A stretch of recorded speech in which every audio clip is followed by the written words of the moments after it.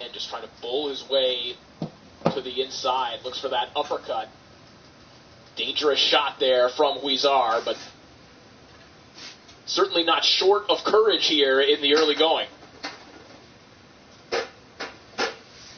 So we're inside the final minute of round one. Another well-timed jab there from Mason.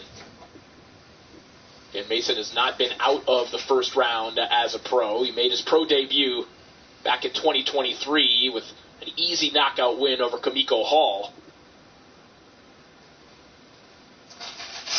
Mason looking for that step-back counter right hand.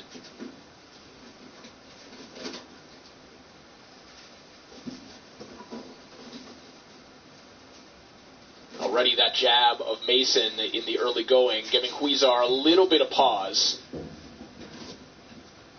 Not quite as reckless in his pursuit as he was in the early going, but as I say that, Huizar landing a couple good right hands to the body.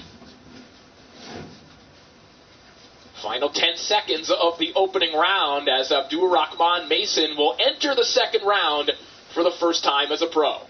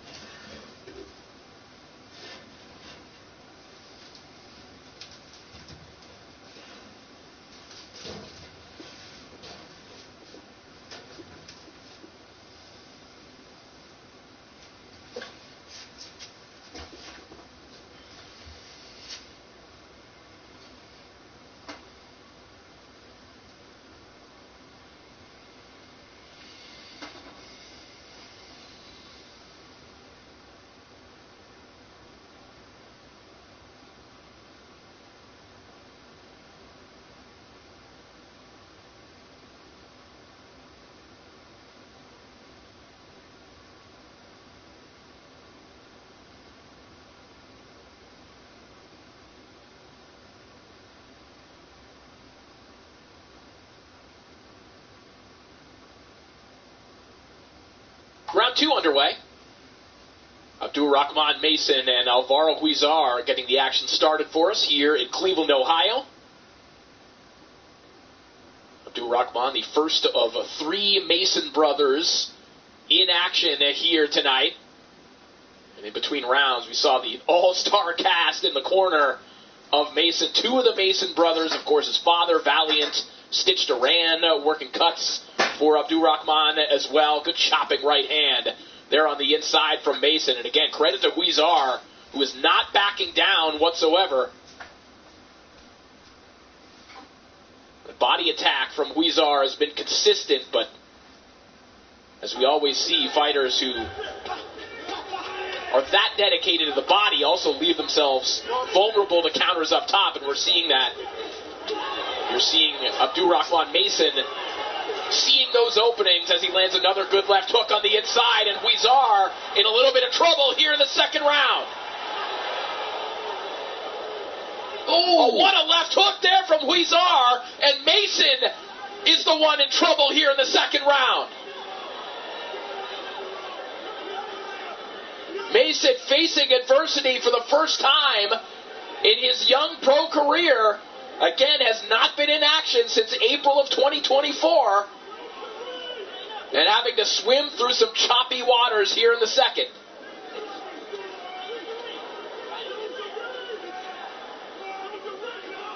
An all-out firefight here in the second round and in our opening contest.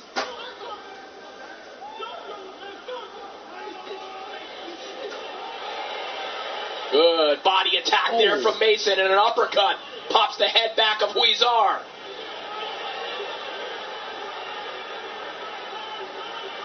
Mason going back downstairs to the body.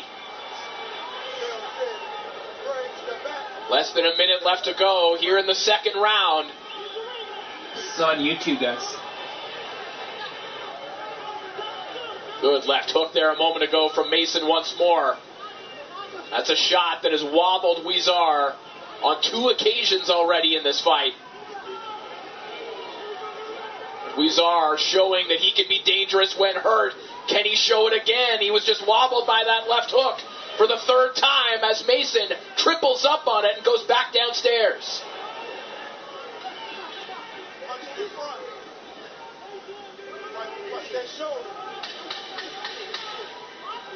The Mason brothers promised fireworks here on July 4th, and we're already getting them here in our opener. You gotta breathe, man. Come on, man. You gotta snip that body. You gotta keep your head off the line. Boom. Snip it to the body. Keep using the ring, bro. You being locked in. Stay sharp, man. Stay sharp. Use the ring. Water.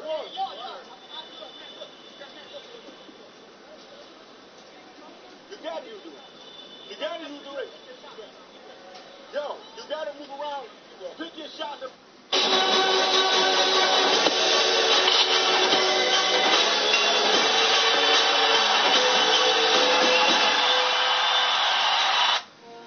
Before the bright lights, there were porch lights. Before the World Cup score, someone helped you keep up. And before the championship team,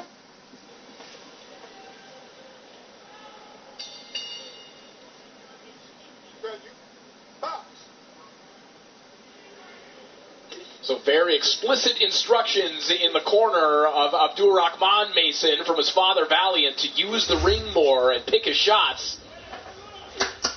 That fighter's mentality is still there in Abdullah as he at least starts the round right on the inside, but now trying to find his range to get back to that jab that was so effective in round one. That heavy jab again, popping the head back of Huizar. Sharp right hand there from Mason, who goes back downstairs to the belt line.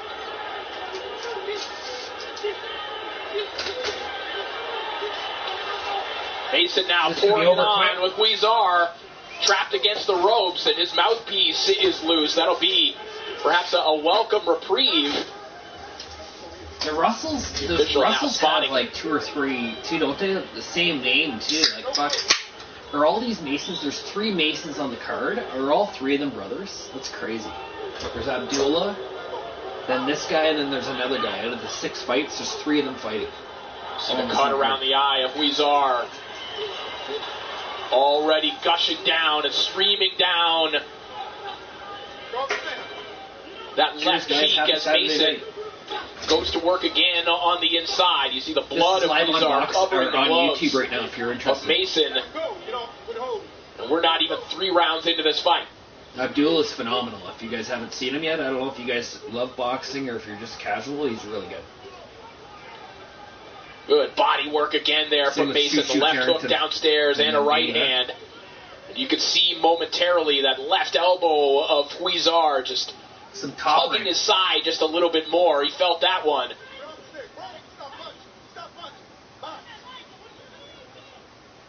This is a rugged, gutsy effort from Huizar, fighting in enemy territory here tonight.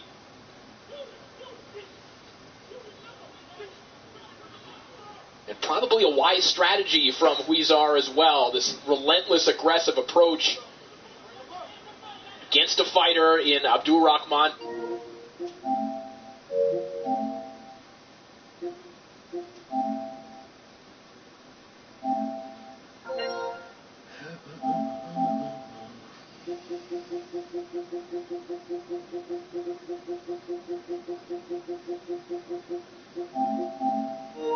Who has been inactive. But now that Mason's settled in here in the 3rd round, things looking a lot more comfortable for one of the Mason 5. Oh. Good left hook again and a chopping right hand immediately behind it. Mason now finding the rhythm that his father Valiant was asking for between rounds. Starting to swim underneath some of those wide hooks from Huizar, who still continues to land to the body when he does get to the inside, but the tax he's paying to do so is getting heavier and heavier. One more hard body shot there from Mason as we come to the end of the round.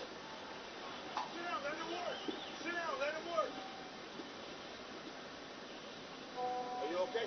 Talk to me. Okay? You're gonna get this to work for this last one. I need you to finish. You hear me? Give me all you got, baby. All your fucking heart on the roll.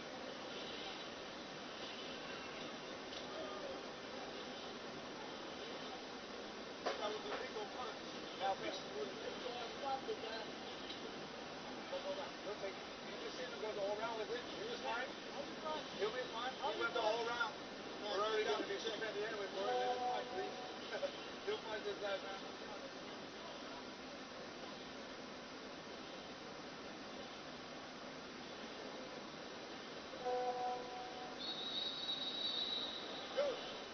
Good. Check this cut.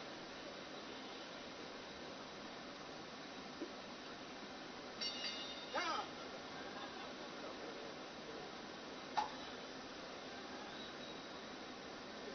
And before we get this fourth round underway, we're going to take a look at the cut over the eye of Alvaro Huizar, and there is a glob of Vaseline holding that together, and in between rounds, the Huizar corner, his trainer Fidel Martinez, pleading with the referee, hey, he's been fighting with this for 2 rounds, we got 1 round to go, please let him go, he'll be alright. And there goes the mouthpiece again, another big left hook there from Mason, who would love to kick this show off with a knockout victory. He's got a double tough man in front of him. He's also having a double tough time keeping that mouthpiece in, and understandably so, when you're eating left hooks like that. 4th and final round.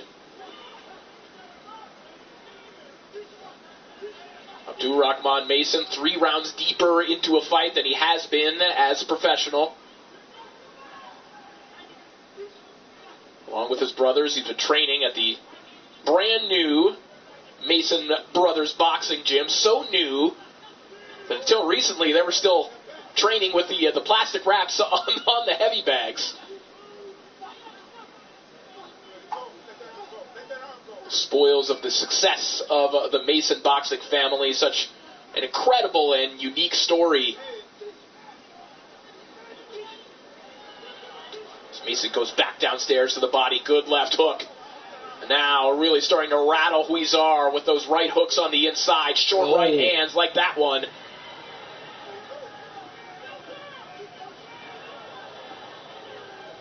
Oh, they're starting to brawl.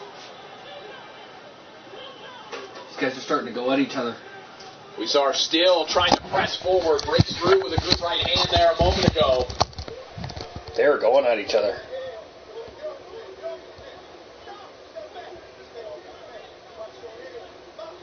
And Huizar might not win this fight here tonight, but I'm going to assume he's going to get some phone calls for opportunities like this one based on this effort.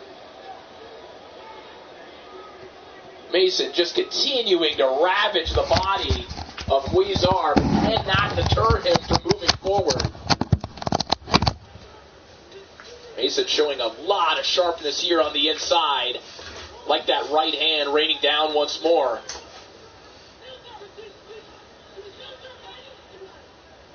Less than 30 seconds remaining in the contest. An entertaining fight and a valuable learning opportunity tonight for Abdulrahman Mason.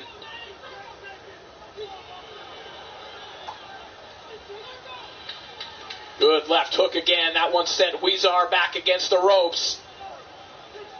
And Huizar will hear the final bell. One more big left hook there from Mason, and that will do it.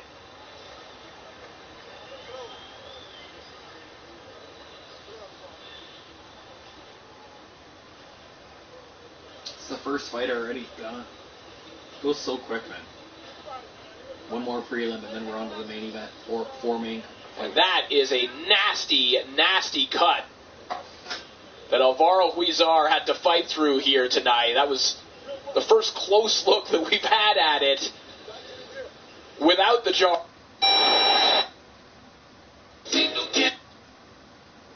before. At some of the action from the final round.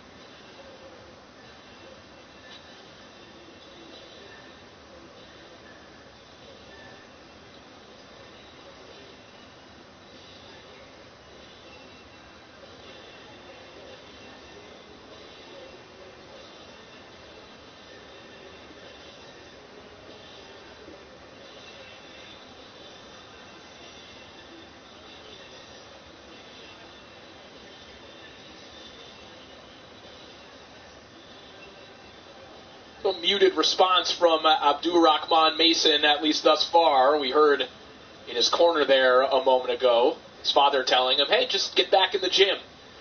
Mason's already going over what could be improved, and certainly they'll find some things, but I think we found out a little bit more about the resolve of this young man. There are many fighters who, with that kind of layoff, taking that kind of shot that he took in the second round, might have folded, but Abdul-Rahman stayed diligent until the end, and the same could be said about that man, who, again, might want to keep his phone on. I'm sure there will be some promoters eager to have him test their prospects as well as we get ready to make this one official. We send it back down to Ralph Velez.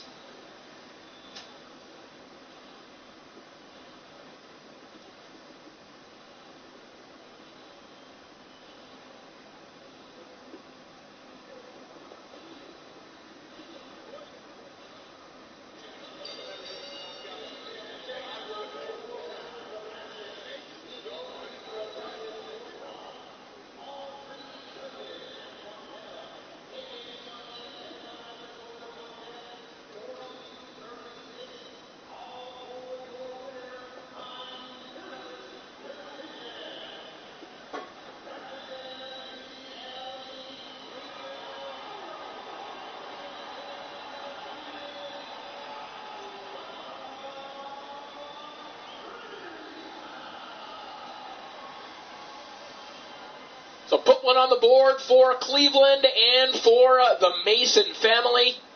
And if this is the Mason family cookout, then that was quite the appetizer being served up in our opening contest. Abdul-Rahman Mason now 3-0. We're going to hear from him as Chris Mannix is standing by.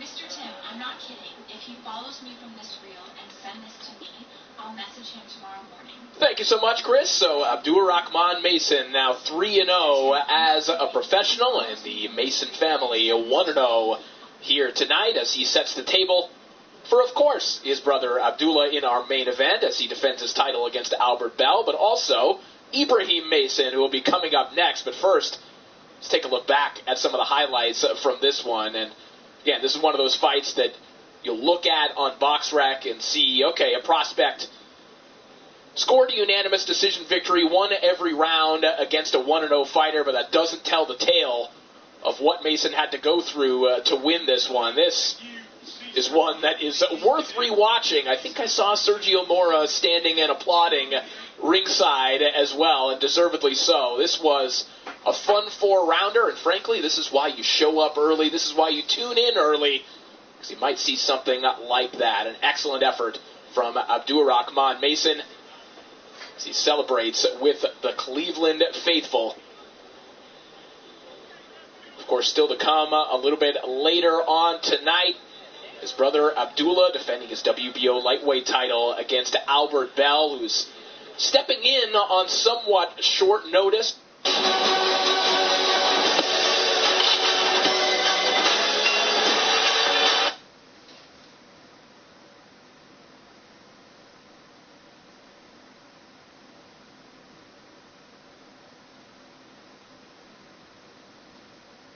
Speaking of the Masons, as promised, it is Ibrahim Mason coming up next as he takes on Eric Hanley, and we look at the tail of the tape. Ibrahim Mason enjoying a height and reach advantage here tonight over the 32-year-old Eric Hanley, who, as we'll get into in just a few moments, is quite used to opportunities and challenges like this one, taking on an undefeated prospect and trying to spoil at least a piece of the Mason family party here tonight on July 4th.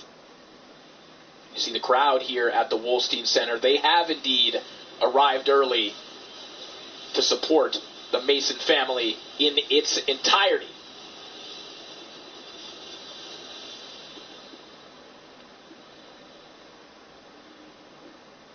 Look at this dude. Eric Hanley. But as meaningful as tonight is for the Mason family and the state of Ohio, this July 4th fight has a special meaning for Long Island's Eric Hanley. Hanley is fighting in honor of his grandfather Joseph, a Marine and World War II veteran who was a POW survivor, as well as his maternal grandmother Franny, who had land in the Philippines and helped hide American soldiers for a time during the war as well. After a spirited effort against Juana Walton here on DAZN last time out, as we mentioned, Hanley gets his second consecutive assignment against an undefeated American prospect signed to a major U.S. promoter. Let's go. Come on, Hanley. I'd like to see one of the Masons lose. Fuck it. There's, I think, 3 Masons fighting on this card, guys. I want to see one of them lose. They can't all win. They're not as good as the Antoine Russells. The Russells had 3 fucking, I think all 3 of them might have been champions, too. There's Gary Antoine Russell, then Gary Antoine Russell 2, and then something else. Antoine Russell something else, the other one. Crazy, all these fucking family names are the same names. Gary Antoine Russell, they're from the States somewhere. Here comes Ibrahim. So, here's another Mason. Well, Ibrahim Mason says this is the moment he and his brothers have dreamt of their entire lives, visualizing a night in which they would share a professional card when they grew up. But the Masons did more than just dream this up. As children, they would often set up shop roadside in Cleveland selling drinks, incense, and soaps to help fund their travels to national and international tournaments. Ibrahim balances his boxing dreams with his work in healthcare, hence the nickname Doc, and is breaking a year-plus layoff here tonight, which is just the prescription he was waiting for.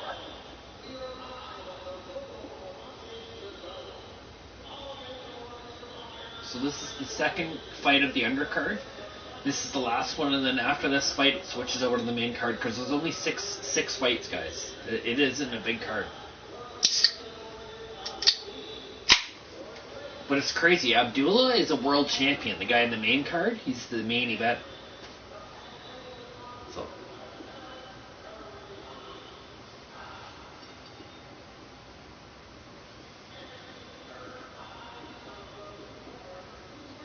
get it, guys. Let's get it. If you want to do a party chat, let me know. If you want to chat in there, if you guys are watching this right now, it's on YouTube. The second fight of the undercard. 3 Masons in action.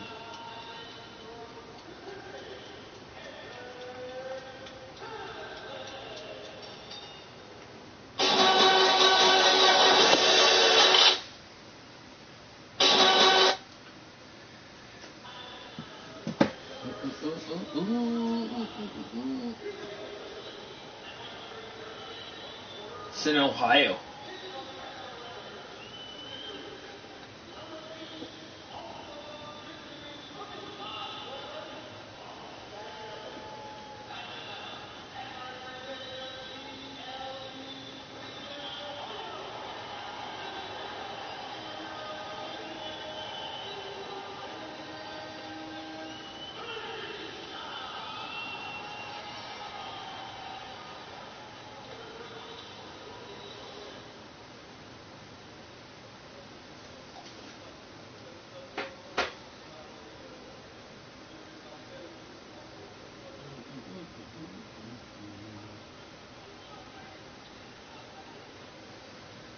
So an emotional night for both men in this fight, as we've outlined.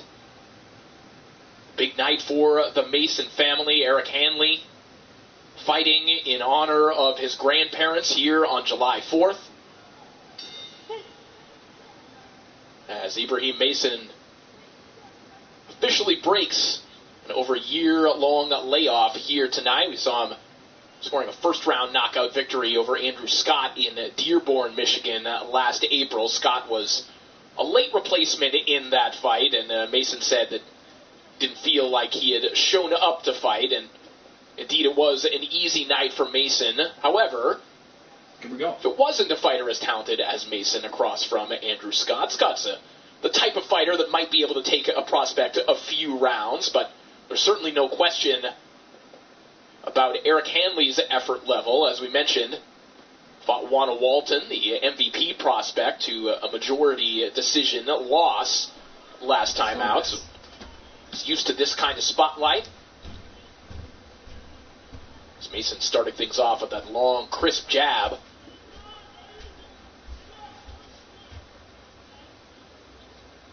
Ibrahim maybe trying not to fall into the trap that his brother Abdullah did in our last fight, maintaining his range here in the early going.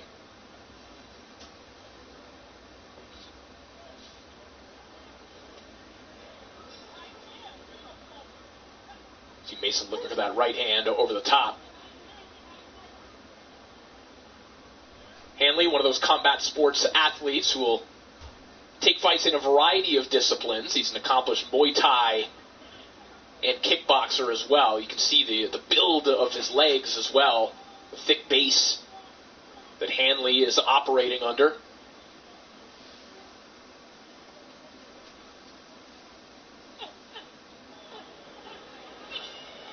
Good right hand over the top there from Mason, and a left hook pops the head back of Hanley. So we're inside the final minute of round one. Mason getting some work done on the inside when he had the opportunity, using that free hand to land a good left hook along the belt line of Hanley.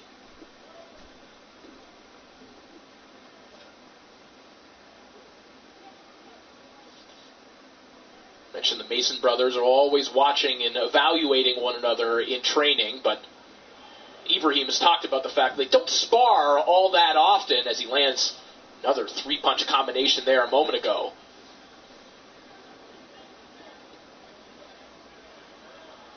That right hand again finding a home for Mason.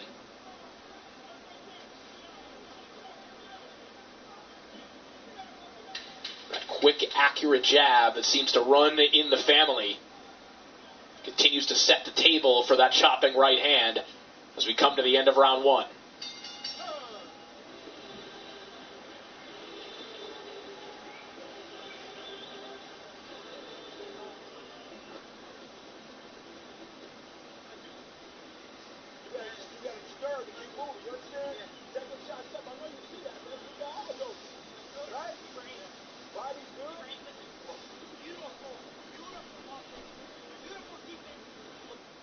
Before the bright lights. There were porch lights. And before we believed in ourselves, there were people who believed in us.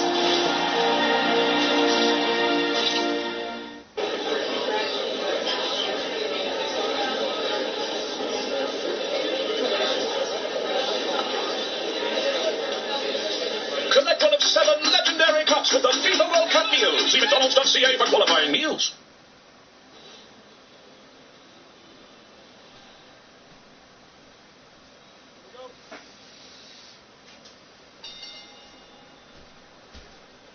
Round 2 underway. Good measured start for Ibrahim Mason here in the second fight of our prelims. All leading up to tonight's main card, starting at the top of the hour on both DAZN and TNT. Again, that well-timed jab from Mason. An educated left hand, able to jab and then double up on that left hook and send Hanley to the mat. Uh-oh, what just happened there? I missed it. Hanley up at the count of 9, but he took a hard shot. And Mason all over him here in the second round. Hanley trying to fight his way out of trouble, but that is a vicious left hook to the body that sends Hanley back down. Uh-oh, it's over.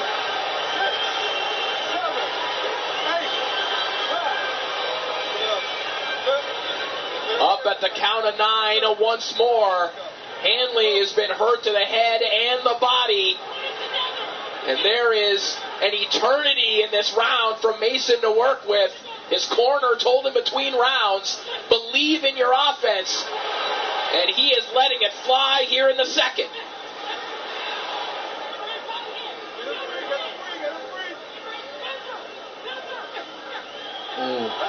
Down goes Hanley for a third time in the round. He's not getting up.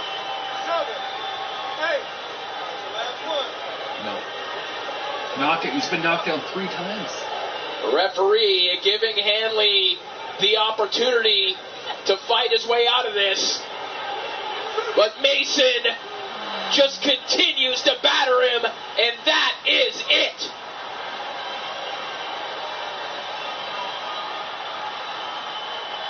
Ibrahim Mason throws one on the grill to get the family cookout started.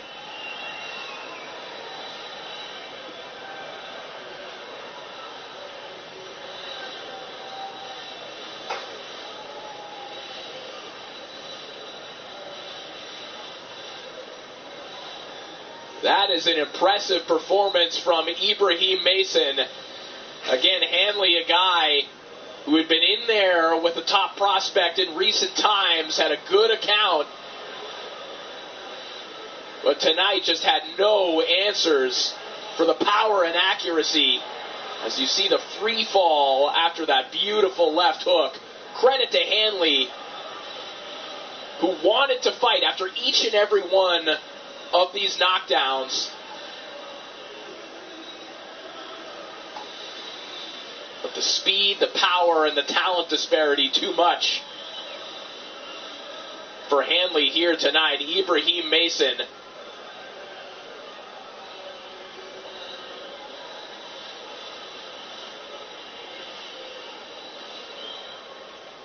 Boy, when Mason got the instructions to just believe in his offense, boy, did he deliver. Unleashed in the second round. Did you see that? Oh. And a dominant knockout victory on the ledger of the 20-year-old Ibrahim Mason. Main card's coming up.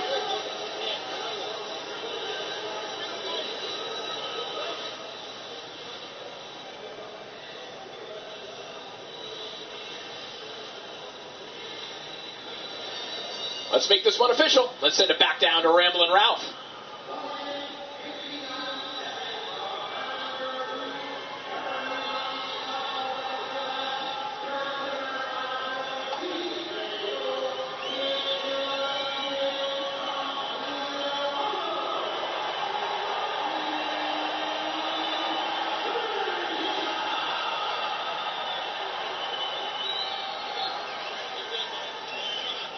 So Ibrahim Mason now 3-0 with 3 knockouts. And you just heard Eric Hanley, who's been in there in camp with the likes of Alberto Puello, other world champions, just tell Ibrahim Mason, hey, you're good, man.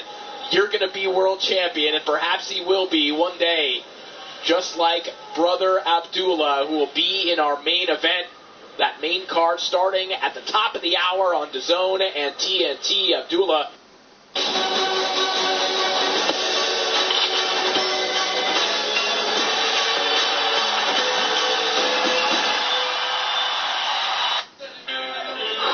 Where is he? 10 seconds before the whistle, and you think this is a good time to fill it with sea bass? Really, Terry? Come on. He's got us back to the game. Just get them delivered, you donut. What are you doing? You need to leave, Gordon Ramsay. Who could cook at a time like this with hundreds of deals on Uber Eats?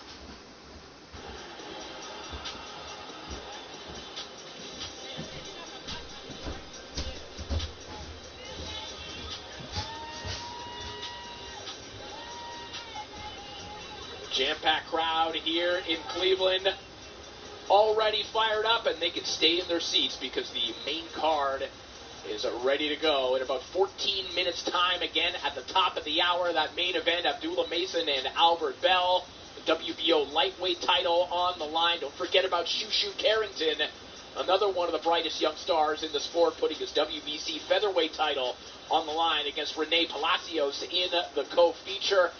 Potential show stealer between Tiger Johnson and Christopher Guerrero, with a couple of regional welterweight titles on the line. And Derek Davis and Carlos Ramos kicking things off at the top of the hour. And we thank you for tuning in for the prelims. Come on back at 8 o'clock p.m. Eastern Time for the main card. Thank you for tuning in. I'm Corey Erdman saying so long, and we'll see you at the fights.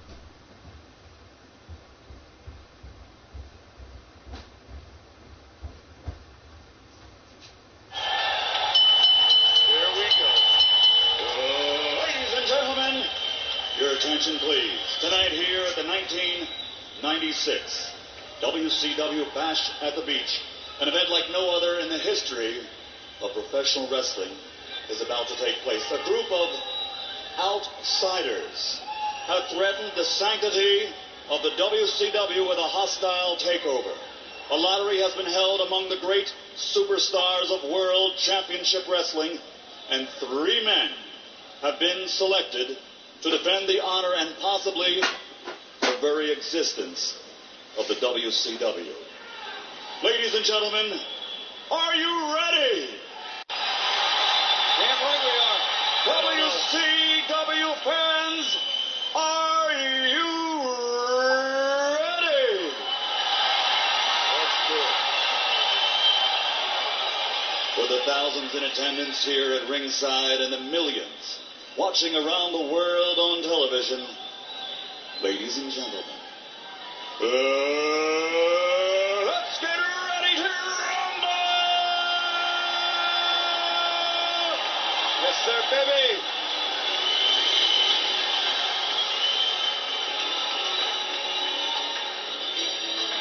Boy, have I got butterflies. Yeah, Brain, I know. You know, this was like the verdict on the O.J. case. Remember, everybody's watching that on the sets? Couldn't get their eyes off Ladies and it. gentlemen, at this time, let me introduce The Outsiders. the man whose plan and goal is to take over the WCW with force and hostility. We were told there would be 3 of these interlopers, And I must apologize as I... Bash to the beach.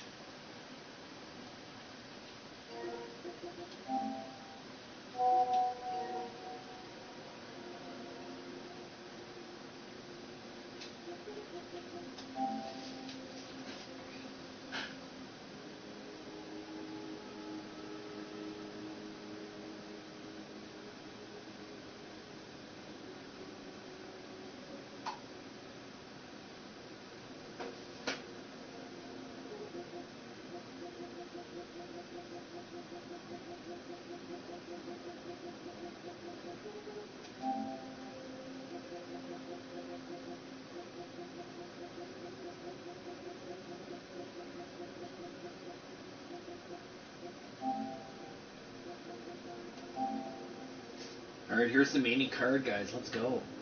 Mason versus Bell. Yes. It adds to the fuel, it adds to the fire. It's something about... Bring it on. Had that fight against Browner, and for me it was just another fight. It wasn't until people started saying who's going to be the king of Ohio, I said, oh, here we go, let's go. That's what we got tonight. Mason excited, his first fight in Cleveland. You see how far back they go. Albert Bell telling us yesterday he's known Abdullah Mason since he was 12 years old. But once they step in that squared circle, friendship is out the window. This is the fight on TNT.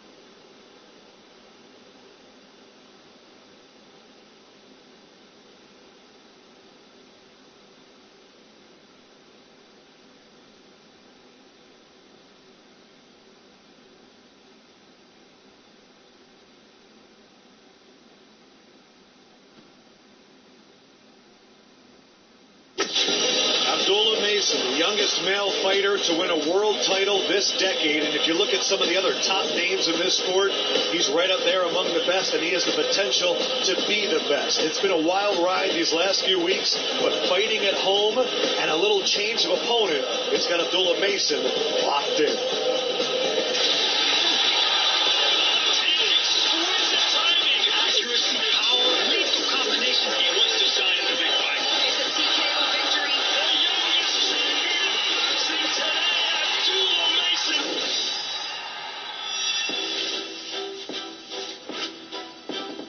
Than I felt any other of my fights. When I come back to Cleveland, they always ask me, yo, when you gonna fight in Cleveland? And this is the first one after the championship, my first title defense. So that's what makes this one special. My whole city been behind me, pushing me since I turned pro, and this is the one that they can show up to. But my main goal that night is to stay focused and get the job done. As a world champion, you define the title that you earn. The title doesn't define you. You're not trade with Mason. That man, he's throwing with bad intention. I would say one thing about combat sports is you have to trust your corner. And me being trained by my father my whole career, it's been a comfort in the corner. So usually it's my father and my brothers. They're always giving me different pointers that I'll apply to the ring, and I like to be coached by them. That's what makes me that much better, is me knowing that if I listen to whatever they got to say, I'll come on top. A couple of days back, I went to the U.S. Embassy in London, and they basically denied me a visa. My first reaction when I heard that Joe Cordina wasn't going to be able to make it, I got to be prepared to do the same thing I was prepared to do to Joe. And when I heard that the replacement was Albert Bell, it was a little surprising to me because how familiar we are with each other. But at a world championship stage, you got to be prepared to get the job done with whoever is willing to step in the ring with you. You got a good fight here, guys. I embrace the expectations of people looking at me as boxing next superstar, but at the same time, my career is only going to go where I take it. I want my performances to tell people what boxing is. I'm looking to show the world the skill set of the youngest active world champion and the potential of what's to come.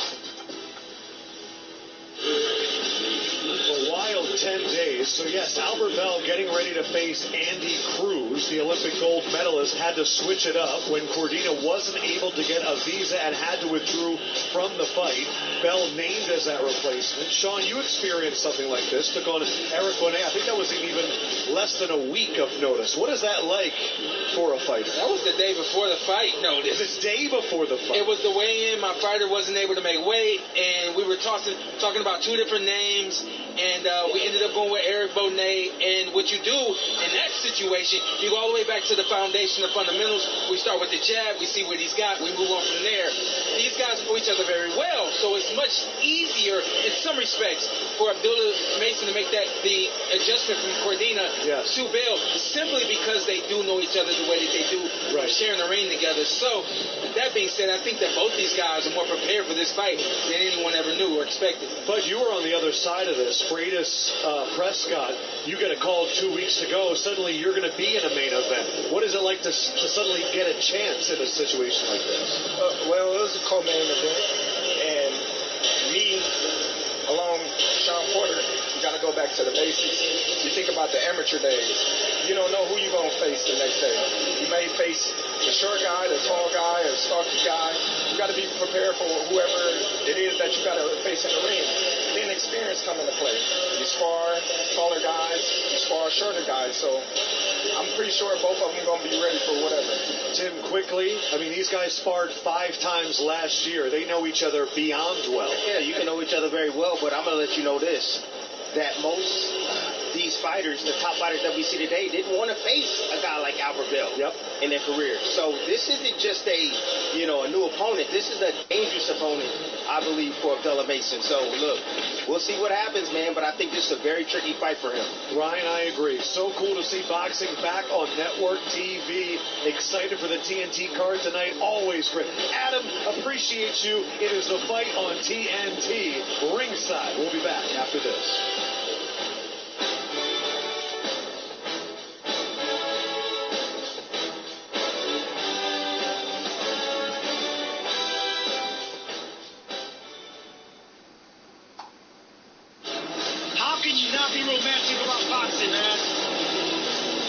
beautiful brutality. We get set to go. Lock in. We're on the world stage.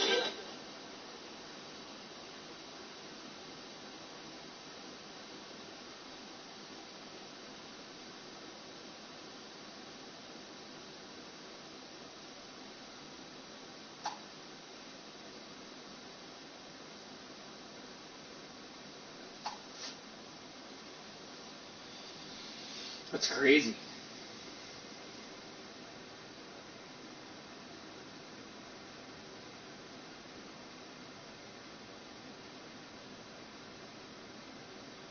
This is the epitome of a...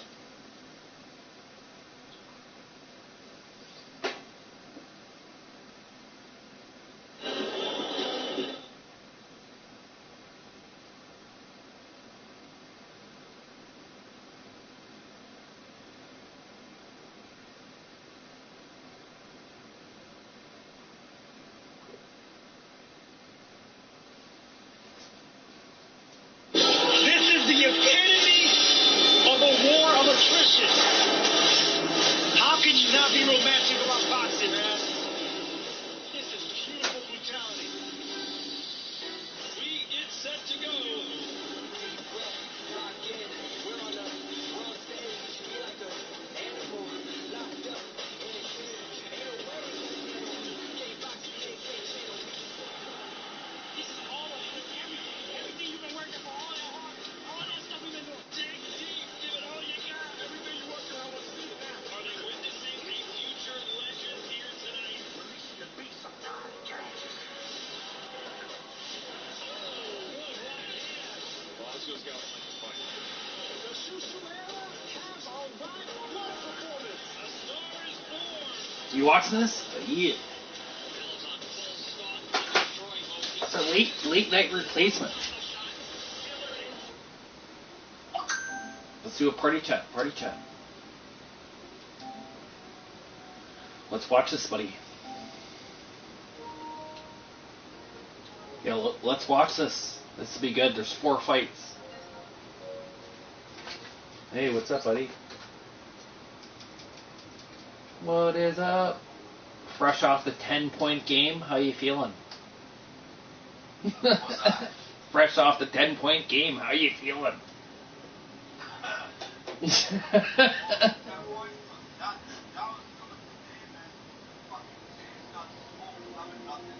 Yeah, they're seeing it was 5-0 in the second. Yeah.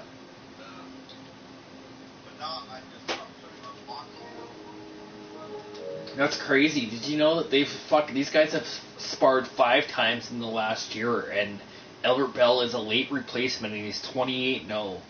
Fucking against Abdullah Mason? It's fucking insane. Abdullah Mason is awesome. He's a late... Yeah, Joe Cordina was supposed to fight him. And Cordina pulled out. And now Albert Bell, he's 28-0. They fought 5 times in the last year, and they said that this is a lot trickier of a fight than fucking what Cordina was. So it's very interesting. You've seen Abdullah Mason fight before, haven't you? It's fucking legit. Yeah. And then the guy before that in the semi-main event. Yeah, and then there's another guy. I don't know if you know the other guy, Shushu Carrington. Yeah, so he's in the and he's fighting a Canadian. Carrero, I think his name is. How was your day, man? What about Shushu Carrington? Shu York coming down, says he's the biggie to the Bone Thugs here in Cleveland. What are you looking forward to out of Shushu?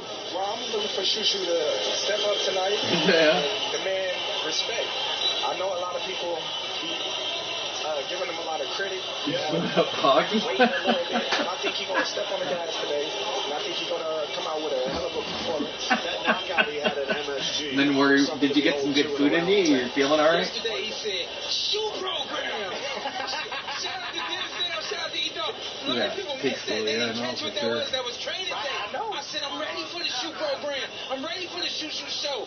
That's what I'm looking forward to tonight. What else do you see tonight that you're looking forward That's to? what I'm looking forward to. I know, that's good, man. You Honestly, shoo-shoo has to go in So there. you fucking, hey, you said that you didn't like hockey. Make us understand A game every once in a while is fun. Like, I don't want to play it all the time, or whatever, but it is fun. That's what the shoo-shoo show is. Like a casual game, If a you lot want of to fun. fight the likes of, in a way, Yes. he gotta give us a reason to push for that fight. You gotta earn it. Shoo told us he wants to collect all But of you the just belts. don't want to, He's like, very get comfortable hooked at on it, but it's the only 126. thing He you likes play, that right? weight. Just switch He around wants to and win try them all. different things. Can't wait to see that journey continue tonight. Here is the lineup tonight. Yeah. You know, of course, the main event there at the top, Abdullah Mason, Albert Bell. Next up is Derek Scooter Davis taking on Carlos Ramos. After that, the strong straight of Tiger Johnson taking on Christopher Guerrero. I just want to remind everybody, the combined record of these 8 fighters, 146, 4-2, with 83 knockouts. Great. Carlos Yeah, well, that's good, man. I've always liked the game. I've always liked the game. It's just whenever I played a lot of boxing and whatever it is what it is. I'm just not. I thought about boxing, but it's buying it, but it's fucking crazy prices right now. I'm not doing that. I kind of want to wait for it to become free. $29. Yeah, you got it cheap. Blood in the water. Man, I can't believe boxing is back on Yeah, it's not worth it to keep now because the season's over too, right? But it's still a fun game. Nonetheless, it still is fun.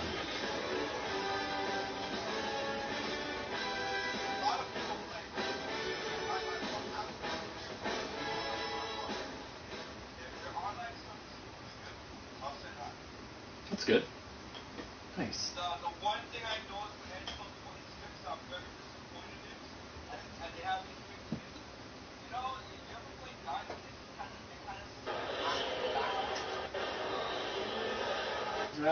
I'm not quite sure if I recall that or not. I might remember it, but it's been a while.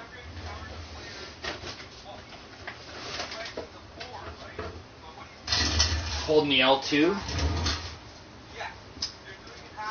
And then they go faster than you somehow. Right? well, what they're doing is skating backwards, but at a 45. Or they. Yeah. And then,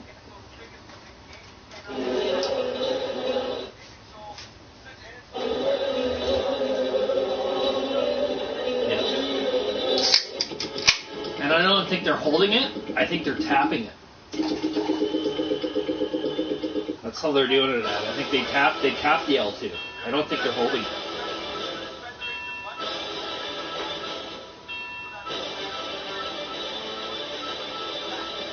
I remember that shit.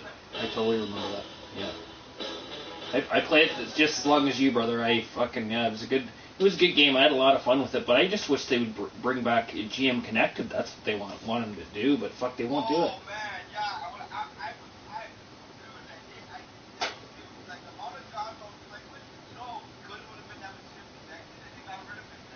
Have your own team, make trades with people. So much fun. Couldn't make money.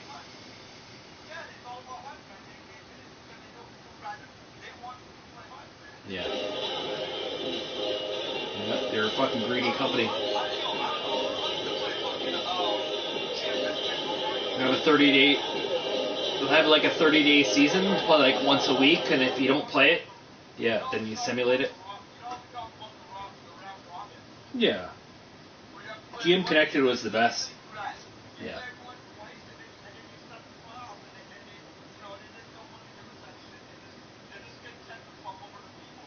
Yeah.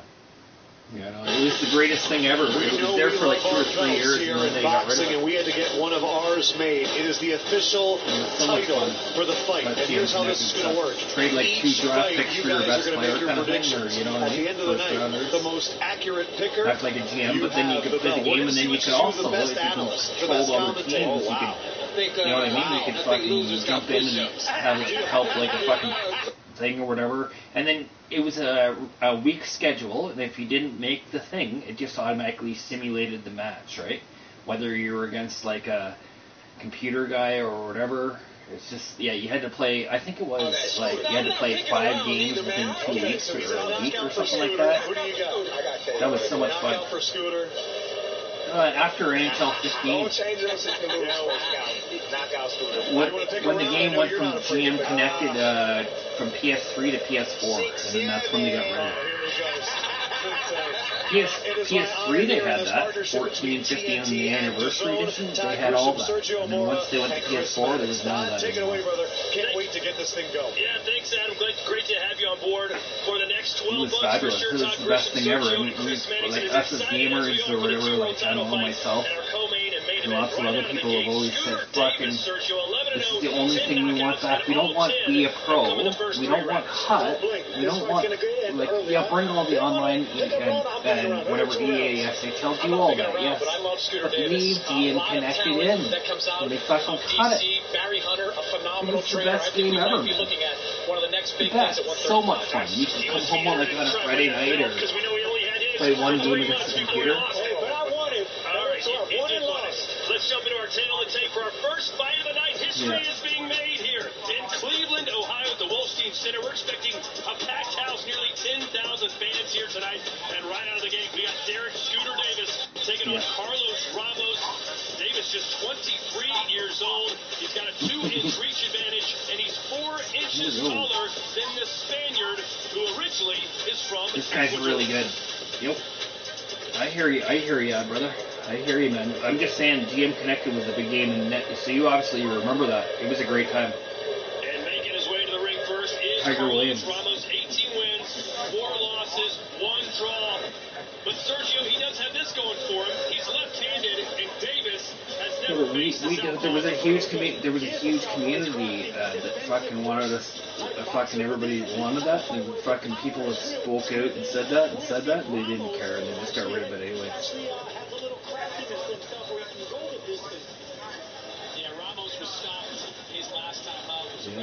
Yeah, that was PS3. That was PS3, right? PS3. You could never play that in PS4.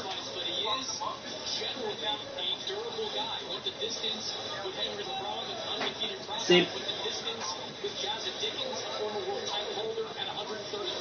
And same with the thing. And same with thing with fucking the lobbies on PS5 where you get into a lobby would have like 25 or 30 people in there, like an open lobby. Go to the East lobby and everybody could listen to each other. That was the best. But I just jam music. Just spam stuff. Fuck, it was so much fun. You're like, oh, I'm gonna ban him. I'm gonna ban that guy. It was so much fun. It was so much fun.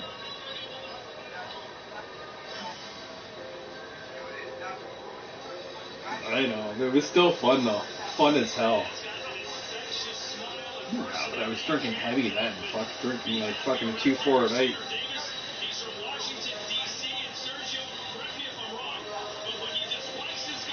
I didn't mean to do that. I was just fucking having so much fun. I don't think that. Yeah, but I don't think it was true. I don't think it was specifically that. It was just whatever. One player, because I was a little bit of a shit show. All you had to do was mute me, and then I was gone. When you got actually in the lobby, yeah.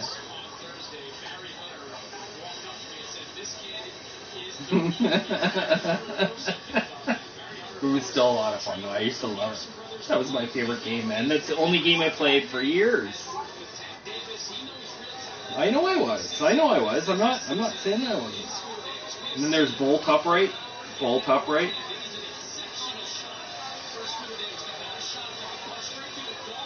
I'm not saying that I wasn't. I know I fucked up. Lots of times. Going to the lobbies and just fucking yelling. GM Connected was amazing. Anyways, let's go. Are we watching? Here we go. Here's Scooter. Scooter fucking this guy. I've seen him fight before on Top Right too. I've seen this guy.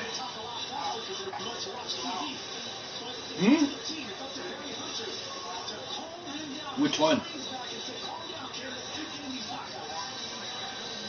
Did you watch that Canada game? Too bad they lost that, eh? Fuck, they were in that. Fuck. And, did you watch that Morocco-Canada game? They were just... Morocco's too good on the offensive... Yeah. They're too strong on the odd man rushes. That's what done them in.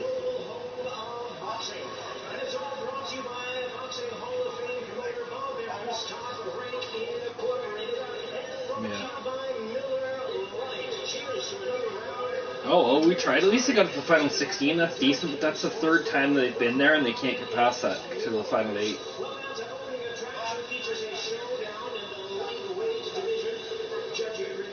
Oh, yeah, to that? Is that the 16? And then you go to 8, then 4, then 2, then 1. Right? France probably won it all, no?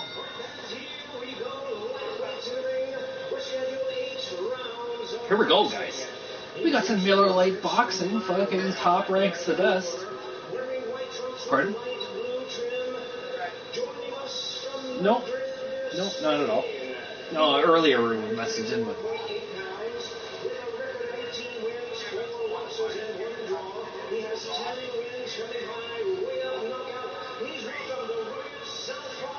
Yeah, but he doesn't even have it.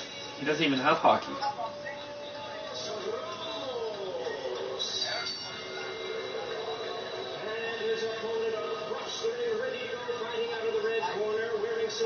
Really? I don't even know how we get in there. How would he even get in there if he doesn't have it? Oh, you just went into a party chat. Oh, okay.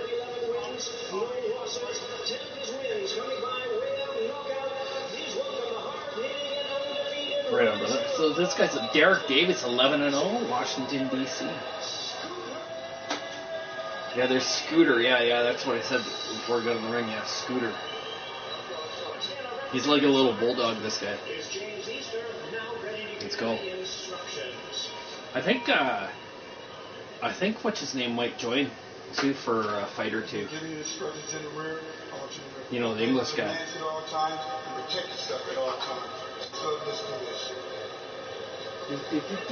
I was supposed to fucking have a date, but fuck, I don't know. But it most likely won't be the last. He's one of those exciting young not fighters at in the all. sport It's and could be a fucking future world stupid. It was champion. raining all day. But that would all Then we were gonna go like four-wheeling and then have a campfire, and I'm like, fuck, you know what? Why don't we just fucking get a good, like... It's overcast, you know what I mean, the whole fucking day. One thing you notice right away is the size difference between Davis and Ramos. Davis is I'm right with you, buddy. I'm right with you. 135 in a couple of fights. Ramos has fought as low as 126. I didn't cancel it. I'm just saying that fucking, like, hey, I was looking for, like, a kind of a sunny day, but I didn't cancel it at all. If she wants to come out, she can come out. It's up to her. I'm just like, I'm not really pursuing it a whole lot. I wanted to have some fun, man. That's what the whole idea was, to have some fun, right? We still could have fun with it. These young up-and-comers and these prospects, but they don't really learn that much. Pardon? They don't evolve the little folds in boxing and technique and speed. Why starve myself for a pussy? So I love hearing that from Scooter Davis because he's not going to knock out everyone. Because I could probably get it again next weekend. Coming off that night, I have no problem getting pussy. We could get pussy. And I don't want a relationship. Ramos says that he will dictate the pace. He's going to pressure him. He knows that, or says at least, that Davis doesn't. I don't want to be called daddy. That's where I can get him, especially in the late rounds. I definitely don't want the. Maybe wishful thinking. He's going to make it to the late rounds. I want to tell you who he has. Once Davis touches him in the chin, you know, anyone can have a game plan, but you know, I got my money. That's a different story. I got my money. I got fucking Sergio, to those who may be watching, don't watch as much boxing. There's Mason. This is the first left-hander that Davis has faced. What different? So there was two other Masons. Abdullah Mason. Hey, how many?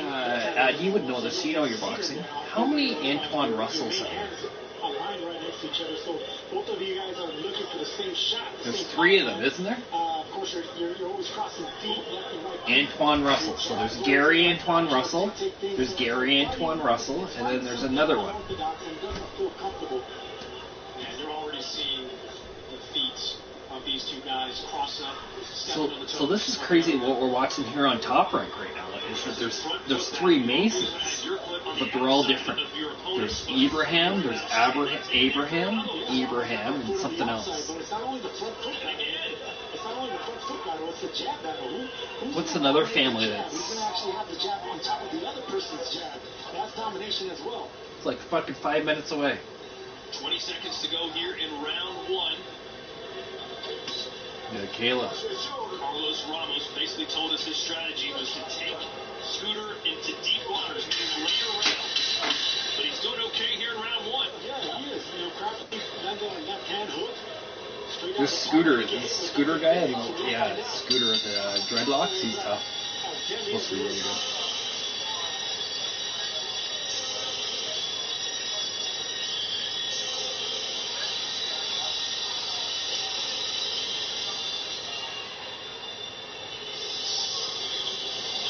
You off?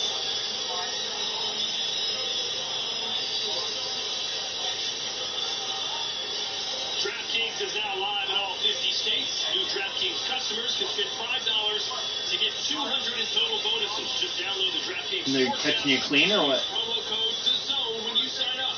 DraftKings, the crown is yours. Yeah.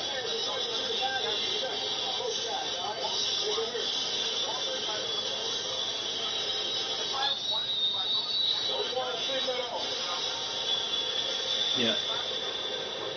We talked to Scooter and asked him what his strategy was going to be, and he kind of said, look, we'll see what this guy brings me. He said, quote, however he wants to get down, we can get down. I don't think Ramos is going to get down. He lets opponents dictate the pace. You know, he doesn't really press him a front foot. So Did you get all the trophies? How many trophies do you got? How many trophies do you need? Scooter Davis actually forced him to fight, get a little bit more aggressive in this round. That height and reach advantage is pretty apparent. Just look at these two guys. Davis looks much bigger. Yeah, 4.5 inches in height. That's a lot. Good body shot there by Davis. I know. I don't like it either. It's like you can barely even you can tell it's like generated. Yeah, for sure. Like undisputed. Yeah. To get them off their guard, you know, for them to punch Yeah. down and square up. That's when the taller fighter has a disadvantage when they square up. When they punch it. Good stupid. Yeah. Sorry, Sergio. Good uppercut on the inside by Ramos. Davis answers back, but Ramos seems to be happy with what he's doing. It's more realistic. I thought he took a low blow there. That was a decent Yeah. body shot from Davis on the inside. Good shot to the belly right there by Davis as well. Yeah. Yeah. I agree. I agree. At least you can take more chances, right?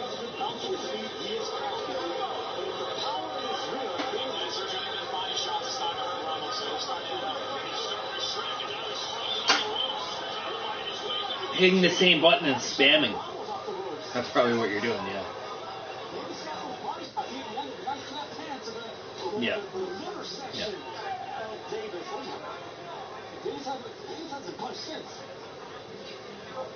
How far are we away from Undisputed 2, do you think? A year and a half?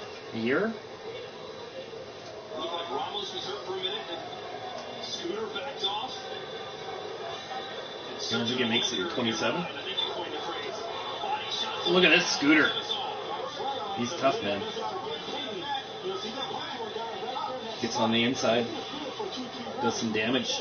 Counter left there from Ramos, partially blocked by Davis. Who said, don't confuse swag and being arrogant. He loves to dress nice. He loves to... I never thought about it being an exclusive. It's not a big company. I don't take any opponents lightly. Might be. Yeah. Ramos doing a decent job countering Davis.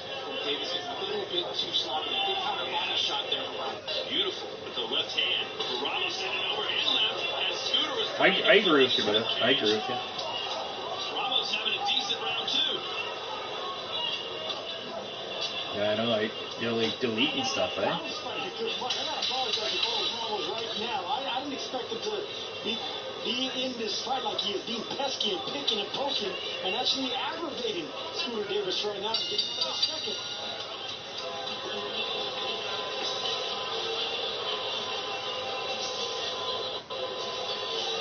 I seen the game that I paid a shitload for. I was on the PS3 and into the PS4. I spent so much money on the fucking game, and then they just continued the game and took it right off the market. Obsolete. It was called Guns Up. I spent so much money on that game. No, it's gone. Unless it's on the PS4, it was fucking, you could YouTube it, but it's gone. Got my credit card information back in the day, blah, blah, blah. But I bet you I'd spend $1,000 on the fucking game. Yep. You fucking disconnect. I have no idea if that $1,000 would mean that much. I don't know where they're making the game. I have no idea. They're seeing what you guys are seeing. Go to the body. Well, it was online, but you're playing against other people's. It was online, but at the same time you're playing against people's. You make a map, and then I had a map. It wasn't live. It's you had a map. And then I would go and try to invade your map. But it wasn't live. It was just I paid so much money to play that shit, man. Hey, Rich is here. Rich is here, buddy. He's fighting from that southpaw stance, not letting Scooter Davis really get any combinations going. It's ones and twos for Davis. I deleted it. I couldn't believe it. It's alright. He's having a lot more success than Rich is here, man. You want to join Rich wants to join the party chat or what? The team of Scooter Davis. It's late where he is. I think it's 1:30 probably in the morning. 5:30. I'm getting close to 1:30. You have to make that ring smaller, and start dictating. I think there's 3 fights after this one, isn't it? This isn't the main event or main card yet. No. No, it's not. Real success here. It's not Fana News, Rich. He is counter-punching really well through 2-punch rounds. You want to jump in for a beer? Have a beer with us? Letting Davis bring the fight to him, Sergio. Yeah, no, but see, Davis needs to start doubling and tripling up that jab. One jab's not going to be enough because Ramos is countering really nicely with that overhand left. When you're the taller fighter, you want to maintain that range. You want to control the distance. You do that with the jab. It could be to the chin, the chest, or the belly, but that jab's going to do everything. You can't let a smaller fighter, loop with shots over the top. Just to let you know, the odds for this fight kind of hovered around the 18-1 to 20-1 favorite Davis. Not that he's losing this fight, but it's much closer than Vegas certainly thought it would be. Sort of like that Cape Verde Argentina game the other night. They're screaming at the TV. Tim Bradley was loving it.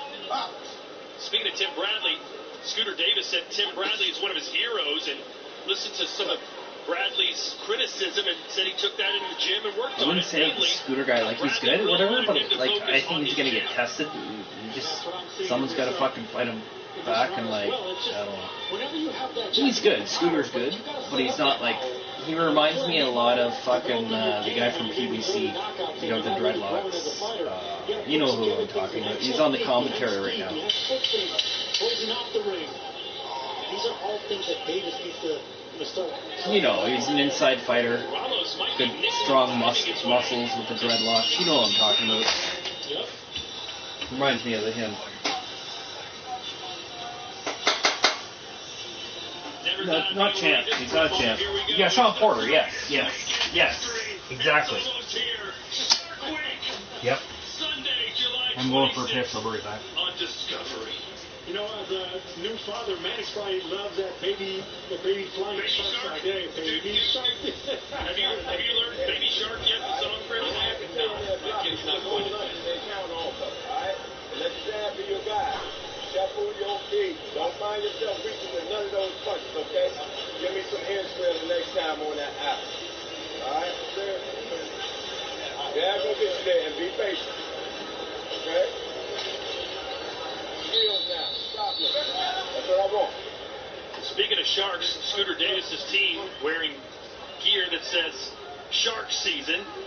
And Scooter Davis has a behind-the-scenes series on YouTube that is called Shark TV.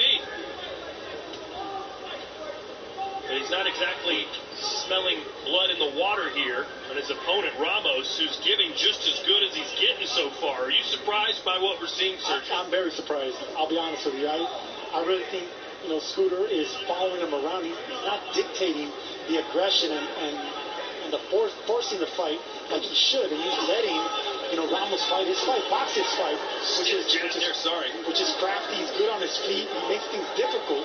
He's defensive-minded first. Defensive-minded fighters are not going to fight you unless you force them. So this is what Scooter Davis needs to do. Start putting punches together and really taking chances. Sergio, I'm watching this fight. Ooh, good body shot from Ramos. I'm getting flashbacks of another Spaniard that we know, but I know Tim Bradley knows. Sandor Martin. This is a very Sandor Martin type of performance in there. Kind of nickel and diming, as Todd put it, taking what he's being given, not landing anything of consequence yet, but doing enough to score. Speaking of scoring, man, it's your unofficial score. How do you have it through 3 rounds? Yeah, I've got it 2-1 in favor of Ramos. I think he's done enough through these first 3 rounds to win the last 2. Again, nothing big being landed by Ramos, but he's splitting the guard of Davis, and he's not allowing Davis to get these combinations off. So good start so far for Ramos. Yeah, investing in the body early as well as Ramos. And, he has that amateurish style. He did have over 100 amateur fights. But whenever you're not a puncher, dealing with a puncher, they can meet you halfway with that force. So you really don't need much power to actually get the respect of a puncher like Davis. Davis in the rib cage, yeah. Every time Davis throws something big, Ramos will come back to make sure he gets one in of his own. Those shots were blocked. Mentioned earlier, Scooter Davis does not have a knockout after round 3. Ramos keeps throwing that left hand to the body, and I think it caught the attention of Davis. He hasn't punched since that shot that he took to the liver. Excellent sneaky body punchers, Carlos Ramos, with that left hand. And yes, Scooter Davis is the aggressor, but there's a difference between an effective aggressor and just being the aggressor. You got to do something when you're pushing your opponent back. Yeah, right there, you got to give Ramos credit for defense. And Ramos coming with some left hooks, or left hands rather, off the rope. Ramos is fighting the perfect fight based on his abilities. Well said. That's exactly what he's doing. He's not getting out of line, not getting out of character, not trying to fight someone that he's not. Shots right on the belt line from Scooter Davis. Come on, Scooter. There's that left hand around the guard. I love the Top Rank presentation. I always like Top Rank. Have you?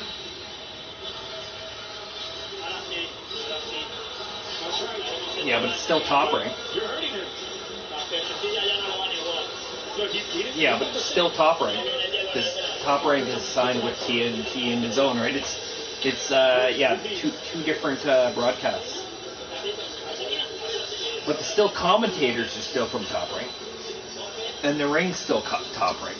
Let's look at some of the body work, Sergio, from right? Ramos. I've been seeing the body work from the first round. Right there, he missed, but he's been landing those You like Top Rank or no? And he sets them up with over shots over the top, but then boom, he's been landing them. Is that not where Terrence Bud Crawford's from? He's landing cleanly to that body, and I think that's keeping the elbows tucked in. Hey, I got a question for you. At least back in the day, you know where David Benavidez was from? Well, Ramos told us yesterday, I can't get dragged into Scooter Davis' type of fight. I gotta stick to my game. Premier boxing champion. Distance. PBC. And work the body. And people always... And a lot of B-side fighters, as we call them, Sergio, the guys who are the underdogs, everyone always says PBC has always struggled. Well, PBC went to fucking Amazon, right? They're the only company that went to a different thing, which is good. I think it's Fox. They were Fox. And Fox. They're on Showcase for a while too, I think. Before Showcase timed with. And that's the reason he's gotten more respect and more oomph behind those punches that he's been landing. Yeah, he's an idiot. Biggest idiot. Who Floyd Mayweather? Oh. Oh, the guy's an asshole. He's an asshole. Probably screwed so many people out. Yeah, it's good. He's a piece of shit. No one likes him. I'm the best. I'm the best. I'm the best. I'm the best. Look at me. I'm the best. I'm the best. He was terrific, God. He was terrific. And where is the jag from Scooter Davis? And this is what I was talking about. Yeah, when he was young, he was awesome. No, when he was young, he was awesome. When he turned to Money Mayweather, he turned into a piece of shit. I know, but he's still a fucking asshole, man. He's obviously not left that persona. Now he's a fucking bigger piece of shit than he ever was. Maybe he was a piece of shit then. When he was young, the young fighting Mayweather, he was fucking terrific, and you know that. He was awesome. The guy that fought fucking Arturo Gatti, the guy that fought Oscar De La Hoya, not Pretty Boy Mayweather, fucking fighting Mayweather, Pretty Boy, or whatever it was. He was awesome at that time. Yes, yes. Not Manny Pacquiao, no. It's his young, his fucking young, his young pro career is when he was the best. Yeah, but as he got older, he got shittier to watch. He wasn't as fun to watch. No, he wasn't. He was an excellent fighter, and he still is an excellent fighter. I'm not saying that. I'm just saying it's his young stuff.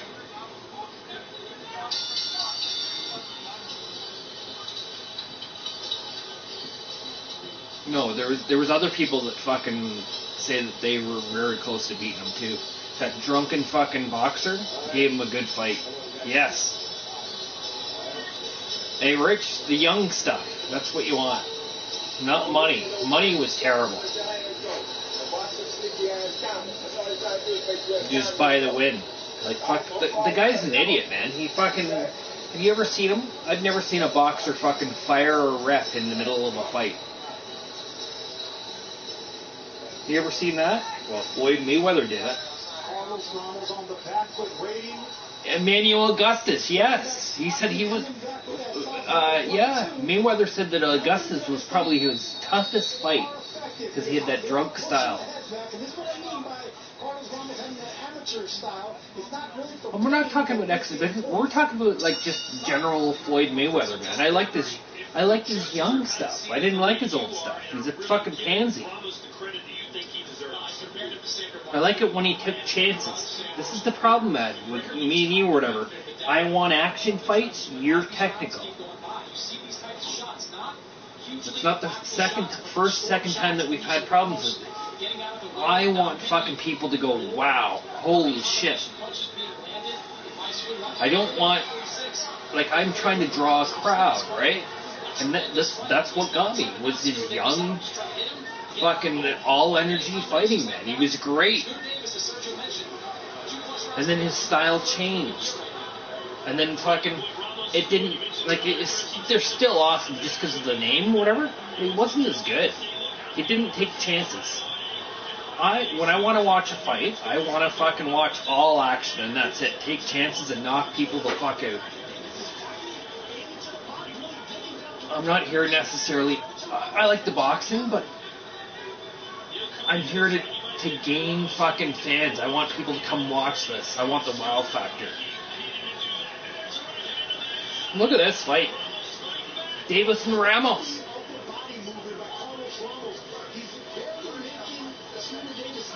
That's what I'm saying. Fucking, I don't think Money Mayweather was the same.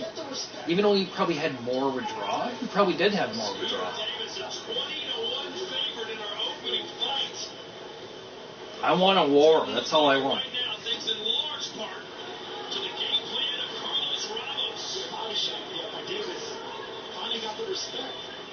We've always had that. You're more finesse than I am, obviously. And there's nothing wrong with that. That's great. Yeah, I know. Boxing. Yeah. What's that?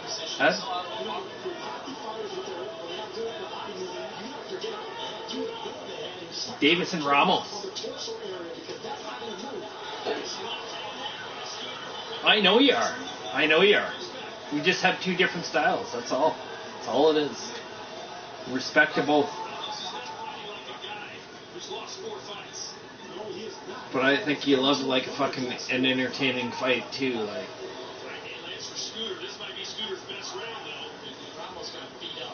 That's a good. Yeah, it's boxing, man. That's what boxing is, right? Ramos and Davis. We got a good little fight here. Scooter is pretty good, man.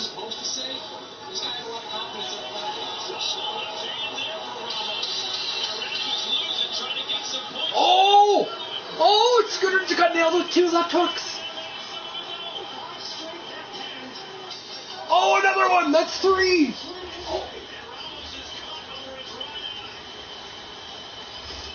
Holy. Here we go. We'll send you. Can we send you? Here, can I send you a party chat? He wants to join. Come on. What is it? Green.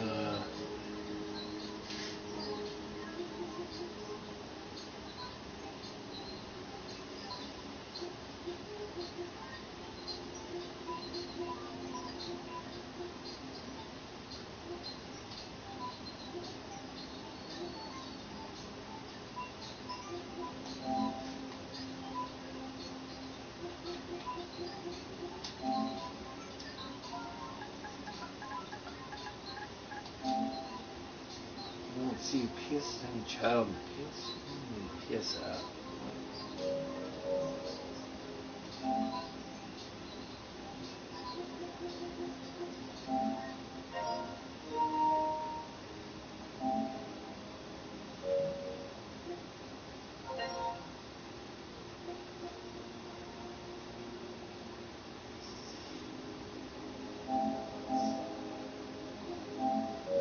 What's up?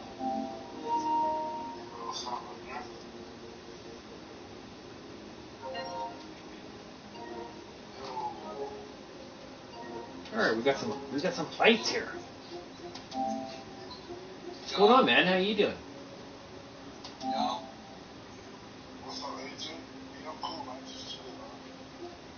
Thanks.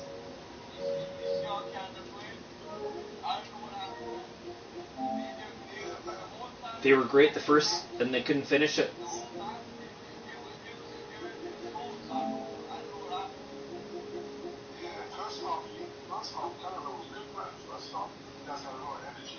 Yeah, it fell in. I don't know what happened there. Just a little bit of bad luck. And then, yeah, after that, it fell apart.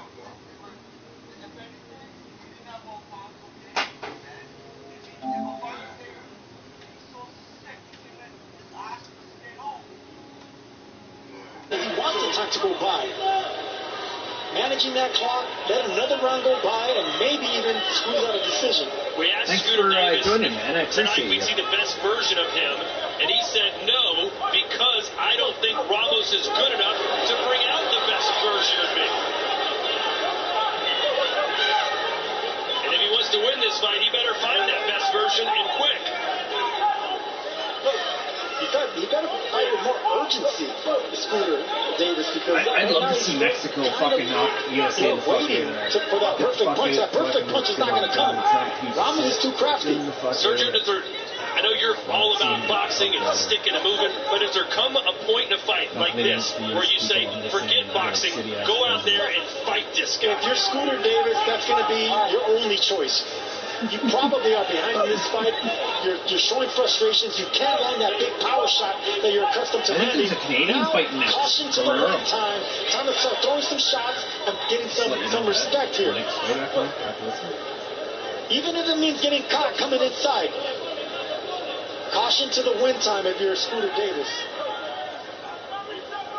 If you're Ramos, Joe's not going to do you any favors. You got to make some of these rounds more convincing. Who's that? Who's that at? To the eighth and final round.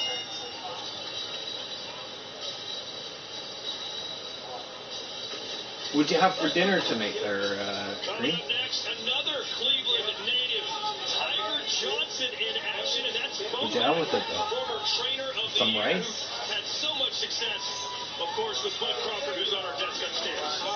Jambalaya? Watch this kid, this Olympian, Tiger Johnson, up close and personal. The undefeated swag. Is that a jambalaya guy fucking there on the target pads, or what? Is that a jambalaya? Opponent Christopher Guerrero, a Mexican from The big fat guy? Sergio, what chance do you give him to shine? You know what? Just like with Cesar Ramos, Guerrero talked the talk as well. I know, he's legend. He's a legend, yeah. I forget his name. Here we go, next there, Christopher Guerrero. I told you guys, the Canadian. Tiger Johnson's really fucking good, too.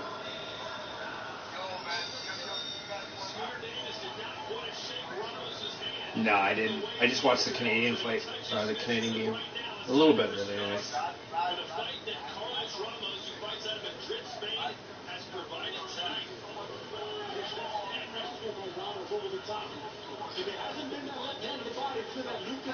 Look at this.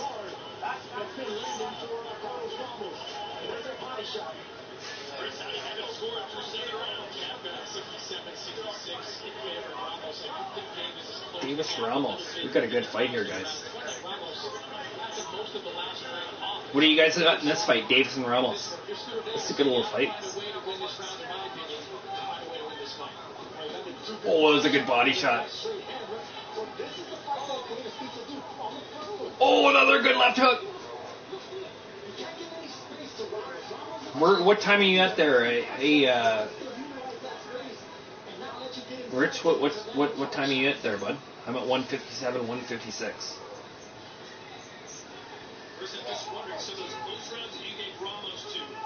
Go to FA. Do you want to use FA News, the one that I'm on?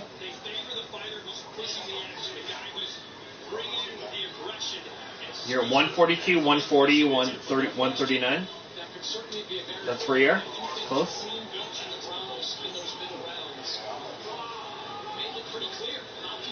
Yeah, 140? Not 240. Okay, I was going to say. Sorry. That's a good fight. If you're new to boxing, then you will soon learn the scoring is always controversial. Davis versus Ramos. This was supposed to be his MO. Jabs and body shots on the inside. Close the range of the distance with those jabs. Stop on triple if you're Scooter Davis. And once you get inside, you got to let both hands go to the rib section. Ramos is one of these guys that you're not going to hit with two clean punches. You'll be lucky to land one clean one. He's always coming back. He's rolling with shots. He slightly steps right back to take the power off of the shot, and he comes right back with his. Brazil kill him? Half a minute to go. Feels like a must-win round for both these guys, really. There you go. There's a body shot by Scooter Davis. Two good shots to the body. Shot there from Ramos and then a straight left. He knows when to let his hands go.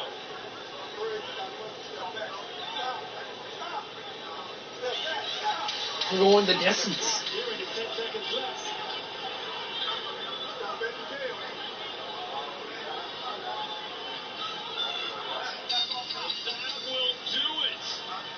Did Carlos Ramos pull off the upset, or did 20-1 favorite Scooter Davis do enough to get? Come on, let's go. Sergio, what's your gut telling you right now? Look, either it's a draw, or I think Ramos might have squeezed this one out. But I don't. Come on, let's go. I want to see Scooter get upset. I was the guy that said Scooter fucking hey. Upset. We need an upset here. Did anybody look on this on the map what the odds were for this fight? Scrap. I know a little guy that's called Little Scrappy Ramirez, but it's not the same guy.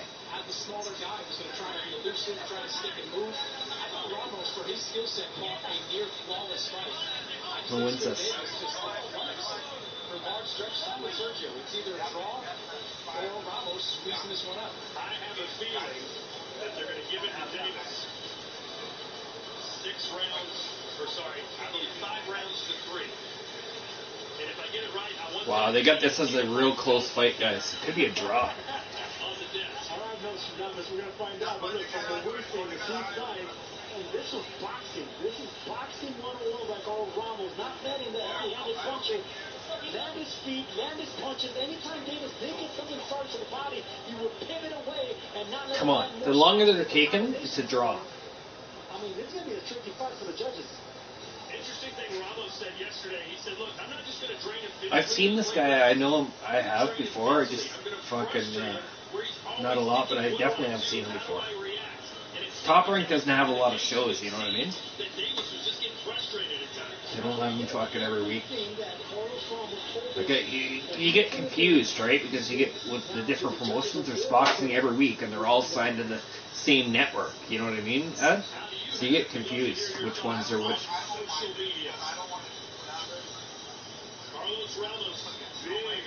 Yeah, Paramount. Yeah, that's Paramount. Yeah, and then you got Amazon, right? PBC is with the Amazon. And I like it. But there's so much signed into Zone. It's crazy. It's hard to keep track of it all. Which is which. Draw. Let's go. We have a unanimous decision. Here are the score totals. Judging ringside, Omar Minturn scores it out 77 to 75. Judges Morley and Rogers both scored it out 78 to 74. All three in favor of the winner. And still undefeated, Derek Scooter Davis. Barely. The same frustrations that you two gentlemen are feeling right now. Yeah, 77-75, I think you could make an argument for that. 78-74 by two of the judges just does not give the kind of credit that Ramos deserved. I'm with the fans, I'm with Ramos. That to me was either a draw or a Ramos win. I totally agree, man. And listen, I've been in boxing fights like this. I wasn't a puncher. Carlos Crazy, Ramos is not a puncher. He boxed. He was able to frustrate. He was able to land a clean shot. That's the politics of boxing. He's making Davis Smith. Davis did have his moments in the body, but there's 3 minutes in a round. You gotta win those 3 minutes, or at least 2 of those minutes. That's not what happened. I think Ramos is a strong word, but man, Ramos boxed a beautiful fight. It'll be interesting to see what Scooter Davis has to say. Chris Mannix will be in the ring and interview our winner when we return. You're watching The Fight on TNT and DAZN. I love that. They've got a new promotion. DAZN does. It's a fight every Saturday night. It's their newest promotion. I don't know if you heard that. Did you hear that? Presence. Blue Chew Gold is formulated to support the full picture with every Saturday night tadalafil, oxytocin, and atomorphine. So you're not just ready for the moment. I don't know how long it's going to carry on for, but every Saturday night. There's some weeks you go without boxing, right? Some weeks regular order. Said every Saturday night. When Conor McGregor fights, you're witnessing something once in a lifetime. What's up next? The king is back. CC Carrington. Conor McGregor transcended the sport. I tried to watch UFC a couple times, man. I can't get into it. It's a good sport. I just don't have the same excitement. Are you looking forward to that fight or what, McGregor? Wednesday, Josh Gates heads to Laos in Southeast Asia to uncover the mystery surround these elusive stone objects known as death jars. We found individuals. God damn. Mason Bell. What else is left here? The Los Angeles Dodgers and the San Diego Padres. Let's go. Bring it. Los Angeles. What is up? We're back. Mason versus Bell. That is beautiful banana ball. This baseball game has taken the country by storm. Over 65,000 fans out in a summer of America's pastime with a twist. Showtime. We guarantee you've never seen anything like this. Banana Ball, presented by Tropical Smoothie Cafe. TNT Sports. I love. We welcome you back to This is Cleveland, like the new Ohio. So straight to the ESPN, ring, isn't it? Scooter Davis is with Chris Mannix. Well, Scooter, congratulations. You get the win, you stay undefeated, but you had to work to get that one. How did you feel about your performance? First and foremost, I want to thank God, my Lord, Savior Jesus Christ, for having me here. The fight was good. It was fun. It was fun. The guy was tricky, but again, I got to go back to the drawing board, continue to keep doing what I'm doing, keep cutting off the ring. Everything's good, though. Keep going back. What made him so difficult? Because it seemed like he was committed to just landing some pitter-patter stuff, getting out of the way. What was so tough about him tonight? He's just a tricky veteran. He know the little trick to the trade, know how to hold, know how to step around, little small thing like that. Again, but getting back to the drawing board, continue to cut the ring off, keep doing what I'm doing. But again, it's shock season. We're going to continue to keep going. I'm only 23 years old. I'm going to continue to be with top rank, continue to keep developing, and keep being a world champion. That's all. You've gone 8 rounds in each of the last 2 fights. Probably learned a lot in both of them. What do you take away from these experiences? You just continue to keep working, keep thinking. The mind got to keep going. You got to keep changing up as you continue to go in the rounds. That's the thing that you got to be on a world-class level. You got to continue to keep going. Yeah, like 10 minutes, man. 15 minutes. Thank you so much. I appreciate y'all. Shout to you. Thank y'all for coming. Cleveland, y'all good. Love y'all, man. Thank y'all. So Scooter Davis didn't seem too He said he's taking off having a shower, and I'm like, fucking yeah. I'm like, have a shower in like 15 minutes. Got another fight here. That was a good fight, man. Hey, do you like that fight? It's a good one.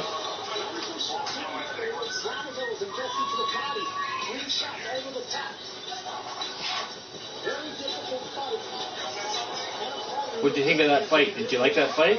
Yo, did you think that was a good fight? I think Scooter lost it? What?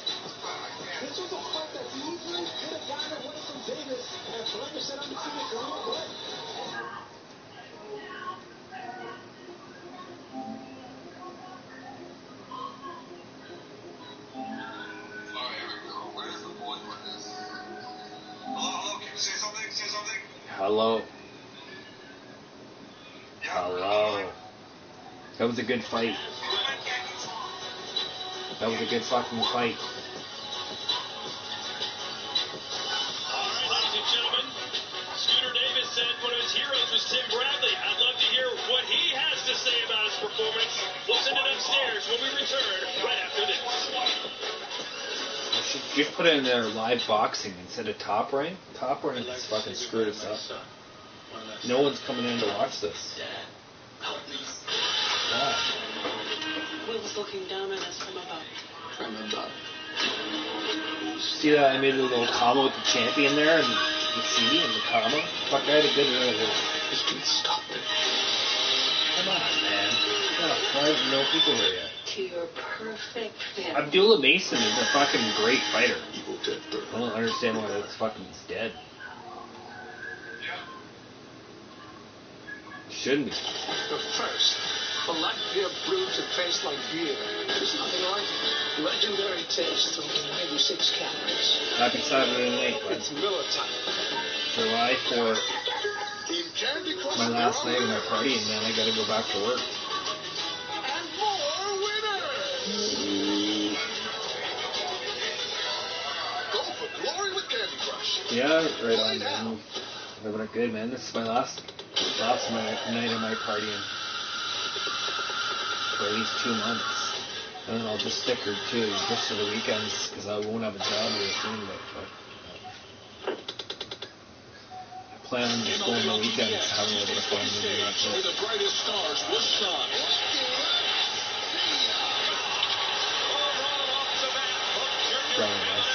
MLB on TBS. Yankees Braves. I'm not going to work for a bit. I'll tell you that. There's no point. Guaranteed money, $700 a week. Why not? The crown is yours. We are awaiting some fireworks here on the 4th of July, this 250th Independence Day, and we're getting ready You know what I mean, Ed? for some fireworks here. Especially if I don't have a trade. Like, I'm just going to labor. I'm probably just going to labor anyways. Like, I'm a manufacturer. I'm just saying in my situation. I probably won't even go to work for a while. I'm guaranteed fucking $700 a week. I thought it could have went Sitting either way. at home. But this is the thing. You got to understand that scoring a fight, it's about effective punches. How many times did you see Davis step back in the fight? He pressed. It'd be different though. the I'm not like I pay my taxes or whatever. Yes, Ramos, did he land? That's where you're getting some significant punches, good punches, absolutely. But it didn't stop Davis from coming forward. So I feel like the judges. I can get that for Davis 52 or 58 weeks, but get more active with his hands, and he won the close match. I thought that was the mistake for Scooter though. I I'm thought just at saying, some point he needed to start unless I'm taking really, some really steps sure back, what I'm doing, change the this rhythm is of a the fight. guaranteed He paycheck. kept walking You know what I in. mean? He was taking shots on his way in, taking more shots on his way out. I did think there was a close fight as well. But like you said, he's got to learn and keep growing. They make no adjustments. No adjustments. He did the same thing. But he's young. I'm gonna tell you what I told him.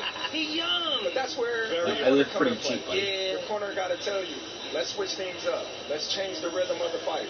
I'm sorry, but I gotta ask you this: did you have a What do you think of Terrence Glenn Crawford on the good old chat there? And you weren't making them early, like earlier? See him out there. Fuck, tells you that he's not going to be doing a whole lot of much more fights.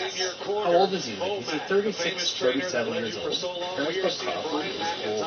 Coming up next, as he is now in the corner of Tiger Johnson, a relationship that started back in February. This is a 2020 U.S. Olympian that just Who's he fighting? He's fighting the Canadian.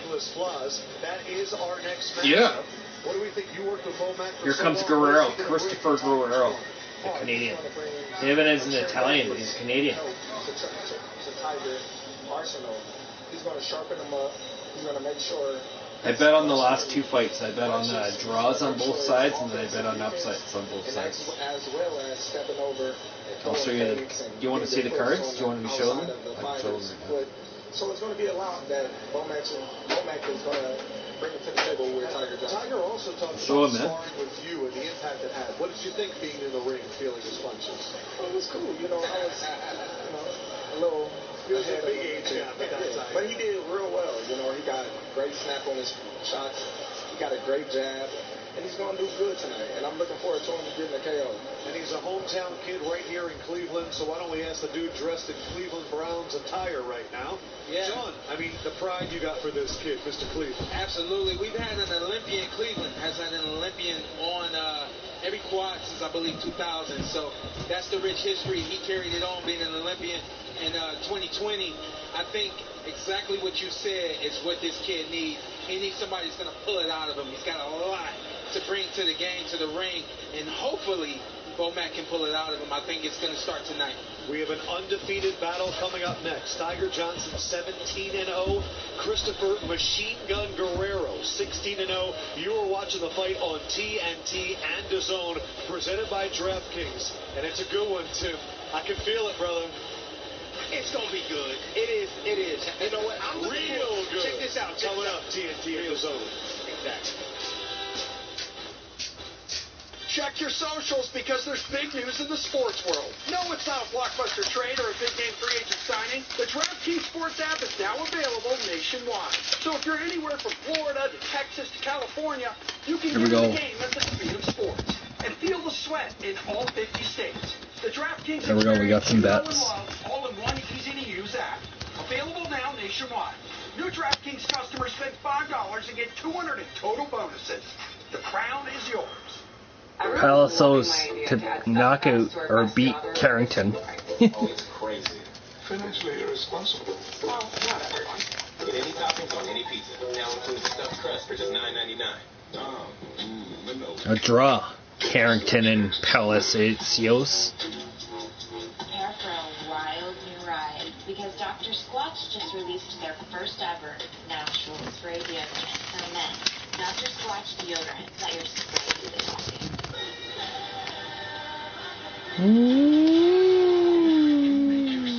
Pays $91 if we can hit a draw.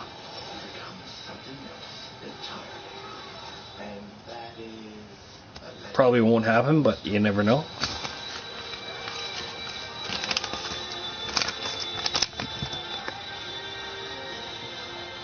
You upset? $10, so it pays $40.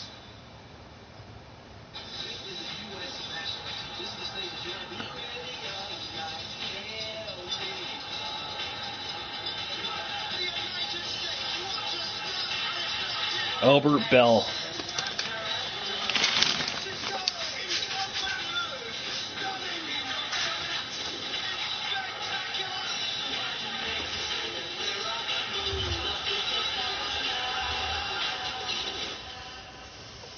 Are you ready? Think you can pull it off or what? Albert Bell gets the win tonight. Welcome back to the fight on DAZN and TNT. We're live in Cleveland. Albert Bell's 28-0, but at the Wolstein Center, Cleveland State University. here we go. Here's the Canadian Guerrero.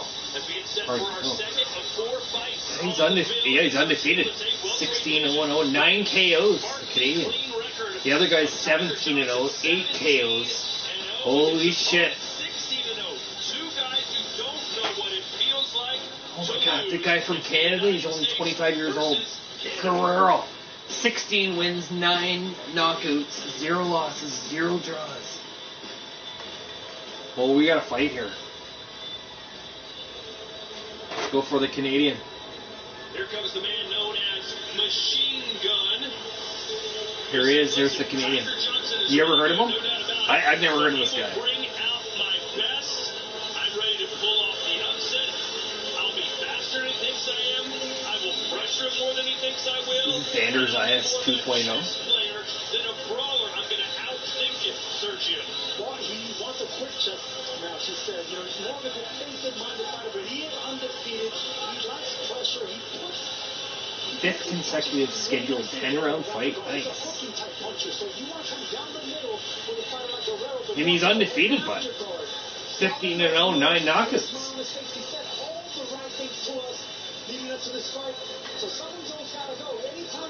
Someone's always got to go. Love that.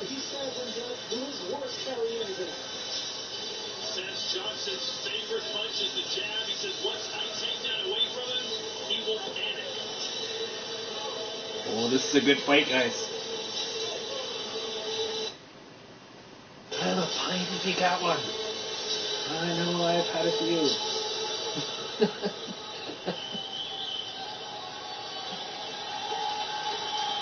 Yeah, this guy's the big time favorite.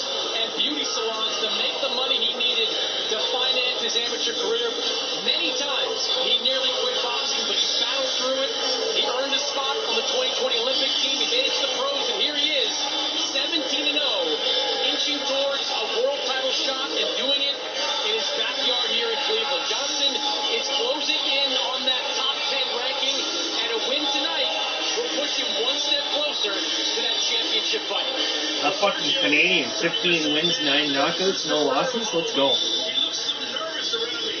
He's shaking when I'm around him. He's tight-lipped. This guy is terrified. I wouldn't read too much into that, but look, I like Tiger Johnson. He's love top-ranked boxing. He's very humble, but he has a quiet humility, quiet confidence that he has.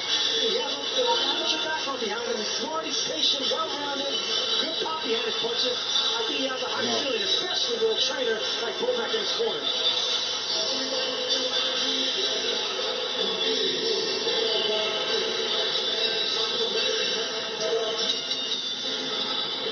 Ladies and gentlemen, Top Rank Incorporated continues the action With a battle of title holders undefeated in the welterweight division. Introducing our three judges scoring Both from undefeated, ringside. eh? We Should be have interesting. Antoine Bell, Warren Glenn, and Brian Kennedy.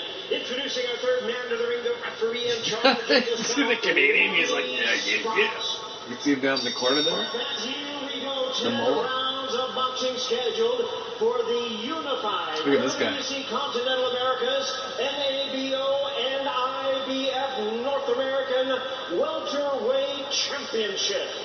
Introducing to you first on my right. This guy's hilarious. Hey, look at him. He looks tough. 16 wins. Fucking 9 KOs, no losses from Montreal, Canada. 146.6 pounds. Undefeated in his campaign with a record of 16 wins, no losses. 9 of his wins coming by way of knockout. Tonight, making his U.S. debut, please welcome the world-ranked and undefeated WBC Continental America's welterweight champion, introducing Christopher Machine Gun Guerrero. Let's fucking go. Let's go. Come on. Opponent across the ring, ready to go, fighting out of the red corner, this 10th round of action, wearing black trunks with silver trim from the land of the heartless, Cleveland, Ohio. He weighed in right at the welterweight limit of 147 pounds. The renowned U.S. Olympian with a professional record of 17 wins, no losses, 8 wins coming by way of knockout. He is ranked the number 9 world WBO welterweight contender. Please welcome the renowned hometown warrior, the undefeated NABO welterweight champion, introducing Tiger Johnson.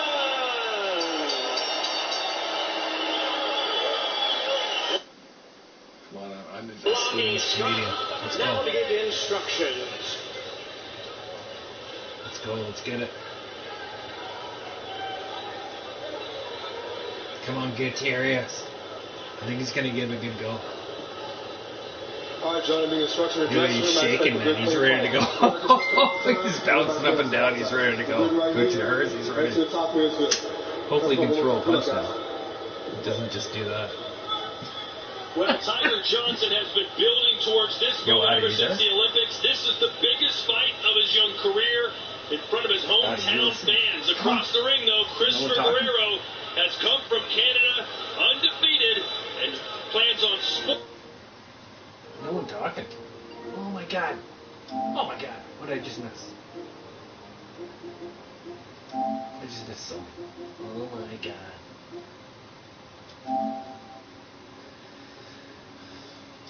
Knockout. Down in his last fight. Guerrero historically has been more aggressive, but he was swearing up and down to us this week that he's going to box more, that he is going to beat Tiger Johnson kind of at his own game. We'll see how long that lasts for Guerrero. I think that's a recipe for disaster for Guerrero. He doesn't want to be on the outside of the cleaner, longer puncher in Johnson. Johnson's all 1-2s. That's the reason he was an Olympian. Everything's off that jab, everything off that stick, clean right hands, and he doesn't get out of character. Guerrero to get him out of character and push the fight. And Sergio, you see Tiger Johnson, big size advantage in this fight. Tiger Johnson just 4 fights into a run at 147 pounds. He's a 5'11", 147. What was he doing as a 5'11", 140 before this? And muscular. Well, so it's not like he's a tall, lean, 5'11" fighter. Both of these guys starting very patiently. And that's, Tiger Johnson's MO. He fights very patiently, setting up the power. That's maturity. And he has an excellent motor as well. So the later the fight goes, but everything is off that jab. If Guerrero can't get past that jab, it's going to be a long night for him. Guerrero's got his back against the ropes. Is this fight going to look similar to the one we just saw between Ramos and Davis?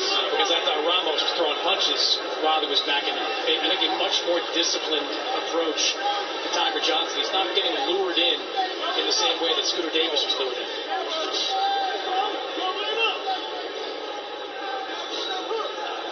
Look at that. It's like a fucking missile jab, eh? Fast. Guerrero needs to jab his way in. You need to. Big right hand. That came out of nowhere. There's a stiff jab from Tiger as well. Both of them missed the exact same punch. 1-2. Right down the middle. Both of them missed it. That was a dangerous move by both these fighters because they threw at the same time and missed at the same time. Nice good shot by the good tourist, but I think he rolled it. Normally you want to get that right hand, away from your opponent. You throw a foot feint or you get him to bite with trying to come in, but they exchanged big right hands right there. Luckily they didn't land. That would have been a double knockdown type thing. Johnson showing you his reflexes there, but Guerrero's not pushing. I like it. I like that. That's a good round for good terrorists. The Canadian. It's a pretty good round. Keeping him, you might have lost, but at least he's keeping him at bay, Good. You want dynamite? We got dynamite. All Elite Wrestling is challenging everything. Don't miss AEW's Wednesday Night Dynamite Live, 8, 7 Central on TBS and stream on HBO Max. What was that?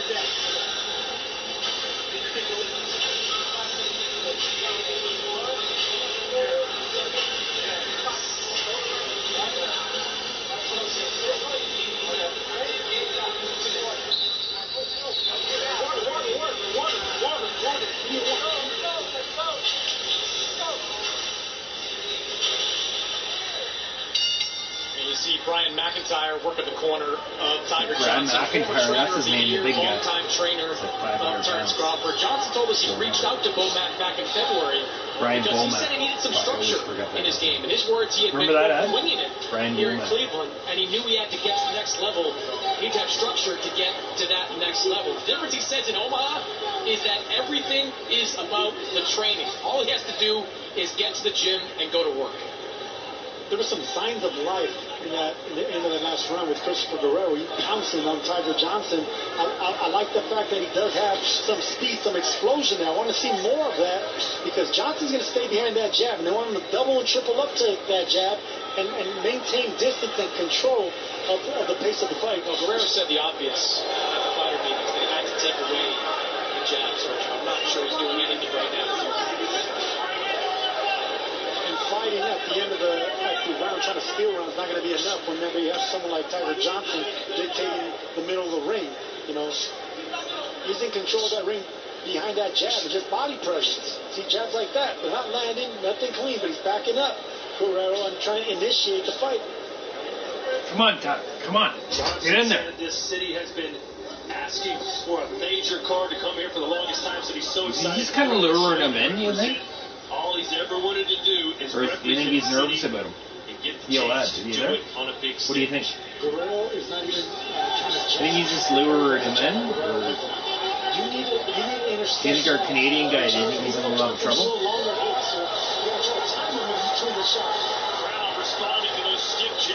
He might be trying to lure him in and try to cut, because I can tell our Canadian guy, he's pretty heavy-handed. You can hit, he's going to knock you out. Tiger Johnson, he's trying to jab with timing, but I would like to see Guerrero start jabbing to the chest and to the belly of Tiger Johnson, not just the chin. See Tiger throwing that jab, but keeping that right hand open, leaving that right hand holstered there, and he dropped Nicholas Glass with an absolutely picture-perfect right hand in the third round. There's a right hand. Guerrero, sneaky counter right hand, man. He has a sneaky right hand, but he needs to set up that shot behind jabs, and he's just trying to land that one shot. I don't think that's going to be enough. I don't think he's that much of a puncher to actually get Johnson out of there with that shot. Guerrero, 9 KOs in his 16 wins. Said he's watched every fight Tiger has had. A lot of fighters don't watch tape. They let their trainers do it. But he said, I've watched every fight he's been in. I know him better than I almost know myself. Right now, it's a fencing match with both these guys. It's give and go, nothing really landing. But you can see that Johnson was on the front foot, now it's Guerrero on the front foot. Well, that's what he did last round. He tried to win the last 10 seconds.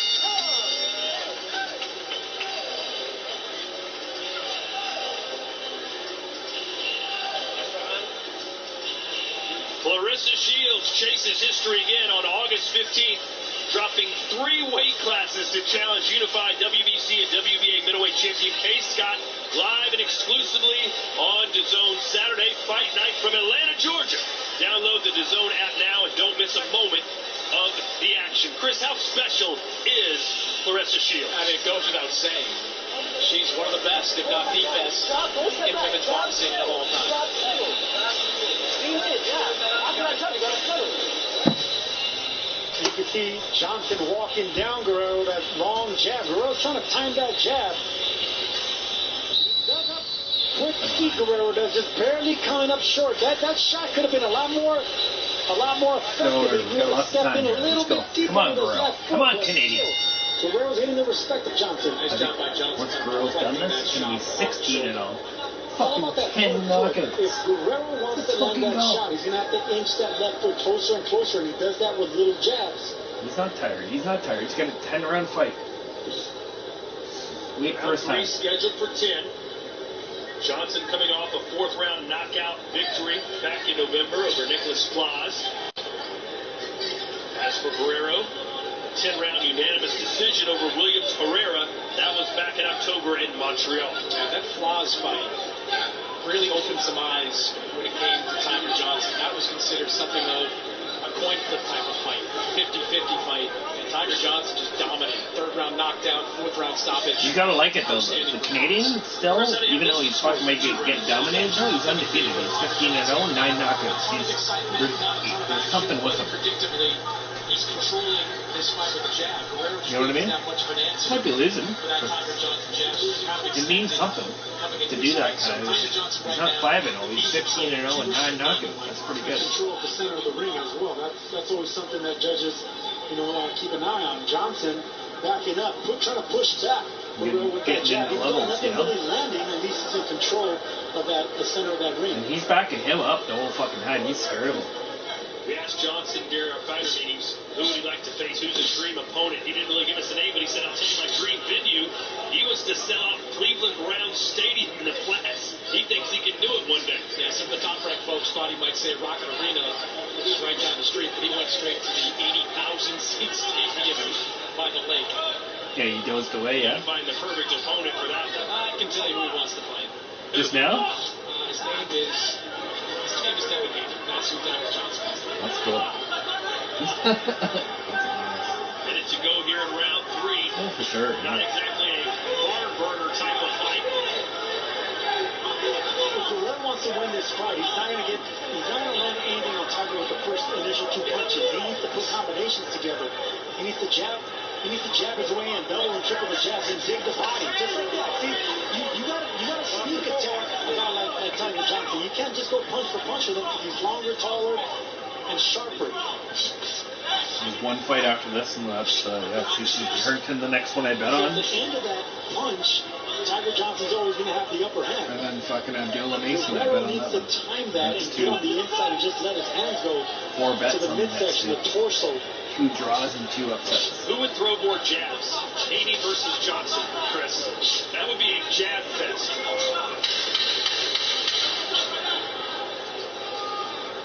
Jabba dabba do. Jabba dabba do. Another quiet round here in Cleveland. Guerrero and Johnson. Quiet rounds are good for Tiger Johnson. How you feel? Operating. Tell me what you think. Fucking McD, fucking B McD right there, man. So, hey, you got to keep your defense tight, okay? Instead of trying to back up out of there with your hands down and flip it fly, just tighten it up. Ryan McIntyre, that's the fucking guy right there. I forgot how fucking big he was. He's a monster. Everything is wild. He's reaching with everything. You let him in when you want him to come in behind his back, okay? Don't let this guy get no curve. B-Mac. That round he got a little bit curve. He threw that little curve. Telling you, just talking with the trainer, how big the guy is. Fucking, there's a trainer there. That's with Ryan, B-Mac. He's like fucking 400 pounds.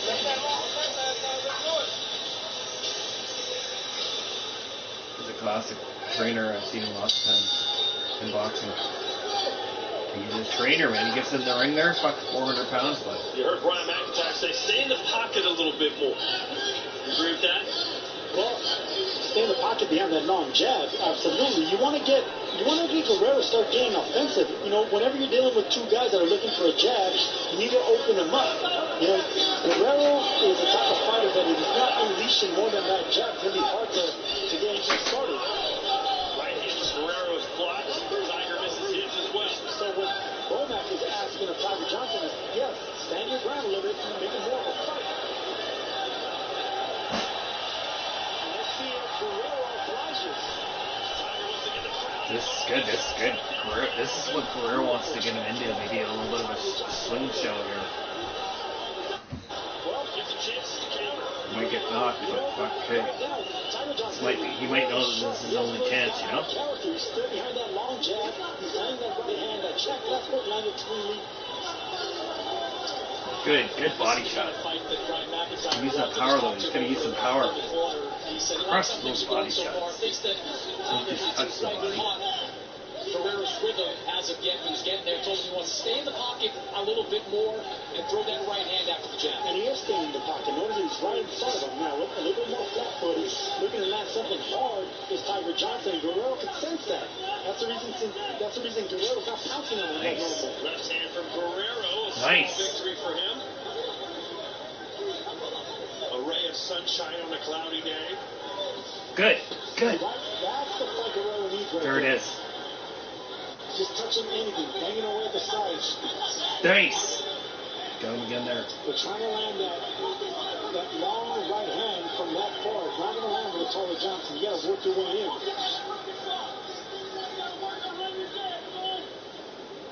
Johnson, a 2020 United States Olympian, reached the quarterfinals in Tokyo, which was delayed by COVID. And he still kind of carries that amateur style into the pros, doesn't he? Well, I wouldn't call it amateur. Step with him. Go, get him. There it is. Beautiful. Beautiful body shot. Oh, sorry. Look at that body.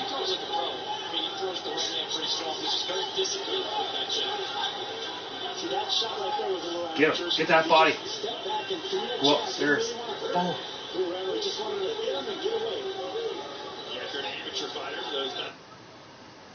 Two-player boxing, it's more about points.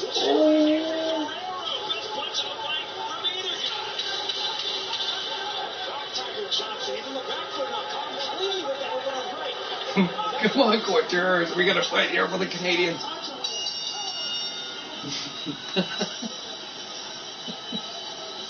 What did you think of that round? That was entertaining. I like that. It's pretty good. Did you see that, Ed? Did you see that round? Did you see that round? It just happened. It was a good round. Holy fuck, he's getting old, man. Holy, Bob Arum's looking so old. He looks terrible. He looked a little bit bigger the last time you seen him 2 weeks ago. Oh, he's shrinking. He's gonna die.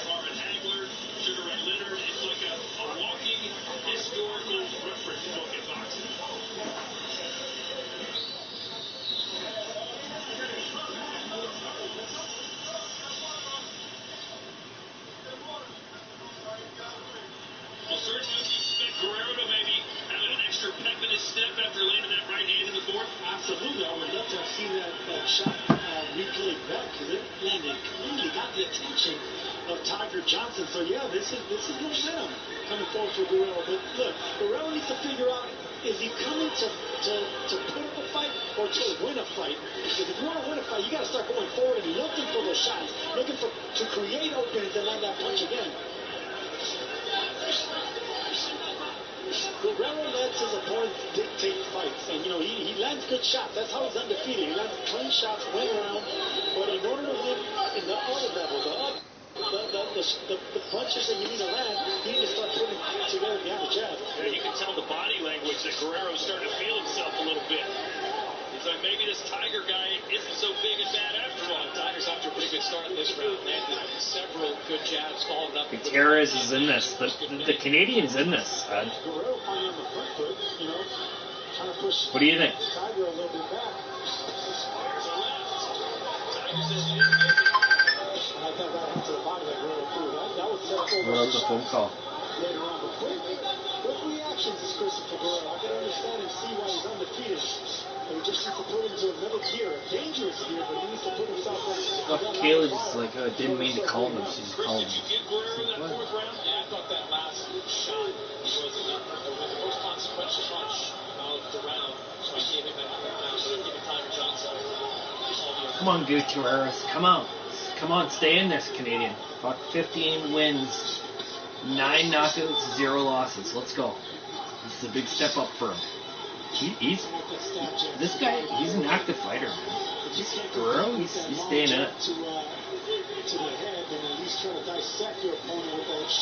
He may not be winning it. He doesn't have to be winning it, but he's staying in this. We're around 5 to 10. He's putting in a couple rounds and doing some good stuff when he needs to do it. He's doing quite well. Yeah, he's hanging around. Okay.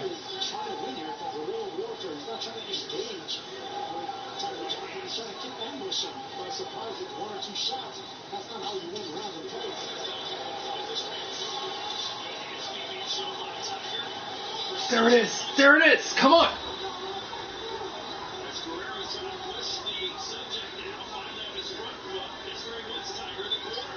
Beautiful. Oh, nice shot to the face. 1-2 body shot fucking upstairs.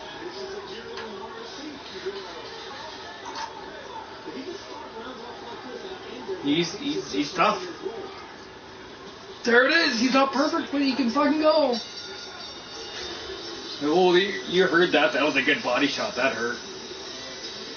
That last one, you fucking hurt him. Let's show you that right hand from the prior round, which you put our producer Bob Torres on blast for not showing us. Yeah, here it is. We needed to see the effect. Boom! Look at that, right on the tip of the chin. If Guerrero would have stepped in a little deeper with his left hook, that punch was just 1 inch away from unleashing and doing more damage. A knockout. It was a clean shot. Those type of shots knock fighters down if it takes the legs. And you can see the knee buckled. Like Delonte Johnson right there. He didn't have that right hand. He definitely doesn't want to get rid of it. And then he hit him fucking with some big shots there, fucking body shots to end the round. Holy shit. He might not be winning this side, but he's in it. He's a live dog. Let's go.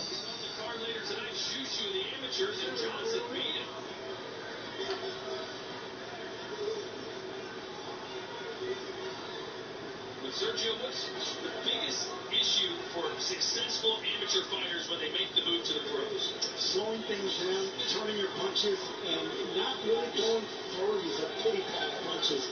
That's how it was in the amateurs. You want points, you want speed. So the amateurs want to plant your feet, you want fighting technique. Slow things down and punch placement needs more than speed.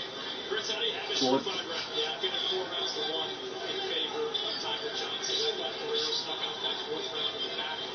That's good right hand. Jab of Tiger Johnson has been effective. The accuracy of that jab has been effective. I just like the work. It's not the most exciting fight in the world for sure, but I think Tiger Johnson's doing more than enough to win these rounds.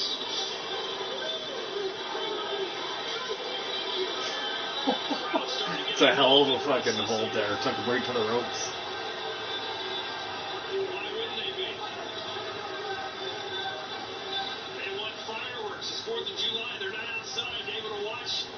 July, eh? The 4th of July, 250 years for America. Big day.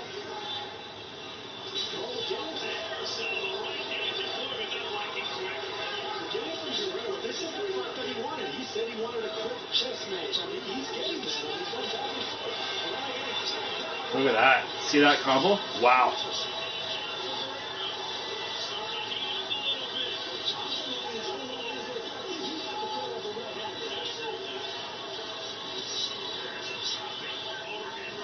Whoa, here comes girl. Come on, get him, girl. Come on. That's a good strike. A lot of power there, man. Hit him.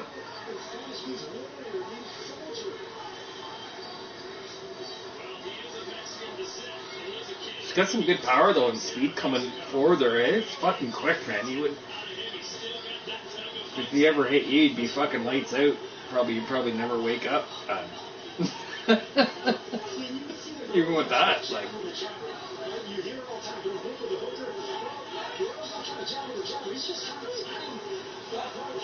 I'm just saying, if he ever hit you, one of these guys will fucking eat both. Any one of these guys could knock your fucking head right off in a heartbeat. Mine too, man. I'm not saying like I would not want to get hit with a quick left hook or like a right hand hook.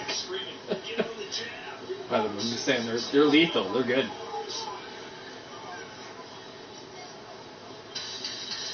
Yeah, they knock you out.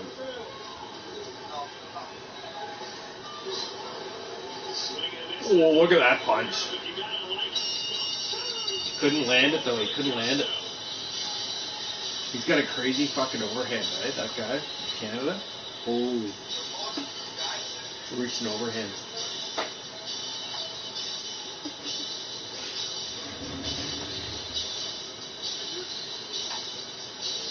Anthony Joshua returns on July 25th to face Krista Prega in Jeddah, Saudi Arabia, live on DAZN. The two-time heavyweight champion looks to continue his comeback with victory in this fight, potentially setting up a blockbuster showdown with Tyson Fury. You can watch it live as part of your DAZN Ultimate subscription. With that jab by Tiger Johnson, lining up that beautiful laser-like right hand, and he needs to hide that right hand. Even Bomac wants more jab. This is a fighter that has perfected the 1-2. Tiger wins, eh? Jabs to land more of those clean laser-like right hands. Punches through 6 rounds. Johnson 61 of 212. Guerrero 39 of 194. Yeah, that's indicative of the fight that I'm seeing. Guerrero's having some success in spurts. He's had a couple of good shots on Tiger Johnson, but the discipline of Johnson has largely been the story of this fight. And Johnson unleashing those right hands with some. Oh. Beautiful shot. Luckily, Guerrero there with it. Oh.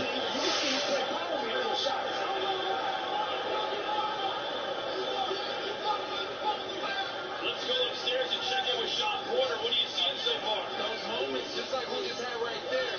Tiger has to let his hands go more. Specifically starting with the jab. He's got to listen to the corner. The corner's calling for the jab. The corner's calling for the counters. He does that and he keeps landing that right hand. It could be game over soon. Sean Porter thinking Tiger Johnson might pick up his 9th KO. He's got 3 rounds to do it, but Guerrero's still got that right hand and he loves to throw. And he's taking some good shots, Guerrero. Stay in there. Shit. Sorry. Set down the fucking thing. My bad. I left the controller there. I thought I'm listening. I can hear everyone, buddy. The body right there, not letting Guerrero break that distance when he misses that right hand. Make him pay for that. And then popping that jab. That's how you control the timing. That's how you control the aggression of your opponent, by popping him with that jab. Guerrero's hanging in there, though. He's done well. It's a respectable fight. I don't know how much more he's got left in him, but no. And he's dangerous. If he hits you, watch out.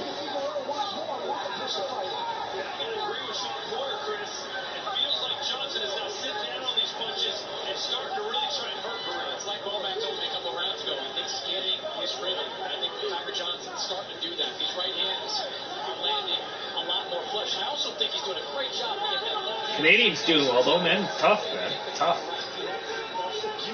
Hey? He's tough, man. He's no pushover. We're at pro level here, so like 15-0, 9 knockouts. He's a good little fighter. He's a real fighter, this Guerrero guy for Canada. He's tough. Oh.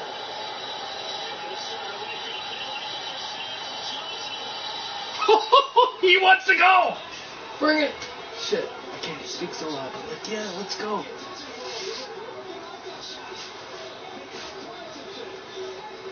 Got a bit of a firefight here, or what?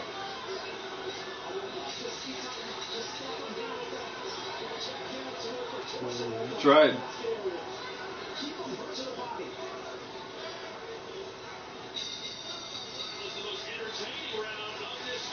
Good. What do you think of that? It's a good little round. And we are coming to you live from Cleveland, Ohio. There's the stadium of the Cleveland Guardians. Nike crazy. Yep. Set off fireworks. I thought we were under attack.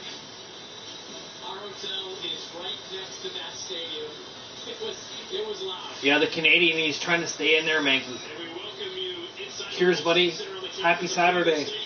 Happy 4th of July, buddy. I'm in Canada, but I support the 4th of July all day long. 250, buddy. Cheers. If you're from America, I cheers you. Guerrero trying to time that right hand, but whenever you're dealing with a sharp puncher, good body shot right there. It's a good little fight. It's not a perfect fight, but it's decent. Good little fight. The Canadian's trying to hang in there, man. He's 15 wins, 9 knockouts, 0 losses. He's undefeated, trying to hang in here. He's got the green or the orange and white shorts.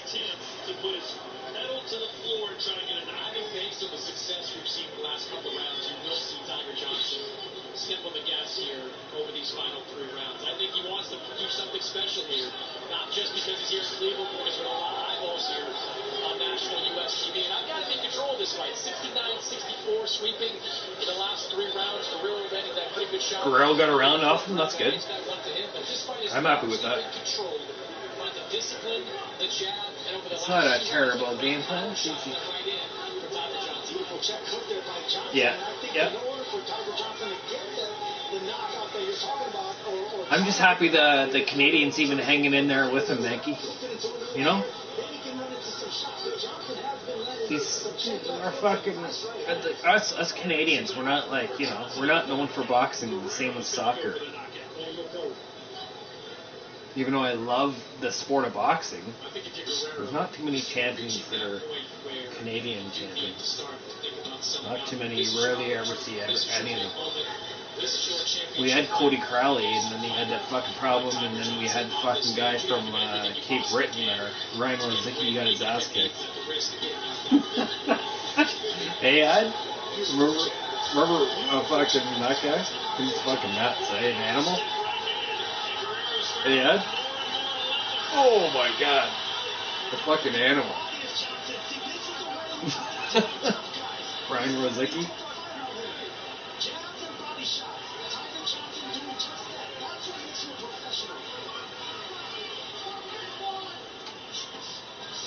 There it is. Is he hanging around in this still?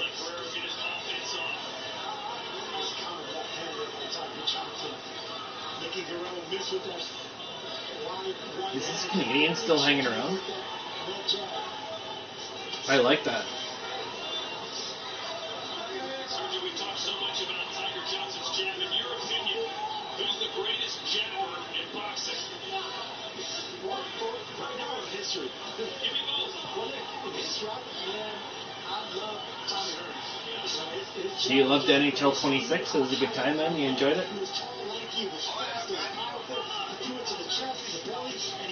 That's good, buddy. It's a good game. It is. It's fun.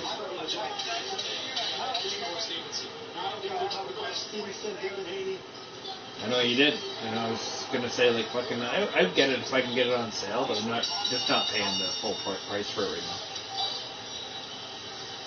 It's fun. It still is fun every once in a while. First of 2 world title fights on the card as Bruce Shoo Carrington defends his WBC featherweight world. What's that?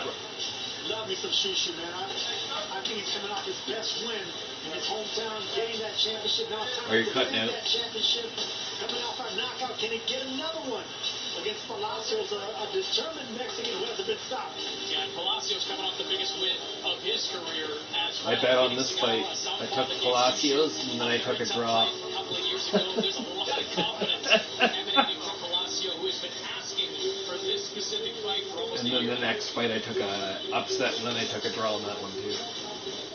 I bet $27 in total. Together, and everything's behind that beautiful jab. Now it's starting to pop a lot easier because Guerrero is getting a lot more offensive and trying to get something going. This is an opportunity for Tiger to bounce and try to go for that stoppage.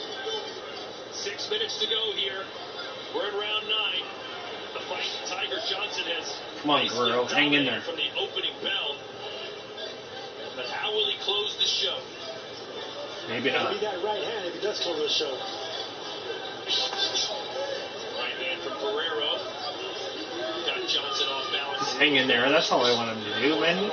Guerrero's done a good job. I'm more than happy with him. I never heard of the guy at 15-0, and it's too bad that he's going to lose on national television. But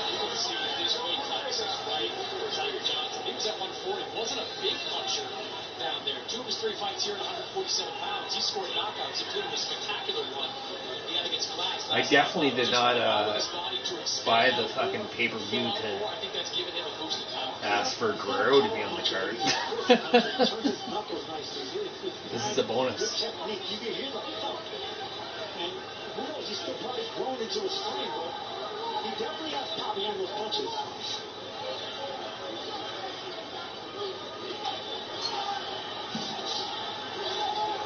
Guerrero trying to push the pace. He's the aggressor now. Now we'll give Johnson some openings if he can capitalize.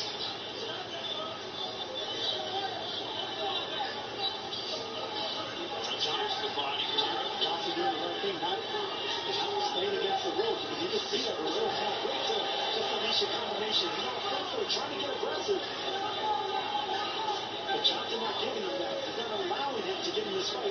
And for what it's worth, Guerrero's taken, probably over 100 punches, most of them jabs right down the pipe. He looks like he's still pretty fresh in there. Now they talk to us about the kind of camp that he had. Great camp, great sparring.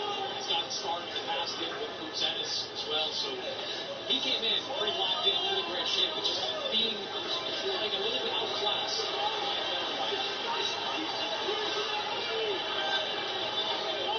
Shot on the inside by Johnson, body shot. I don't think Guerrero liked that body shot. It's a short uppercut right down the middle. No upper body movement by Guerrero, so he makes himself an easier target to hit with that right hand. Gets lined up nicely by Tiger Johnson. A little inside fighting out. I've seen a ton of that. Guerrero with a little flurry. Yeah, and that's what Womack told Tiger. That's what he's relying on, those little flurries, a little trying to sway and the momentum back in his favor with both arms as effective as Guerrero's punches. Excuse me, Johnson's punches. 2 seconds off the bell. 1 round to go.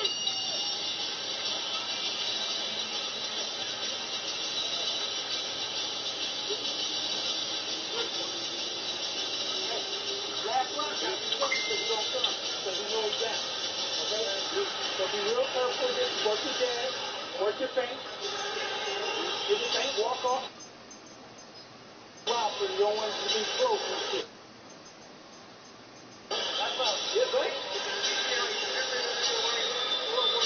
That's out. Let's go. Now you want to get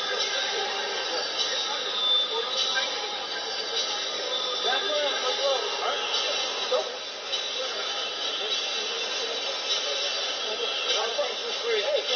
I believe you, bro.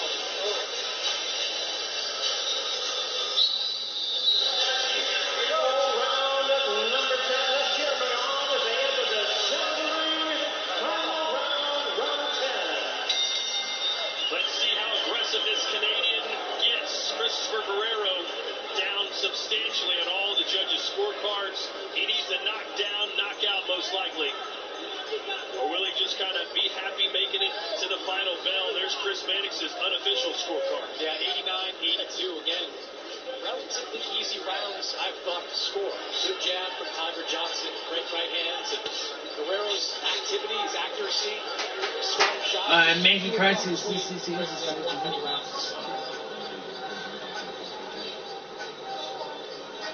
Tiger Johnson wants to do something at the end of this round to get the crowd on their feet.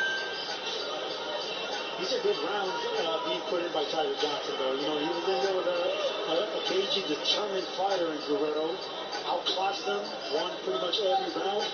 And I say it all the time, if you don't get the knockout, the next best thing is trying to pitch a shutout. And Tiger Johnson nearly pitching a shutout. Johnson told us yesterday, I can't promise a knockout, but I will promise that I'll beat his butt every round. Wasn't too far off of that prediction, but Guerrero's been tough. Yeah, Guerrero's solid. And he probably landed the best punch of the fight in round 4. Yes, he did. He got the attention and buzzed Johnson, but these are the things that are going to make Tiger Johnson better in the long run. You know, you already passed that test. You got that. Couple of good 1-2s right down the pipe from Tigers. There's another one. Oh.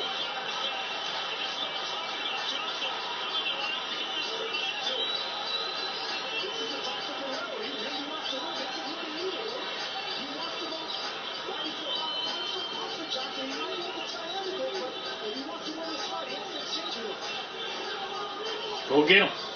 Go get him. Go get him.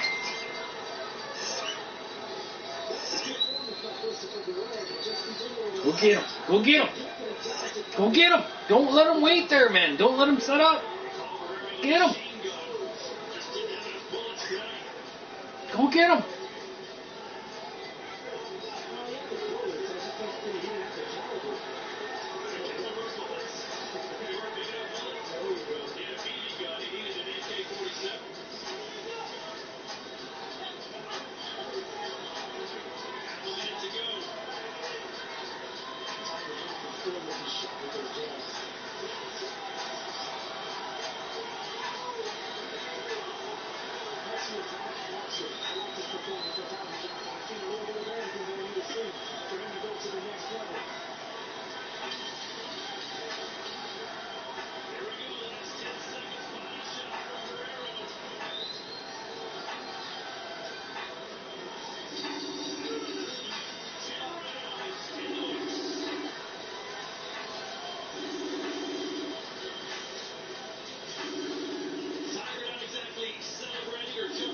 It's too bad the Canadian lost, but I'm good with that. It's a good fight.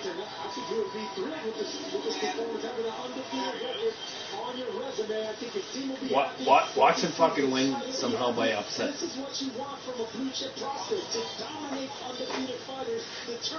What's that, buddy? Yeah, I think for Tiger Johnson being back home in Cleveland, he would have liked to have done something spectacular, but I think he was having a hard time fucking trying to. He was trying to get in, but he was trying to throw fucking action. It just wasn't working. Guy's too defensive. It was a boring fight. Sergio, what grade would you give Tiger Johnson? I would say a B++. That was a solid performance. I enjoyed it. There was no time in this performance where I kind of just not paid attention and dozed off. There was always. This guy tried to, man. Hey, you can't fucking say that the Canadian was boring because he tried to go. Do you think he was? Why? Do you think both of them were boring, or? Boxing's all about selling tickets, being must-see TV, being exciting, making people want to come watch you. Did Tiger give you enough to make you say, I can't wait to see him in there again? I've seen flashes of it. I've seen enough to want to see more. Absolutely. I hear you, brother. I hear you. I agree. Yeah. 27 years old in his fighting prime, so I'm happy that fucking buddy that got beat at 15, the Canadian, fucking at least he didn't take a big beating. I'm happy with that. To really see if he's got the mettle to become a world title contender. I don't know what he wants to do, if he retires now or if he goes up to another level. 15-0, 9 knockouts. That's pretty good though. Respectable. He had chances, man. He fucking just couldn't hit him. He couldn't, he kept on missing. It's not that he didn't try to fucking hit him. He missed him. Judge at ringside, Brian Kennedy scores the bout 100-92. Judges Antoine Bell and Warren Glenn both score the action 99-91. All three in favor. It is what it is, man. I gotta go for this.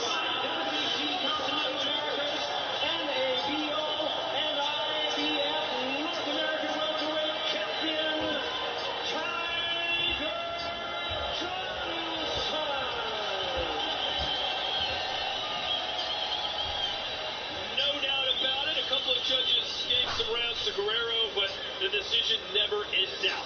We'll hear from the winner, Cleveland's own Tiger Delonte Johnson, when we return, and then we'll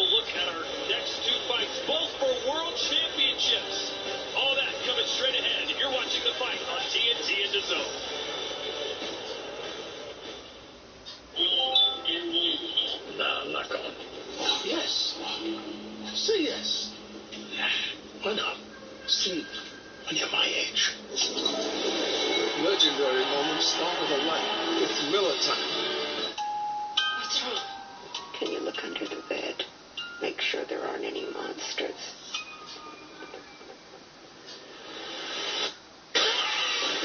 My grandfather says the devil would return. Kunda. If anyone read from the Book of the Dead.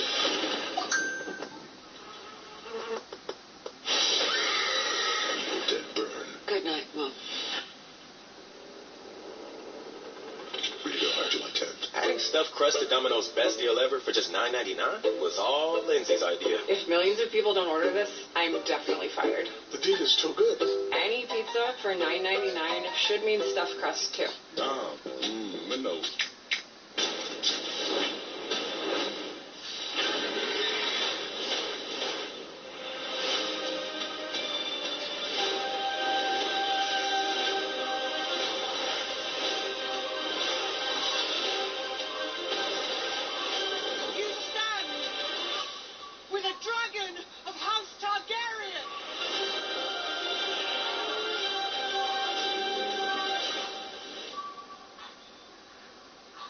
Before the big race on the weekend, buckle up for NASCAR's high-octane prelude. One lap, one round. True TV and HBO Max will bring you exclusive Cup Series practices and qualify. See how teams tweak their rides to perfection in practice, then go all out in qualifying to try and lock in a front row spot on the starting grid. You gotta earn everything in NASCAR. It's the competition before the race, setting the stage for victory lane.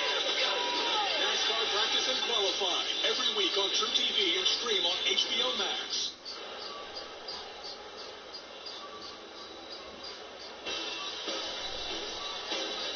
We welcome you back here to Cleveland, Ohio. It's time to hear from the winner, Tiger Johnson, is with Chris Francis. Well, Tiger, congratulations. You got some new hardware on your shoulder there. Didn't get the knockout, but a pretty dominant performance from start to finish. Was that the kind of performance you were looking for? Dominated the person to fight at a whole. I knew he was going to be a tough fighter. You know, he was undefeated for a reason. You know, man, that's what I do, man. I overcome tough fights, man. Thank you to Cleveland, man, for coming out. I ain't fought here in 10 years, man. I ain't fought here since I was 17. You know what I'm saying? This is my first fight back since 2016, man. So I'm so happy to be here, man. You know, thank you to my team. Thank you to Top Rank. You know, thank you to Bob Arum, Brad Goodman, my manager, David McWaters. Man, I'm just happy, man. You know, this was a very hard camp, man. A long, hard camp, man. You know, we did it. From about 15 years ago, you were out there selling candy and cookies to finance your amateur career. What did it mean for you to make this ring walk as an undefeated professional? Man, it means everything, man. You know, a lot of people don't know where I come from, man. You know, this blood, sweat, and tears, man. I overcame a lot of adversity. You know, man, that's what we do, man. You know, when you're from Cleveland, you got to get it out the mud. You feel me? That's what we do, man. I told these guys sitting ringside, they said, I wonder who he wants to fight next. I said, I know who he wants to fight next. He wants to fight Devin Haney next. Is that the fight you're looking for?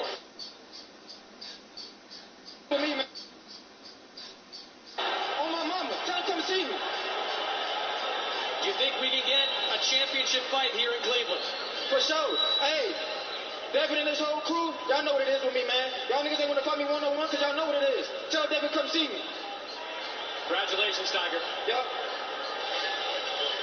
Tiger, does Devin Haney, Sergio, does Devin Haney want any part of Tiger Johnson at this stage of his career? Hey, listen, man. Devin Haney is not afraid of anybody. This man fights boogeymen. He fights great fighters. He fights anybody, anywhere, and the resume proves it. So, look, I love where Tiger Johnson has been, you know, trying to push here, but Devin Haney is levels above him right now. Tiger Johnson needs to focus what's in front of him and on to the next one. A little wishful thinking, but in the end, the stock continues to rise for Tiger Johnson, who improves to 18-0.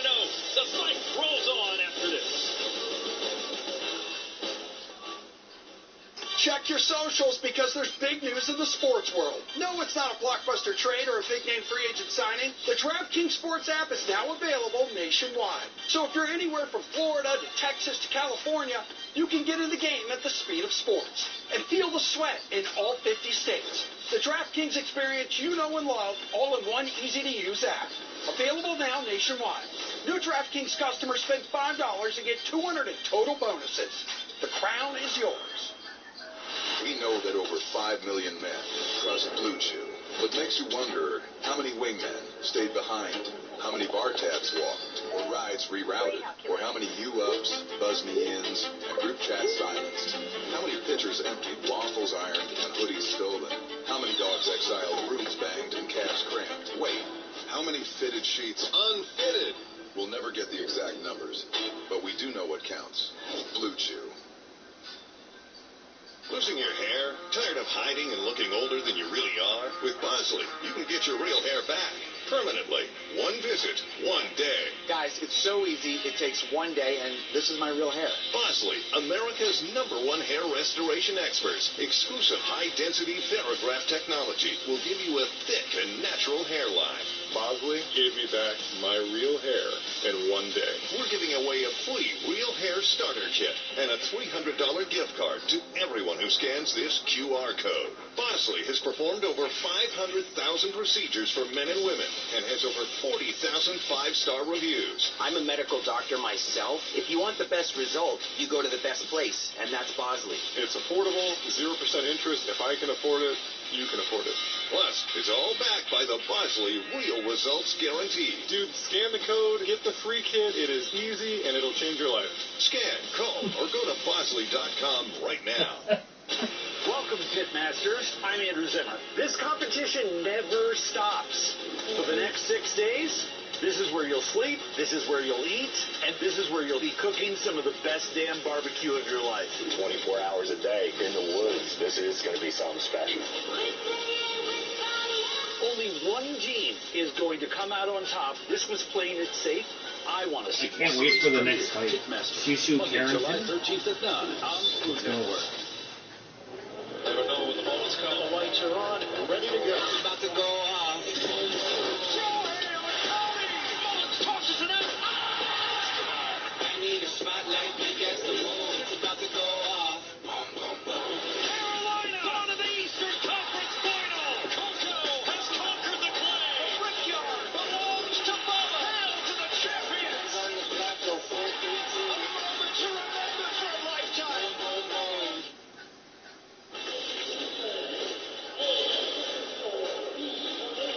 On this beautiful holiday, the 4th of July, the fireworks are finally exploding outside the Wolstein Center. And we are now ready for 2 title defenses, but there's a lot of action going on in the zone as well. Hey, 2 title defenses.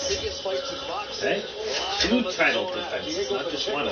Faces Emmanuel Alim July 18th in Carson, California. July 25th, a huge 2 title fights. Anthony Joshua takes on knockout artist Christian Prega in Saudi Arabia. Later Pacheco versus Alim. Pacheco's real against Diego. In Sydney, Australia, and finally Clarissa Shields chasing history against Spence versus Lou. I can't wait for that. I'm pumped for that. That's a good one. Georgia. Speaking of Clarissa Shields, she's watching tonight. That boy Targer, sharp as hell. And we see all of you watching. Coach D, oh, thank you, Coach. Impressed by the production. Bud Crawford on the broadcast. A new era in boxing on network television. I know Shakur Stevenson's watching. Let's go. We got live boxing. Saturday night. Let's go. I'm a pint. Way to stay in that pocket, Tiger. Maybe win some money. You never know. We're getting ready, man. Shushu Carrington is next up, taking on Renee Zurdo Palacios. It is our first title defense of the evening. The featherweight champ in Shushu Carrington. Welcome back on TNT and the Zone. Adam Lefkoe, Sean Porter, Tim Bradley Jr., and of course, Shushu Carrington. Bud Crawford. I think Shushu is a favorite of all of you guys. You like the way he fights, the way he throws his punches. What are you excited about? What are you looking forward to? I just want to see him put it together. You know, he's got guys lined up to get the job done, and for the sake of words, he's allowed his feet to continue and finish. Unlike that, I want him to see him set up his opponent's neck and go in for the kill when he makes that opportunity. But you don't think Palacios is Shushu Carrington? Absolutely. I mean, Southpaw, the last Rene Palacios? They don't think Palacios has a chance or what? So, of course, we're going to be looking for adjustments with Shushu. You know, you go back to the drawing board. He is a champion now, defending his title. So, you know what they say. Makes you better, right? Right. Increases your focus. You know, you got to defend something now. Come on, Timothy Bradley. I love that silver. However, I think he's matched fight tough. I think he is. I think Renee's going to give him a big of a challenge. I really do. I said the same thing. You know, this guy is kind of tricky. He likes to take anything, love the body. And she's going to be in for a good fight tonight. But I'm looking forward to him, for him to overcome whatever Renee brings to the table. Palacios, you know, he 2-0 in the United States, fought a lot of his fights out there in Mexico. He has been watching nonstop Shushu tape. He said ever since he saw him fight Sagawa, and he then fought Sagawa, he's been watching him every single day. 2 matches left, but you can tell Palacios sold in on Shushu a long time ago. Well, speaking to him in the fighter meeting, his manager said that, hey, my fighter wanted Sagawa, and I didn't want him to fight Sagawa. What are they saying about Shushu Carrington? After he beat Sagawa, he said, oh, I want Shushu Carrington. He said, because I know I... Yo, Ad, are you watching these? Well, what are the keys promos? What are they saying? What do you think of these 2 fighters, Tim? What do they have to do? What are they saying about it? I think Palacios has to give different looks. I think he got to give different looks. Shushu has a high boxing IQ. Shushu will catch on if he's doing the same thing over and over. I also think that he needs to also use his jab, use movement, and just fight off rhythm a little bit. You know, rough up Shushu on the inside as well. You know, dig down to his body. And then for Shushu, I think it's more so be first. Like, I know this by watching film with Shushu, that when he's first and he's, you know, can he be upset? Can he be upset? He controls the action. He has great eyes inside the pocket.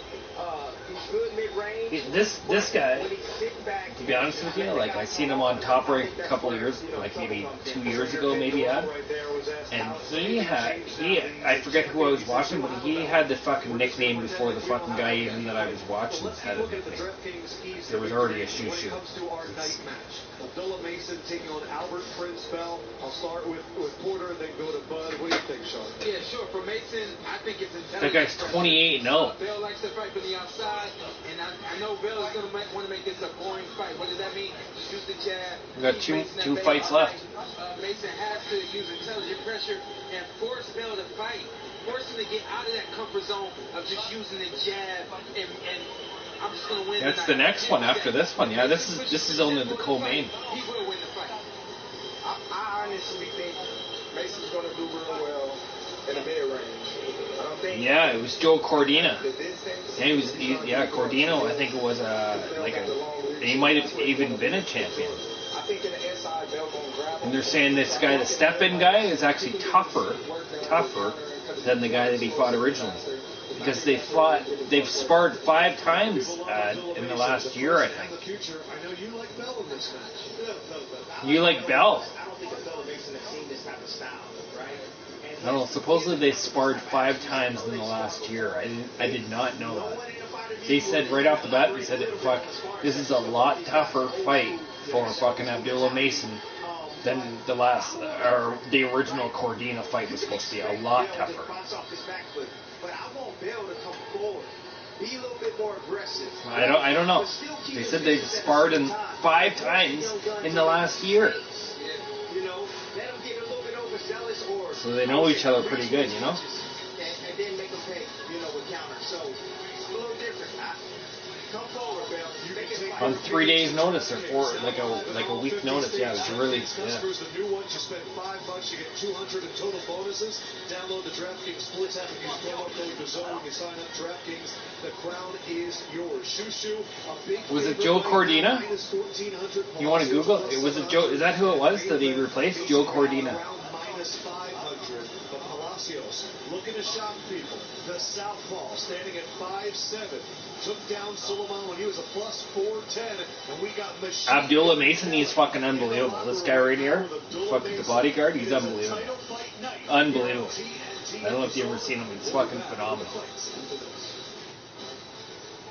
Abdullah Mason is fucking incredible.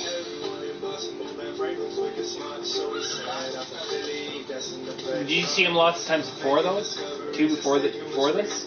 I've seen him 2 or 3 times. He's a phenom.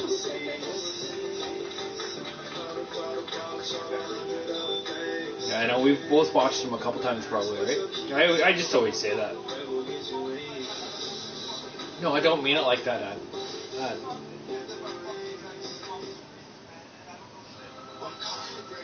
I hear you, brother.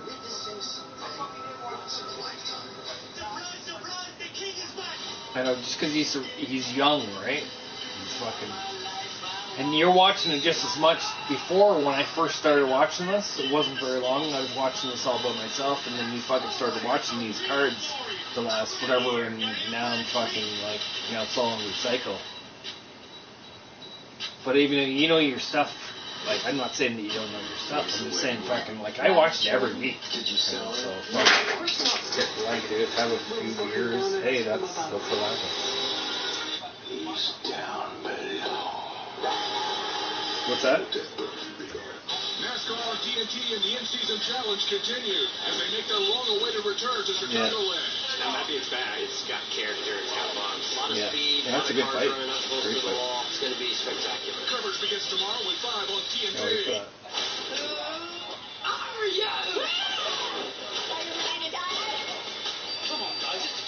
It was a late replacement. No, I'm not 100% sure, but it wasn't long ago at all. He was supposed to fight Joe Cordina. I think that's what it is, Joe Cordina. Cordina's from the UK. Shark Week starts July 26th on Discovery. Baseball is on TBS. All the pieces in place on a picture-perfect night. Big name, big players going at it. MLB steps into the spotlight on Tuesday's biggest stage. Where the best show feels bigger. On a night like this, a special entrance is needed. And the brightest stars will shine. Home run off the bat from Junior Caminero. MLB on TBS. Memories being made tonight. Yankees-Rays, Tuesday's biggest stage.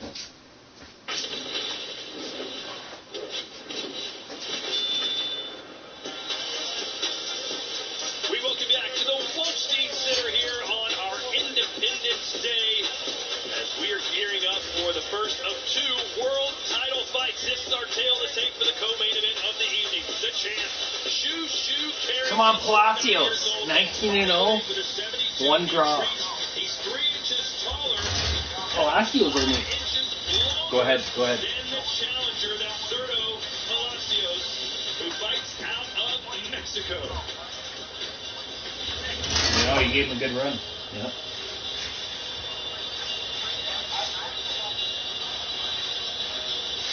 He's 28-0 too. Got a better record. But he might not have. He never fought the better competition. Maybe, I don't know.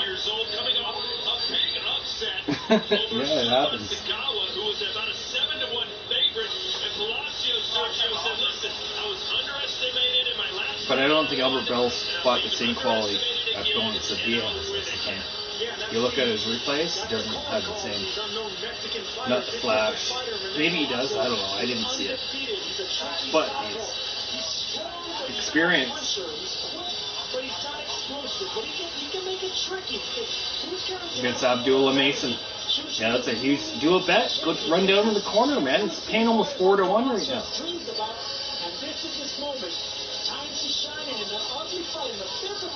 $20. Put $10 on it.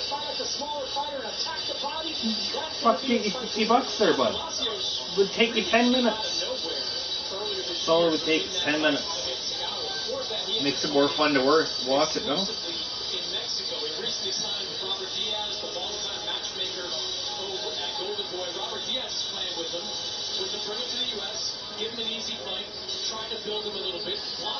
Come on, Palacio. This is the guy we got. We got this guy for an upset, or we got a draw. This guy's 19-0-1. He's fucking undefeated. 19-0-1. That's good. Eh? Nothing wrong with that. Is it? Hey, 19-0-1. Nothing wrong with that.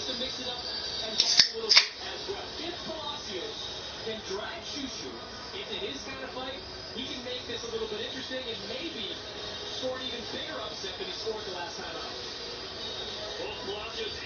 It's like an 8-1 underdog one, 850. It's crazy, eh? 850 to 1 fucking upset, and he's fucking 19-0-1. Like, that's crazy.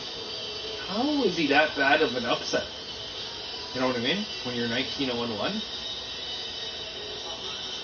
Isn't that crazy, man? When you look at numbers?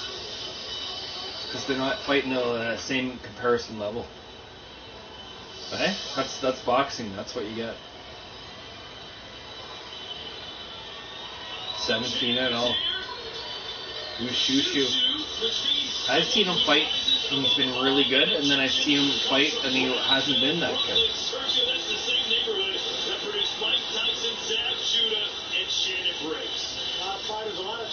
Have you seen this guy fight before? Shoo. Hey, Ed, you've seen this guy fight before?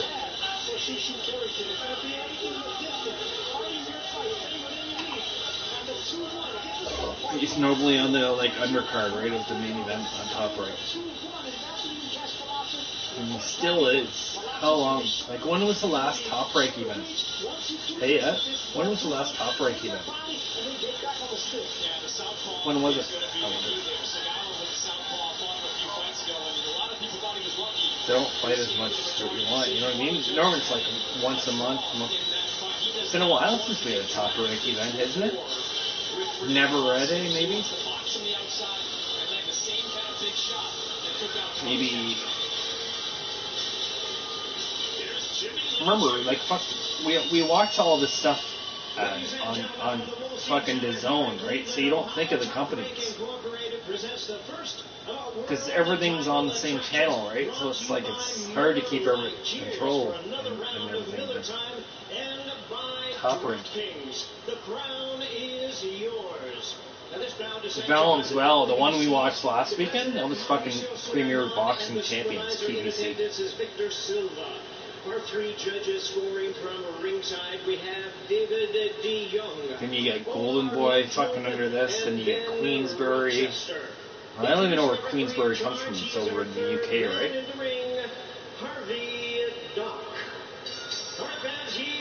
Yeah. How many companies are in the fuck, I seen what was it? World Boxing, I think I seen the other day. Or Magic Boxing. What the fuck's that? It just doesn't get the promotions like the other big promotions get, you know?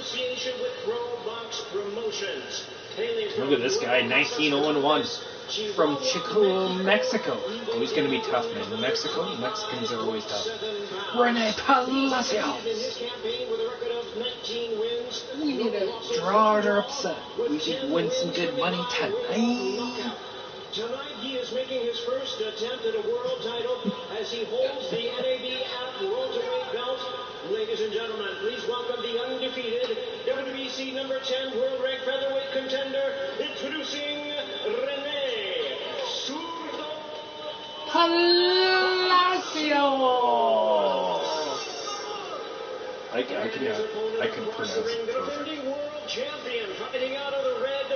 Shitty ass, stupid ass, fucking gay ass, fucking pretend name, Shoo Carrington. He probably just boxed his head right off now. This guy's really good. I know he is. Bruce Shoo Carrington, really, really good. And tonight he is making the second defense of his title. Ladies and gentlemen, please welcome the acclaimed, undefeated, reigning and defending WBC featherweight. Shoo Carrington. Oh yeah, he's good.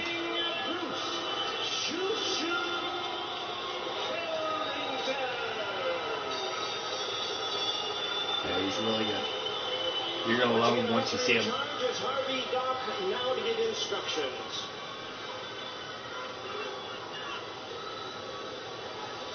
Okay, guys, you received my instructions earlier. As a reminder, obey my commands at all times. Protect yourself at all times. Obedeceme todo el tiempo. Todos los guantes. Buena suerte. Good luck. All right, here we go. Bruce Carrington. Shoo believes he's on the path to superstardom and promises to show us why tonight. The challenger, Zerto Palacios, brings an unbeaten record, tons of confidence.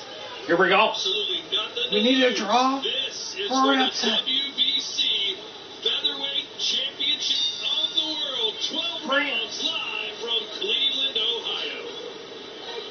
Palacios running to the middle of the ring, the southpaw.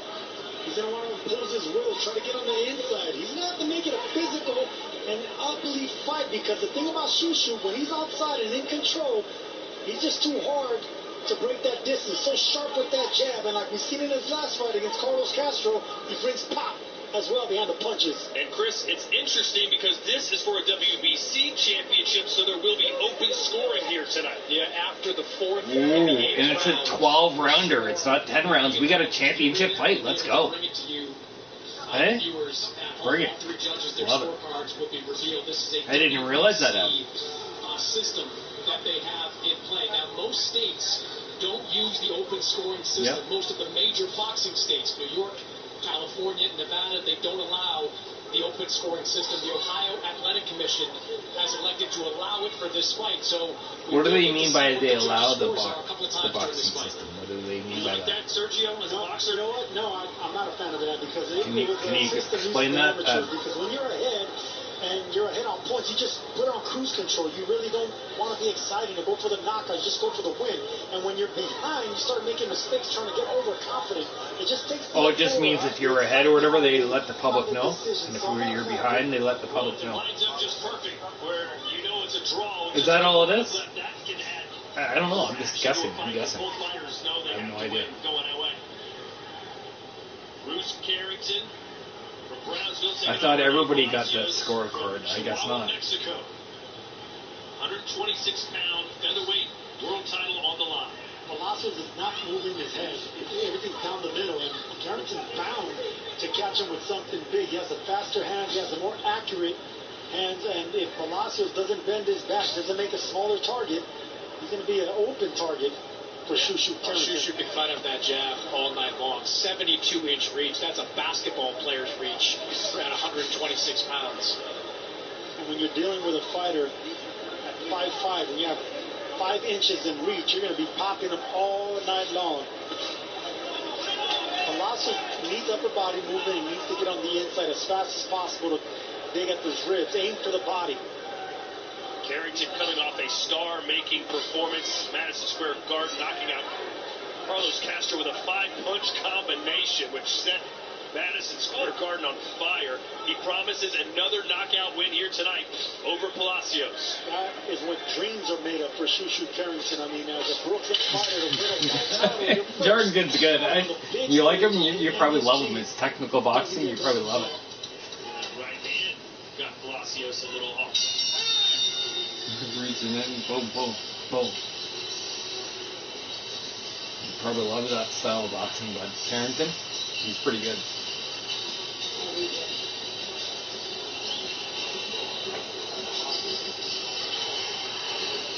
Like I said, it's not my style, but yeah, he scores points. He's way ahead.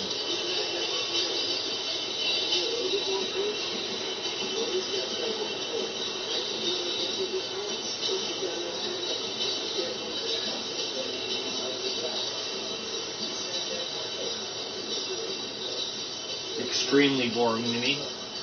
Extremely boring.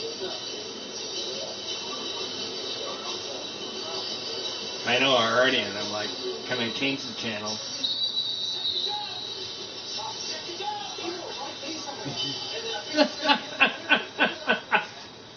All right, let's go. Round two. Round two.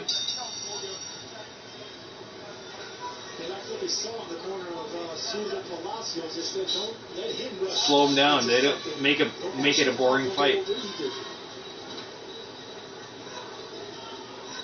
Same with this guy. Shushu's fucking who blocks him like crazy. With his heart on his sleeve, but he's going to get a little over aggressive and he's going to walk right into something big. No, he is going to get aggressive. That is his MO.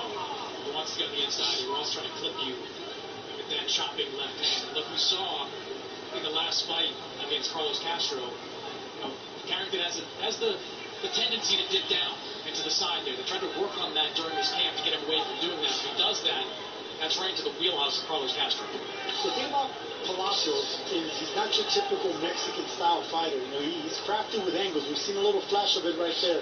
He can feint. He has good balance. He has pretty fast feet. And he can put that together, start attacking the body, and flank Carrington. He might have something. One thing that Palacios told us this week is that he needs to make Shushu uncomfortable. He needs to back him up. He needs to push him Not seeing much of that just yet. Right now, this is at the distance and the pace that Shushu Carrington and Kate Caroma want it to be at. Palacios moving his upper body this round. That's what I didn't see in the last round. That's what you're going to need against Shushu. You can't let him line you up with that jab. Well, Palacios is going to hurt you. It's going to come early. All 10 of his stoppages have come inside the first 3 rounds. He's like a strike fighter almost, kind of, eh? Kind of trying to push you off. I think about half his stoppages after the 6th round. Like a shoot fighter almost? I don't know. Starting very patiently. We saw this at MSG as well against Castro. He's even more patient right now than he was against Castro. He was exchanging a little bit with Castro on the inside. That's something Kate Caroma told us this week he does not want to see. He said, he told Shushu, don't worry about the crowd. The crowd's not into it, and they don't like it. You know, I'm paraphrasing here, but too bad. You gotta fight your fight. Yeah, and because of that eagerness, he got rocked in that 4th round by Castro. So that's what he wants to avoid against Palacios either. But this is what it means about learning. Take it all to Castro, and every time he throws a combo, then Castro falls into him and fucking. Getting some respect for the Mexican. And he comes back out, and then Castro's Shushu's quicker than him. You see Shushu trying to line up Palacios with that right uppercut. That's the reason Palacios haven't thinking twice coming in that front door. See, there's that right uppercut.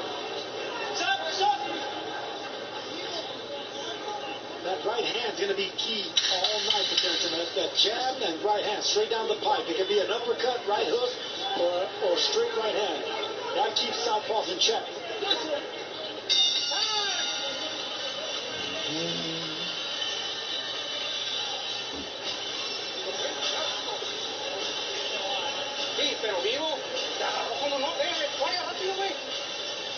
It's time to get back in the saddle because TNT Sports is here as your home for NASCAR this summer. Tune in to the 400 from Chicagoland. That's Sunday at 5 p.m. Eastern on TNT and streaming on HBO Max. Sergio, who's your favorite NASCAR driver of all time? Man, Ricky Bobby. I didn't know where he was going to go with Who the fuck just died, Ben, in NASCAR? Some guy just died, didn't they, Ed? Like a week ago, a couple weeks ago? Who died? Someone died. Bush? I need you to throw flurries. I need you to throw combinations when he's against the ropes. Yeah, something Bush died. Kyle Busch. Started here in round 3. See if Carrington starts to pick up the pace a little bit. Earlier we were talking about open scoring. Is it Kurt Busch? Kyle or Kurt Busch? One of them died. Here goes the beer. What's the problem with boxing, right? Transparency. That's what we need in boxing. You know, a lot of times we don't know how the judges are scoring fights. So if we can give it after 4 rounds and we can see how they're judging the fight, then we know if they job in the fight or not. You know, we all have eyes and we can see who we feel that's winning the fight. So I think that if we have it, I think it's better for boxing, to be honest with you. And I also believe that if a fighter knows he's down, he's lost in 4 rounds or 2 of the I definitely dropped the beer. It's okay. Then he can step on the gas so we can get a different fight. Now, if the fighter wants to do the opposite and knows that he's ahead and he wants to dance around like he's in a track meet, that's on him. That's going to hurt his style. You know what I'm saying? So that's the reason why I like it. I like the transparency. I want to see with these judges and how they judging these fights. Tim, as Larry Merchant, the great, said, you know, it's a theater of the unexpected. If we're getting the expected rounds, we know what the score is, then we're not really invested all the way to the end. So we want to be surprised all the way to the end, don't you think? Look, you always have a chance as long as that bit. So it's a theater of unexpected. Anything can happen. It can be the 12th round. We always say, hey, the final bell ring, that's when you stop, you go back to the corner, and everything's relieved, right? So it don't matter if the score is one way. The fighter that's in there fighting, he still has a chance to win. Yeah, he does. He does. That's the crazy thing about it. Sergio, in every other sport, we have it. Every other sport. But that's the beauty about boxing, right? You could be down. You fucking just gotta hit him on the chin one time and it's game over. And knock him out. Guess what? You're the victor, right? You could be losing fucking every round, man, and then all of a sudden on the card, it's fucking, yeah. I disagree. I respectfully disagree. I totally agree. So I guess I didn't make any sense. That's boxing for you. No, you definitely. Every other sport has you know the score. Think about it. Why not in boxing? Ask Bud Crawford what he says. Hey, Bud, what do you think they ask? He wants some electronic scoring, and I don't want the electronic All scoring. I'm gonna say is Taylor Chavez. I want 3. There you go. I want 3. There you go. It's always a chance to win. So if that guy wanna lay off the gas and be like, Flip Flops is here, man. Flip Flops just sent a message. Like, hey, you want to watch the last matches? Let's go. All right, 10 seconds to go here in round 3. We have open scoring and Yo, Ad, are you okay with Flip Flops? Do you try to join? Just calling in the truth. You don't have to if you don't want to. It's all good. Just decided to throw it out there. Just listen.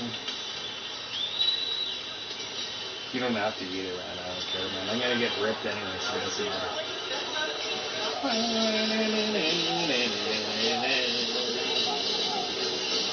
I can't say that I hide it. At least it's there.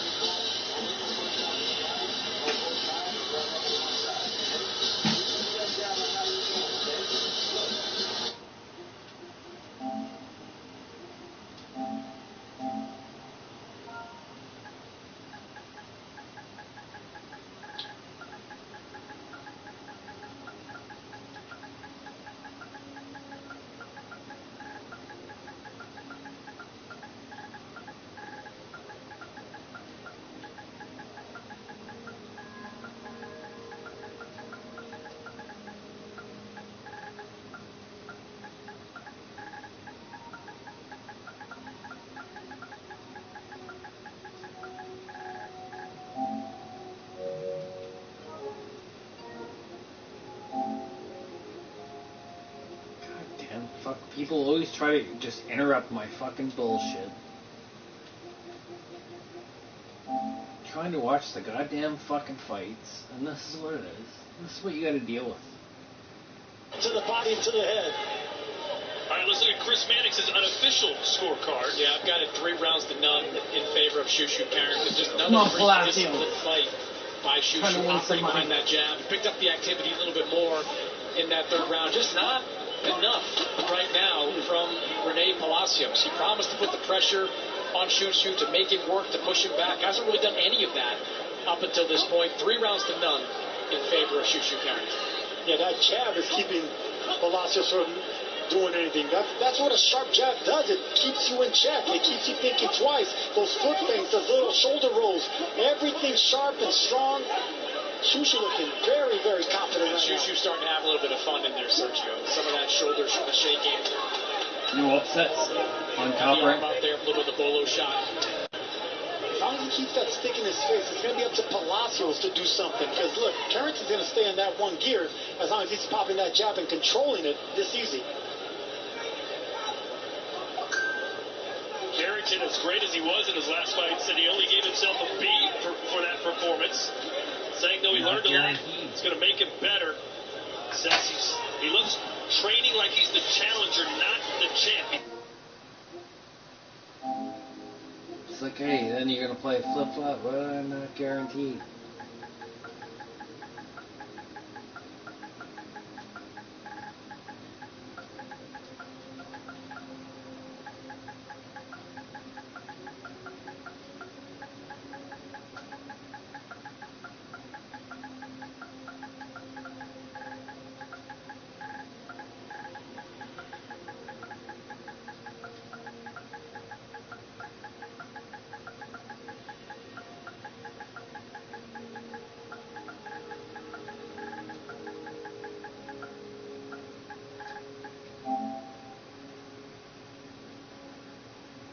That's what I said, not guaranteed, but you're welcome to join us, man.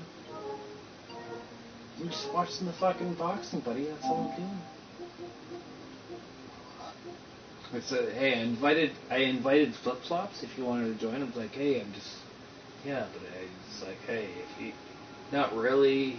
He's like, hey, you're gonna play the fucking game after that? And I'm like, no, not really. I'm like, whatever, but you're welcome to join the party if you want to watch the fight. Simple as that. That's all I said. Okay? Nothing, had nothing to do with you, brother. I can show you if you want. No, flip flops starting a message. Yeah. Yeah, flip-flops is starting to messages. Starting to send some. No, just because we're the only one in the party, and then we. And he's like, "Hey, but I'm actually." We were watching the stream. Like, I'm still watching the stream. And then he just started messaging. That's all. My bad. Sorry, brother. Yeah. Sorry. Let's keep watching this fight. Got 2 fights left. Shoo Carrington.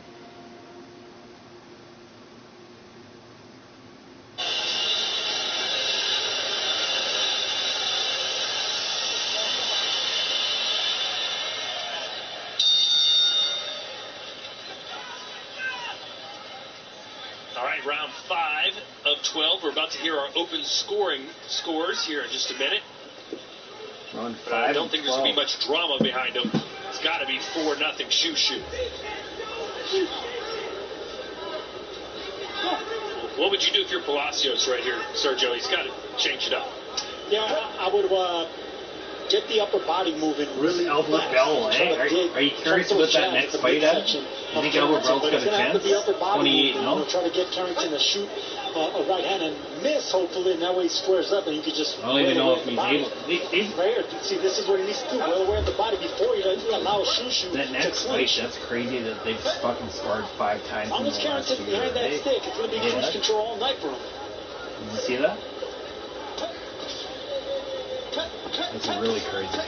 And one, no, that's 28. No. Inside, let's turn it over Jimmy Lennon Jr. for the open scoring. Ladies and gentlemen. That's really interesting.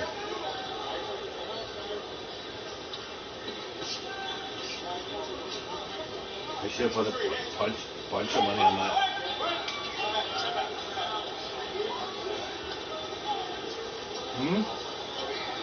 And ladies and gentlemen. Who, Palacios? Well, you can read the numbers yourself. I was pulling for Jimmy to get in there, but he wasn't there. They're up. He's up by 4. The judges have 40-36. I don't believe this has been a dominated. Difficult fight to score up until this point. But I'm just saying, that next fight, that's an interesting fight, isn't it? It kind of echoes a conversation. They were saying that fucking once Albert Bell took his fucking place, they said that actually it's a better fight than what it was originally. To adjust their strategy on short notice. I heard interviews after the fight. You want the fighters. If I only knew that I was ahead, if I only knew that I was. Naturally, I would say that fucking. A lot more transparency. But he's a phenom. But I don't know. He's never been hit back. I don't know. If you don't know what the score is at different times, but if you're a fighter, I can certainly see the advantages to knowing whether or not you're up. St. Abdullah Mason is phenomenal. But he might get outboxed. Eh? He might get outboxed. It was Bud's corner, and Bud in disbelief said, I'm behind him, took care of business. That's the drama of boxing. You know what it's like? It's like a woman who's pregnant who says, Doctor, don't made an interesting fight. We had to watch this one. And then there's the dad who goes, I want to know now, so we don't waste clothes on waste money on boy clothes, and we got to go. It's a world championship, too, eh? That's crazy. And I'm sticking with it. I can't wait for that Albert Bell and fucking Abdullah Mason. Man, Abdullah Mason is fucking amazing. He's unbelievable. I've seen some like amazing knockouts by him, man. Like, I just want people to know, like, even though he's fighting Albert Bell, he's 28, you know, and there might be an Albert Bell fan here. Like, Abdullah Mason is the real deal. He will fucking knock your lights out. If he gets a chance, he will. So just, we're not in the fucking simple game here now. Abdullah Mason is the real deal, lad. Oh yeah, he'll fucking hit you and knock you out.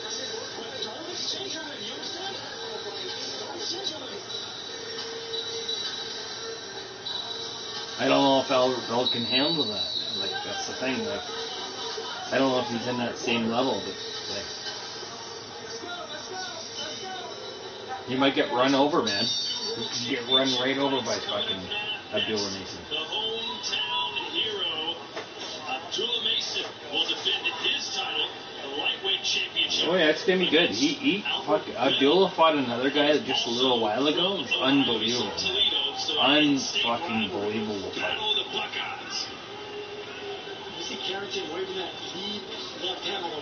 They're actually gonna hit each other to fucking kill each other. He's trying to set up a hook around the guard for Hugo Palacios. Abdullah is a very fucking violent person. He's fucking good. The guy that he fought too. I don't know. Did you see the guy that was bald with the fucking little mullet at the back of his head? Holy crap!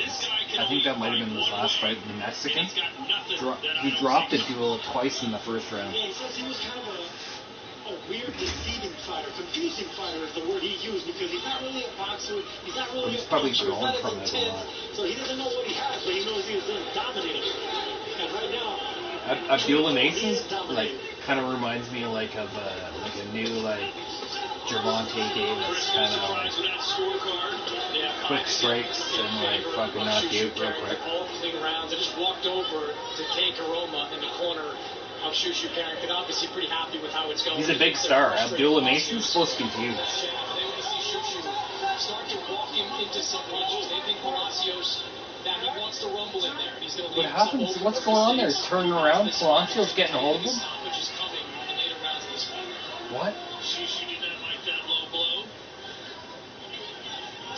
stoppage. That's Palacios hanging around? Right now, I haven't really seen Palacios get rocked or buzzed by anything. I think if Carrington starts touching that body, it's slowing down Palacios, and maybe Let me guess, Palacios is from Poland.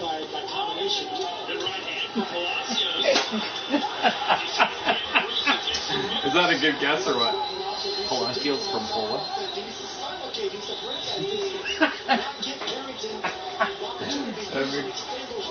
I thought it was a pretty good laugh. Do you think, or what?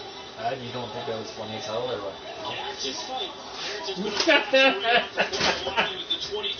Palacios is from Poland. Of the year. He went 5-0 that year with 3 knockouts. Got his world title. And MSG now defending for the first time. Should be missing some hits right there. This is what you told Palacios in the corner. Don't exchange with him because you don't want to exchange combinations with the man with the faster hand. You want to contact speed. You want to exchange with that speed.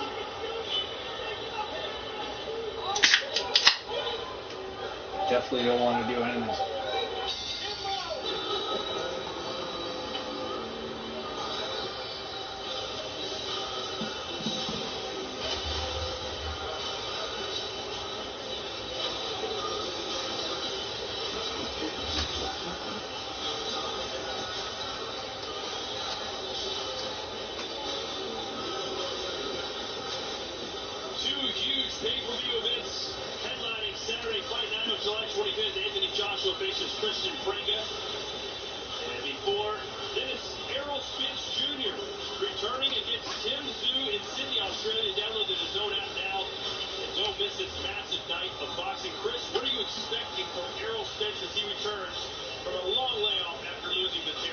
I think Kim Zhu actually outboxes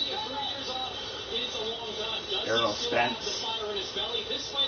What do you think of that? Who do you think wins that fight? Kim Zhu or Errol Spence? I think it's a 50-50 fight. It's a hell of a fight. It's a hell of a fight.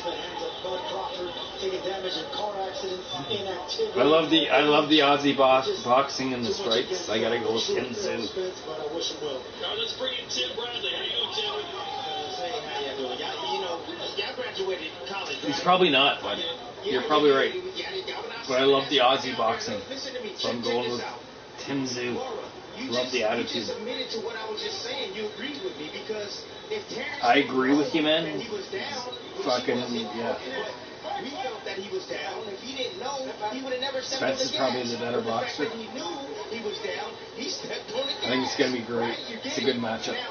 I want to say another thing. Why is there a scorecard, Mannix? Why do you have a scorecard?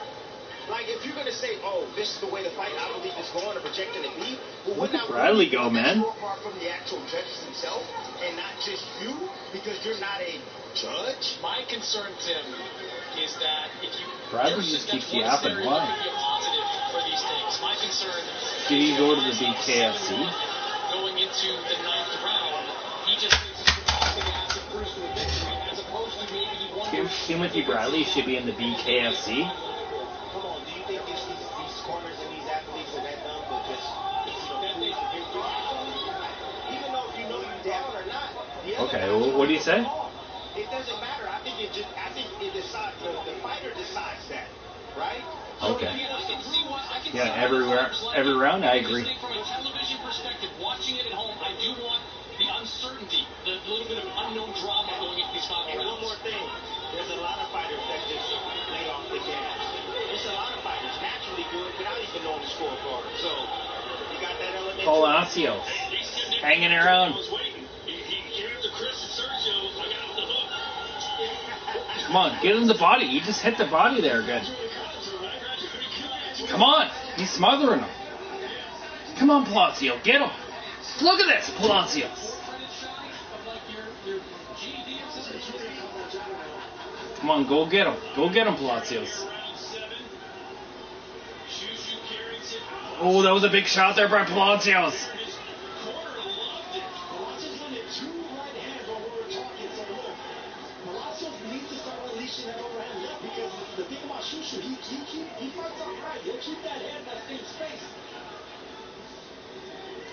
This is like a 9-1 underdog.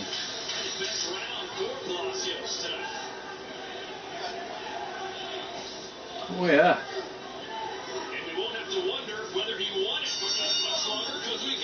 91 for Palacios. 850. Yeah. I'll show you the card. You want to see it? Just throw it up on the screen, man. But he's got to win the fight, though, right? So. I like giving these big fucking rounds for some people. Oh yeah, for sure. But I still like to see if I can upset. You never know. The co-main and the main. Are you liking Shushu Carrington? It's kind of boring, eh? He's slick. He's slick when he wants to be, and then he fucking... Palacios is fucking sticking in there, you know? He's not like fucking... He's not levels ahead.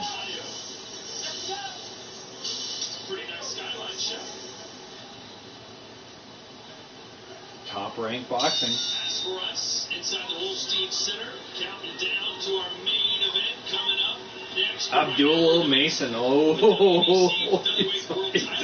he's a hell of a fighter, man. Coming up. Hasn't had many problems at all with the challenger, Zurdo Palacios, and you hear what the crowd thinks about this fight.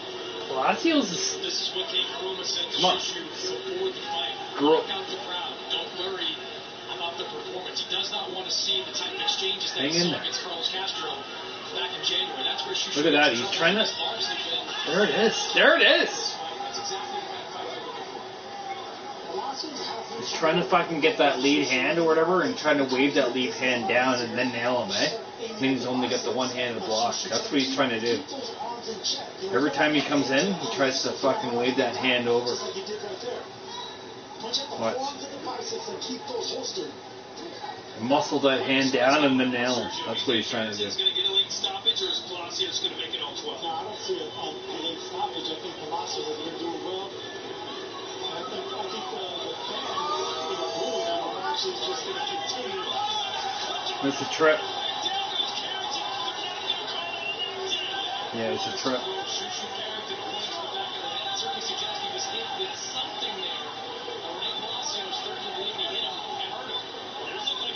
That's a trip. The next one might not be, though.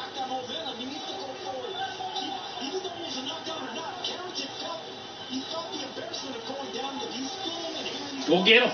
Go get him. You got nothing to lose, bud. Instant replay in Ohio. So the referee's rule, in this case, referee Harvey Dock, who's been around a very long time, the better referees in boxing. boxing. He's ruled that if it's not a knockdown, that will be the Try it, Palacio. Try it, bud. Try it. See, that's one thing I do want in boxing. I want instant replay. That is something that would be beneficial in my opinion. Well, it's available in most of the major states. New York, California. But Shushu's boring as fuck. I really don't like this guy. He's terrible. I don't even like Shushu. He's fucking garbage. Reminds me of a pussy. I want to see him fight.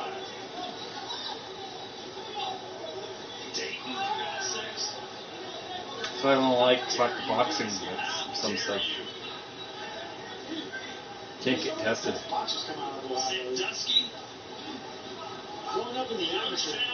Catch him on the jaw and then see what happens. Best boxers in the amateurs, I remember from Ohio, the Michigan area. This just something in the water right here. They offer fight, Good. a little bit of everything. Come on, Blas. You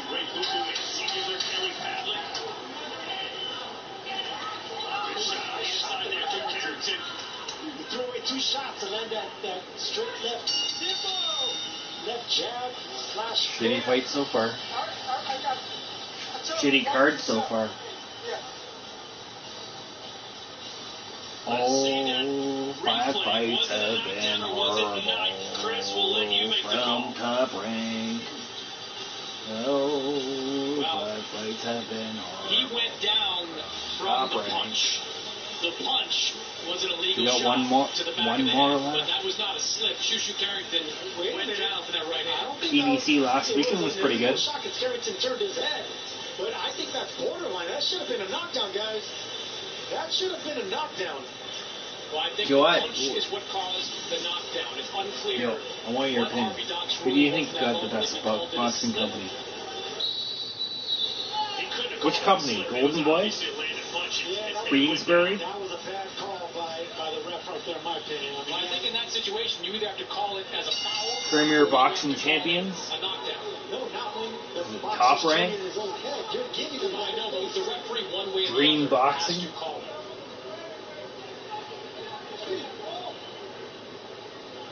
Where are they all signed? They're all signed on the zone, but they're still signed under their same, like, you know what I mean, company as themselves. Very confident that Palacios wouldn't be able to go the distance with him. Is in this fight. He's not winning a lot of Which is rounds, cool. Sergio, It's different. It's different, right? The promotions are, yeah, the networks are taking over. Check our open scoring. But it's still kind of cool. Championship bout, we are utilizing the WBC open scoring system. After 8 rounds of boxing, all 3 judges scored about the same, 79-73. What is this? Shushu Carrington. Yeah, that's exactly how I had it scored. 87th round. That's fucked. I've never seen that before. Have you?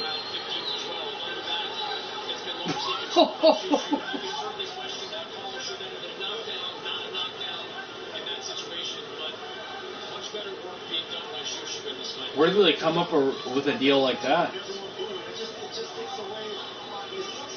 We'll have to bring that up in the next fucking thing. Like, what the fuck? What's with the public fucking? What the hell is that? Okay, we gotta let other people know that and what they think of that, and what they've passed and what they've not passed. That's fucked. Now we're in American boxing. Fuck, the UK would never do that.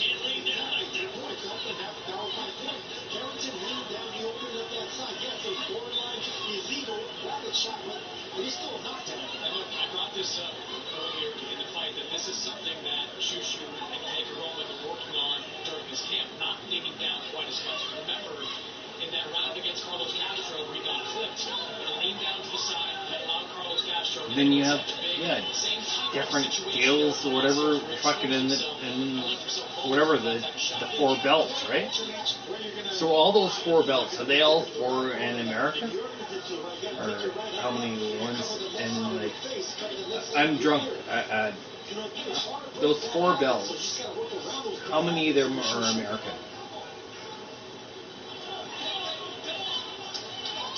Is that a stupid question? Scoring, maybe my math is a little off, but it looks like there's no way Palacios can win this fight or even get a draw unless he gets some knockdowns.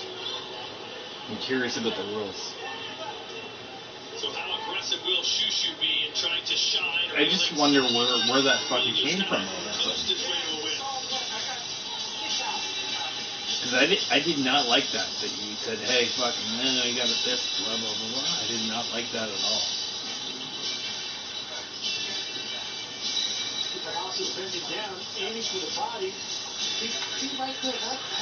Yeah, and then the fighter hears it. He touched the body, he ricocheted off the top of right? the head. And then the fighter hears it, and like, oh yeah, they're gonna bet the guy, fucking blah blah blah. I'm gonna go extra hard to fucking make it a draw. You can't do that.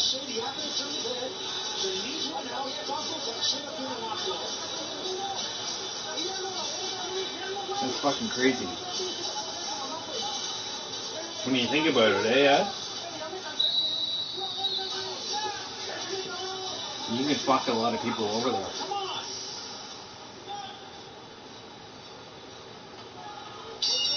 Instructions in the corner for Lazos, but a lot of cheerleading, a lot of anger. They want him to push the fight, but they sense that they did get Love fucking Saturday Night Boxing, though. I'll tell you that. What he ruled a couple of rounds ago, he said he ruled it a slip. It was not a slip. Love me some Saturday Night Boxing. That landed by Palacios. An illegal punch, but a punch. Top rank. Nonetheless. So Harvey Dog missed that call there. Called it a slip on Shushu Carrington. This guy coming up next, Abdullah Mason, he's a phenom. He's really good. He's deadly, man. I've seen him fucking fight some people that are really, really good. I mean, he's took some fucking shots. What is he, 22 years old, 20 years old? He might even only be 20 years old, but right? I might be wrong when I said 22. He might be 20 years old. He might be a world champion already. Abdullah Mason. Oh, he's unbelievable.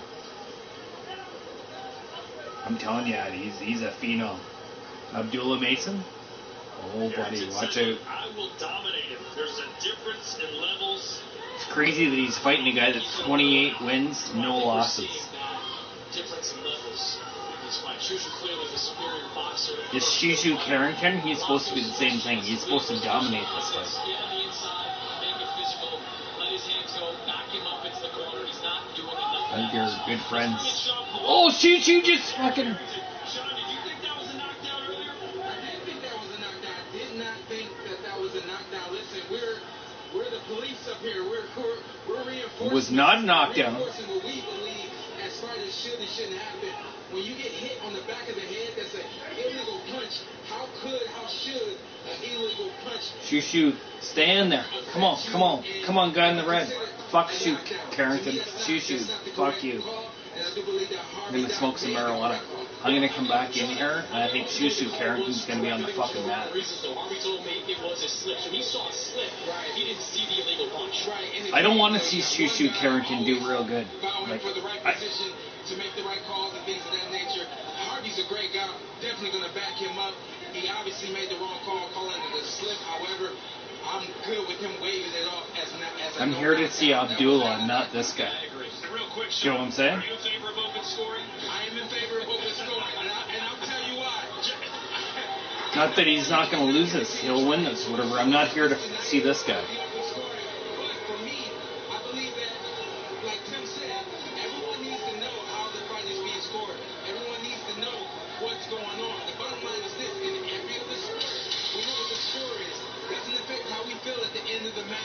Even though it's his buddy, he's fucking, yeah, he's probably won the match. We never know along the way. I'm in favor of scoring, and let's see how it goes. All right, thank you, Sean. But in every other sport, you can't punch the guy in the face either, so there's a lot of differences between boxing and other sports. Some good, some not so good. You got extra talent to win? No. We need the scoring one. You read this?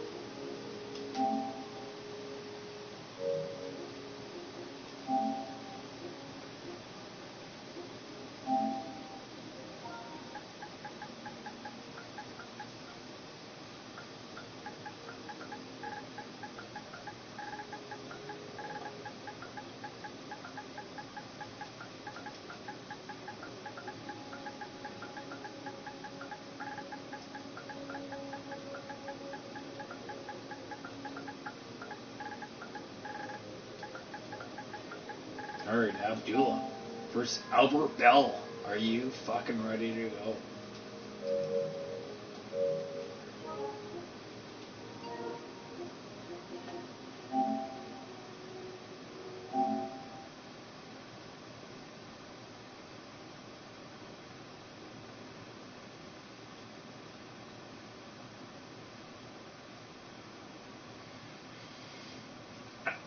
Atmosphere.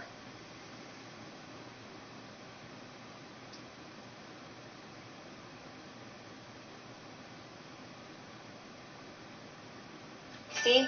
These dishes.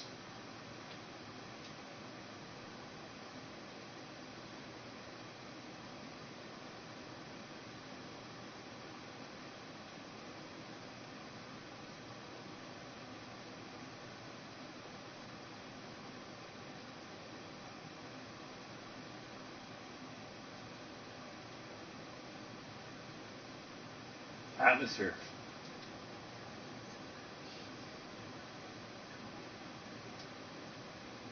Music from Aesop Rock, the song Blood Sandwich from The Impossible Kid. Right before that, Brother Ali, Looking at Me Sideways from The Undisputed Truth. That came out in 2007, both of those on Rhymesayers Entertainment Records. And new local music from Anomi Bell starting off the set, the song Unwind. Anomi's new record is called Flux. It's here on your afternoon show. Kevin Cole with you down in the performance space along with Slug and Ant, also known as Atmosphere, and also joining us this afternoon, DJ Plain Old Bill. Welcome. Hey! It's great having you here. Thanks for having us back. Yeah, it's awesome. You guys are playing tonight, a sold-out show at Showbox Soto, so appreciate you taking the time out to play for KXP listeners worldwide. We appreciate you having us, and it means a lot to us. How about a couple songs, maybe from the new album, Fishing Blues? Okay, yeah. Cool.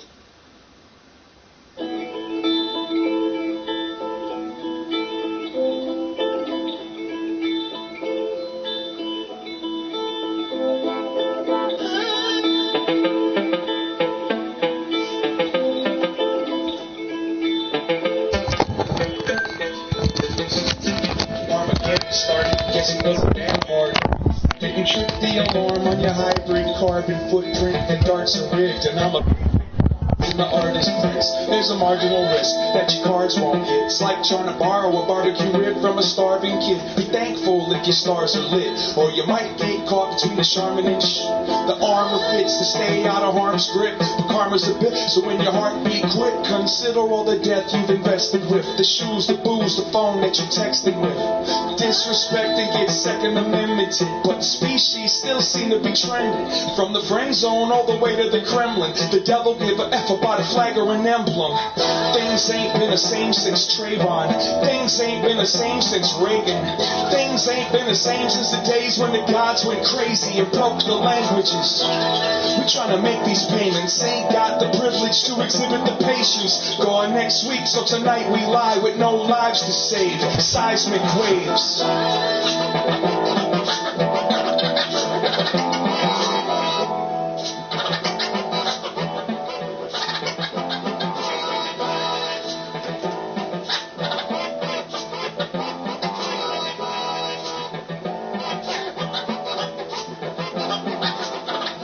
Jump back and kiss myself, but I've been working on learning to resist myself. I used to think criticism was the definition. Fish swimming up a river full of pessimism. I want to catch one barehanded, clean it, cook it, and feed it to Lazarus. All around the planet it's the same as Minneapolis. Everybody looking for a little love and happiness. I don't romanticize the rain, and those drugs only hide the pain. Turn up the temperature, high as a plane, with non sequiturs to tie up your train. And you can keep Christopher Walken with the trash you're talking. You can't take it with it, it don't fit in your coffin. As a kid, I didn't give it much thought then. Just wanted a mouthful of nipple and a Zippo in my zipper pocket. I remember when the whole world stank like an ashtray. The good old days, I wanna laugh when somebody says the good old days. But they was good cause we did learn to look both ways. Cross the roadway, look, everything will be okay. Before we go the hell away like a snowflake. Going next week, so tonight I'm trying to reach those seismic, climb those seismic waves.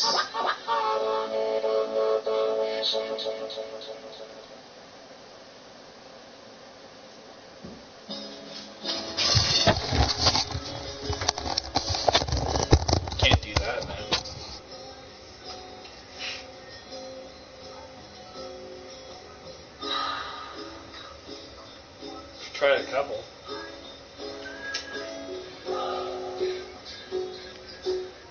Just gotta play some good beats, man.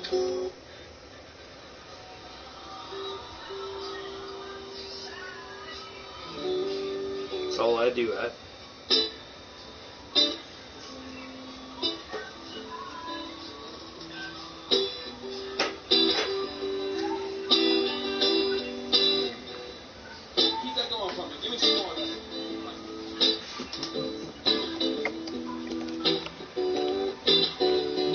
Hey, there's a good song right here. Okay, we got a little bit of time before the main event. If y'all gonna clap, you gotta really keep the beat going. Give me your A game.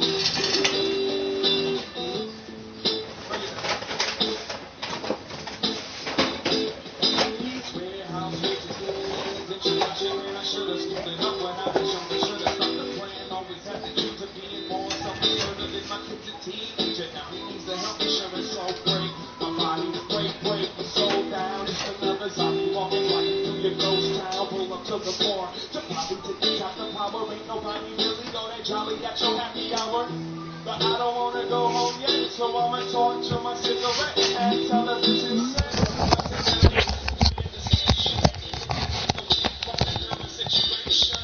No overtime pay, no holiday. Folks was high on every day, but the lottery wins around the corner, guarantee him that my car dies. Might be having trouble trying to juggle both the part-times.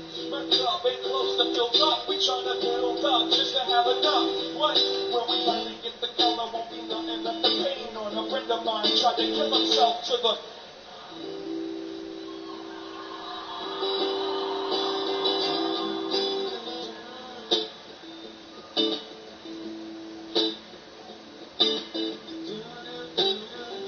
Listen to that, it's like a campfire song. It's beautiful. Yeah. My way that happens, daddy, making magic out of can. Bitch, my tax racket status, got a question in my man. With my shorty got caught smoking weed at a concert. And if I smack them, everybody treat me like a monster. My neighbors ain't doing much better. They making competition instead of sticking together. Can't say no, man, taking back the snitch. Back that brick, it's late, wait, the money ain't here, the raise ain't coming, just me and my son and that crazy woman, and those bartenders, my whole fucking country, got all of y'all swallowing that lunch meat. You speed up the process, kill me in my face in the name of progress, put me in the dirt, then change the topic, sometimes seem like the only way to stop it. Contemplate my departure date. Doesn't take a lot to get a lot of us to talk this way. Oh, there goes the beer. My bad. Apparently, my only guarantee is a.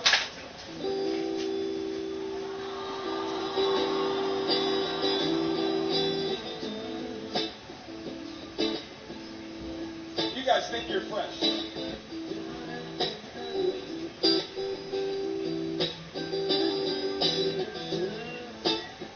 I used to have that starter jacket. Give me a third verse. I hate my life because I hate my boss. I'd walk off the job, can't take the loss. I'm paranoid that he might lay me off. I promise to God someday he's gonna pay the cost. I dream about killing him sometimes. The booze, the weed, the pills, nothing helps unwind. I'm done trying to find sunshine. I could be an internet punchline by lunchtime. They wanna overwork me, they tryna hurt me, he only make me bloodthirsty. First we make him squeal like a girly, I'ma gag him with a shirt sleeve and show him no mercy.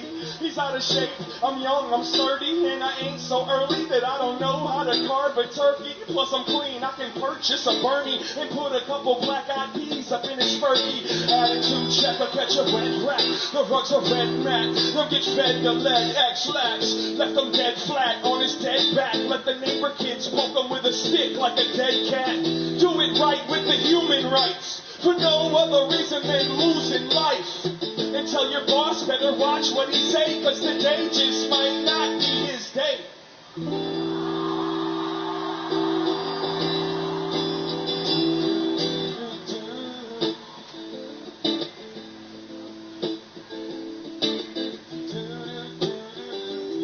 I love you, you were so good at this.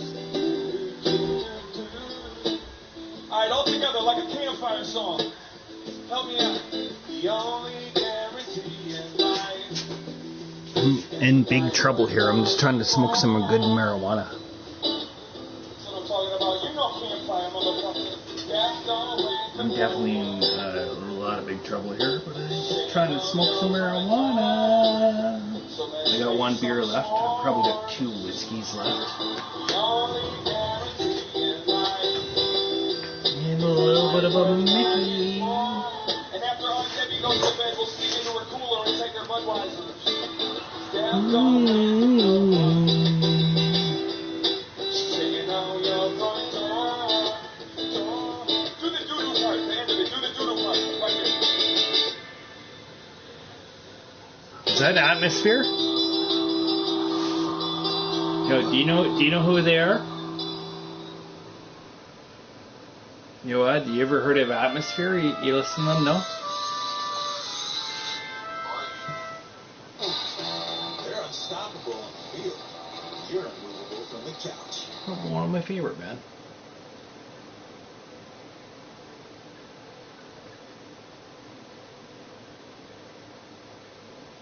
Ready for that big fight? When's that big fight coming up? Abdullah Mason and Bell. When is it? Tell me when it's coming up, would you? Do you mind if I just play a couple fucking tunes, bud? Flip Flops might hang around here, man. Flip Flops might even join. He's like, hey, I might join. Do you mind if Flip Flops tries to join the party? You okay with that?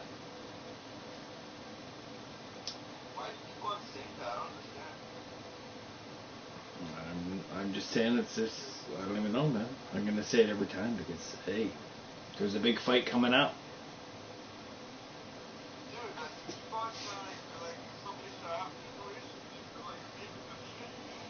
I know.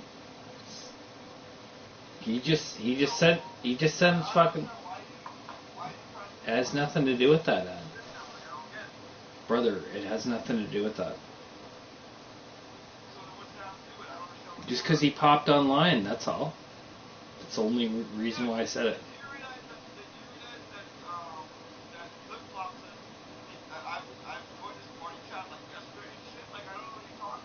I know, which is good. Which is good. I missed it, bud. I missed it. Nothing. That's what I'm saying, man. I'm like, hey, do you mind? That's all I was saying, man. That's all I'm saying. I'm just having a beer. What are you talking about? That the main event's about to start, and then someone just came online, and that's all I'm saying. I could have just not said nothing. If you want me to say nothing, I don't have to say anything. Be quiet. Yeah. Okay. Yeah, nothing. It's literally nothing, Ed. Literally nothing. Well, I'm not trying to do that, buddy. I'm trying to fucking get drunk myself and try to win the fucking bet. Alright? I'm not. Okay, just watch the fucking fight. Alright, I'm sorry, man. I won't mention the fucking name again. I'm sorry. Don't you be a fucking crazy ass fucking Chinese wannabe either. You go fuck yourself.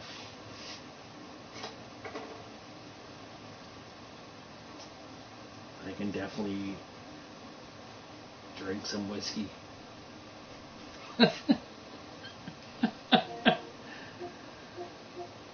You probably drank too much last night. Did you have a drink last night? No? I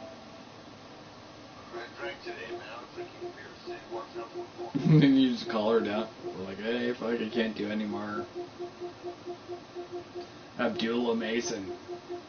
That's... Yeah. He was boring. Yeah, Shushu Carrington? Yeah. Yeah. I'm with you on that. You definitely was not impressed with him.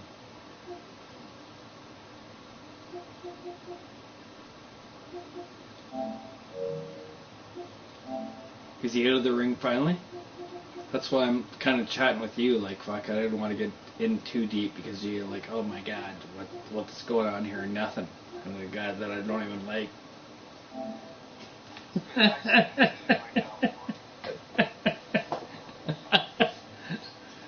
You know what I mean? Mason Bell. This would be interesting, though. Let's go.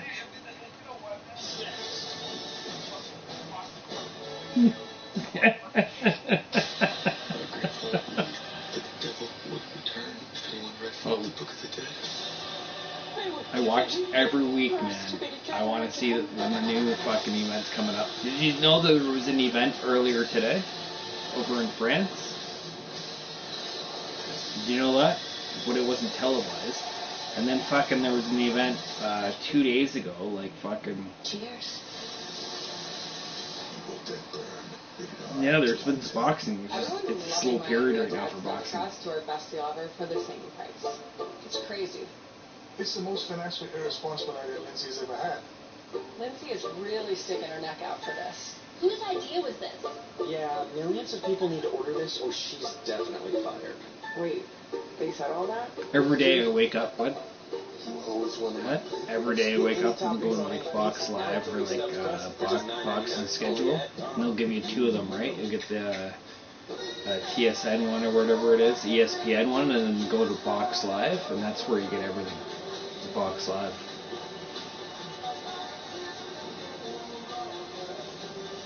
Fuck, you got them on the fights on the Wednesdays, Thursdays, fucking stuff that you don't normally see, you know what I mean? You have somebody come home with you from the hardware store? They're on them all, man. No say in design. Some weeks you get some of them, they're like on a Wednesday, you got 2 weeks in a row, 3 weeks in a row on a Thursday in Canada. Like, you never know what you're going to get with boxing, man. Like, you wonder how they even set up some of these matches. I guess they're looking for like the cheapest way to rent the arena, you know what I mean? Hey, that's the way they gotta do it. Hey, yeah? Would you not say that?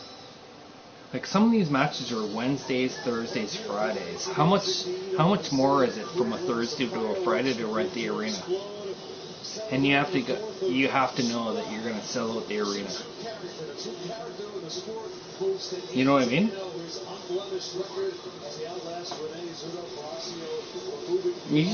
It just makes you like look at the kind of money that you're paying.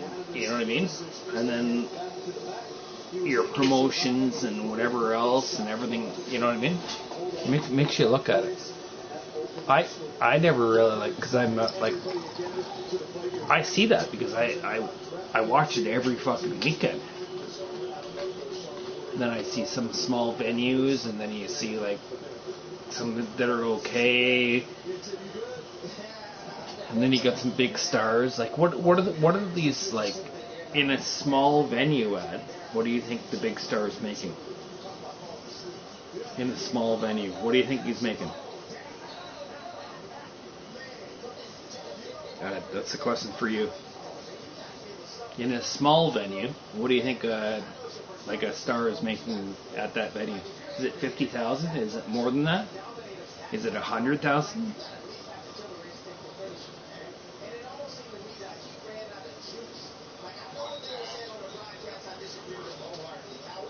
Pardon? Yeah, I'm listening. Yeah. Yeah, but you can get fucking, I guess looking at the purse, yeah, but you can also like have a venue that's half fucking empty that doesn't meet the purse. They're guaranteed a certain amount of money, right?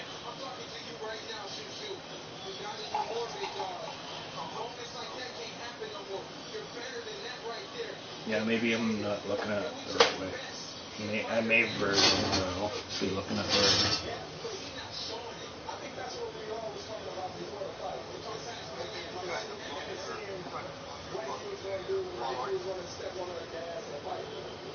But he doesn't. I'm not trying to fight here, Ed. Hey.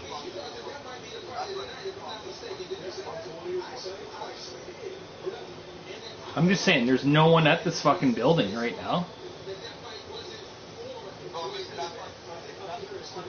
We're not arguing about that, I'm just asking you a simple question. Do you want to fight? Well, you're trying to fight. Oh yeah, you are. Oh yeah, you want to fucking argue. Right? I'm just saying it's a simple thing. Like, what do you think they're making there? That's all I said. You were like, oh, well, fucking yeah, I gotta be the tough guy, I gotta be the right one. Well, I'm just saying that. We're watching the fight. It's the main event. What's Abdullah Mason making tonight? I have no idea. That's why I'm kind of open to this. What is it?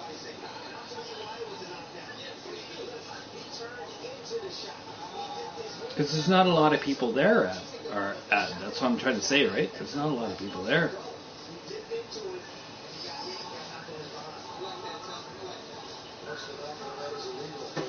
Is it not a small venue?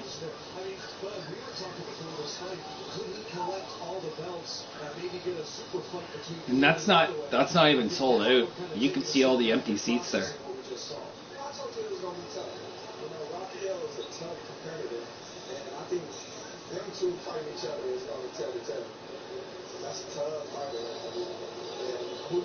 You saying that he's in a tough fight against Bell? You saying that he's in a tough fight against Bell? I took a draw, and I also took Bell.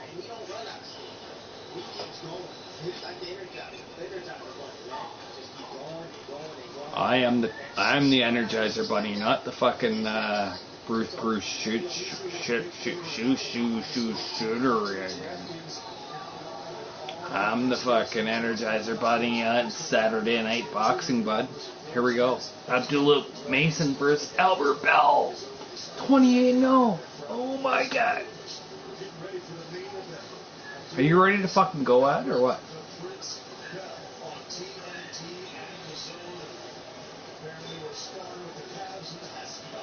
This Abdullah Mason, he's phenomenal.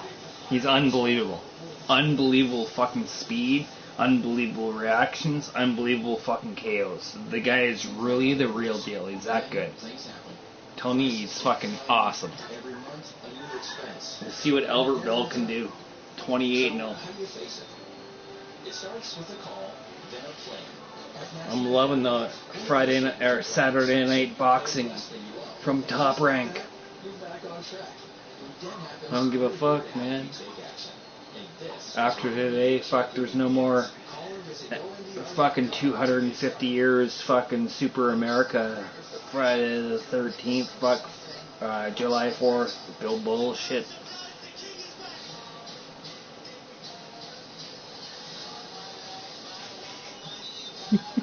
I'm sorry, I'm getting tired with the bullshit, man.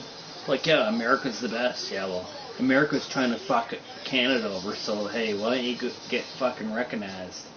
And then we have a real good conversation.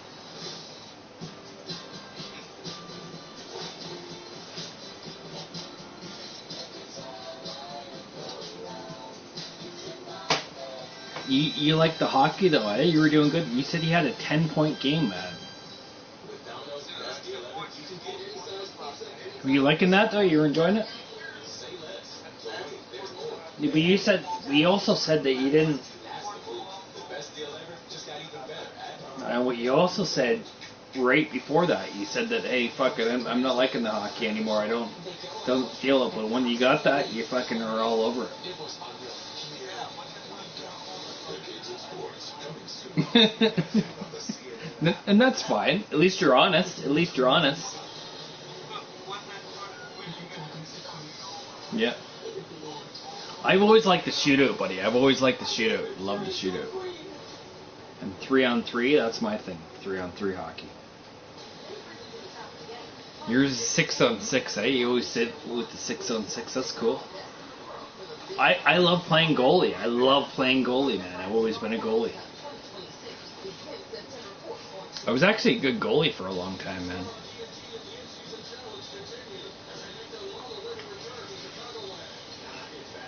Do you like NASCAR? Were you ever into NASCAR at all?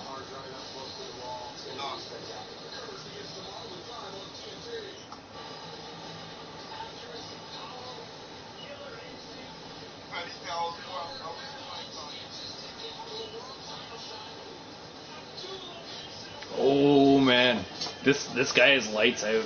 I gotta smoke some marijuana, man. Oh man, I want to see Abdullah Mason fight.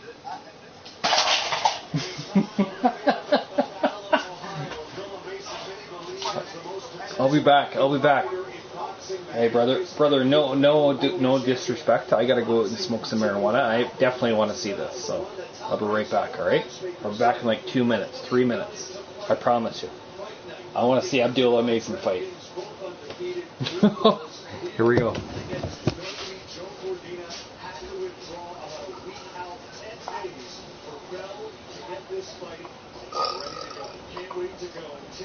Who do you got? How's it in? Look, first and foremost, let me just go back there. I gotta go back to that last fight because Palacios didn't show up. I hope they'll show up and fight. You know, that's what I hope. Not just sit back on the outside and just watch. You gotta go step on this guy because I'm telling you, this is the darling, right, of Ohio.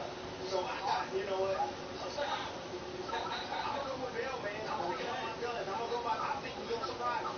Wow, what do you got, Sean? They didn't have a graphic for you if you would say that. I'm going with the young man, Abdullah Mason. I think he's just too much for Bell at this point. Decision or knockout? Decision. Okay. Very sharp young man.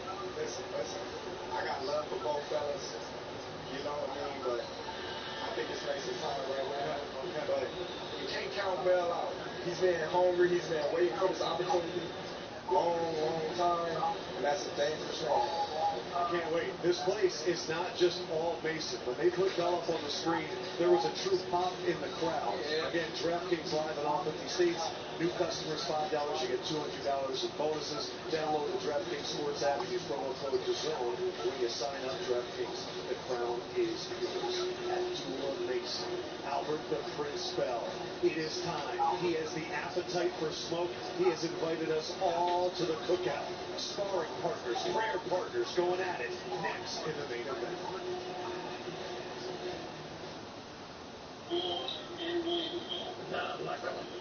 Yes.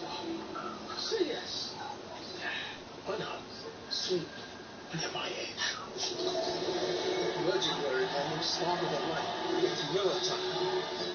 Hey, I was here first. Monopoly, I challenge ye to a duel. I stop at nothing to win. Whee! I said good day, sir. Sorry, sir. Excellent. Monopoly now. Eat my cat. Give me that. I hate fighting you. I hate touching your body. Play the new Simpsons event in Monopoly Go today. Why is the border drink out, son?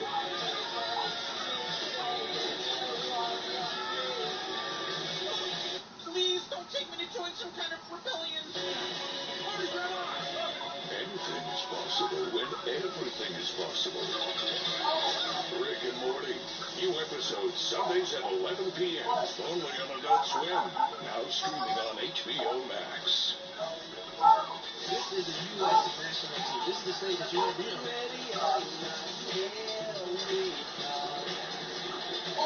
The United States, what a who gets this goal in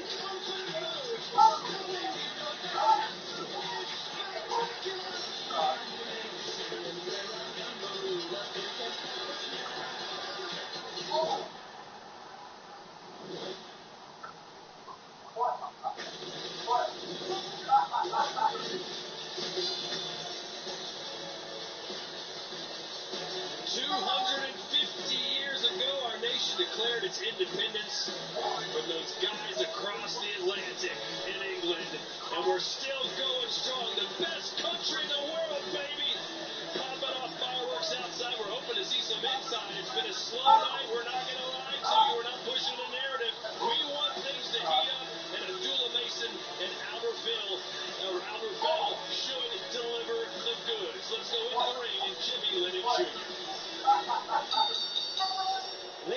gentlemen, at this time, we'd like to ask you to rise as we celebrate our country's 250th birthday on this 4th of July with the singing of our national anthem. Please welcome to the microphone to lead us tonight, Cleveland's own recording artist, Erica Kane. I said right off the bat, like, I even went out and smoked some marijuana. I don't even really give a fuck. I said, hey, you gotta be real careful because this guy's gonna hurt someone. Abdullah Mason? Okay.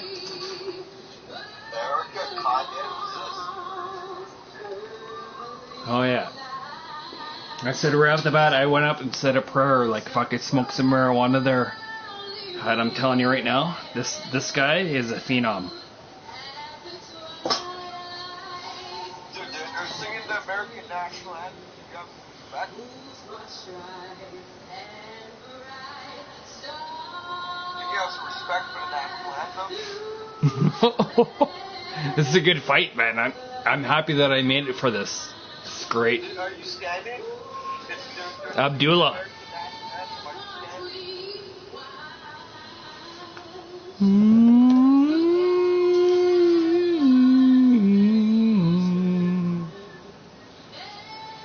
Yeah, you can tell it's a good fight. There's some fucking volume in the house, you know what I mean? People want to see this. Elite stepping.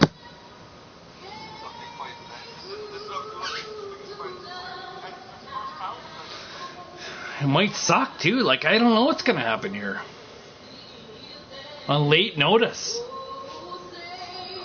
1 week, you said. 28-0. The guy that's fucking fought him five times in the last year. Okay? Holy shit, sparring. Holy shit, we gotta fight. Bell looks like he's fucking ready to do something here. Yo, man.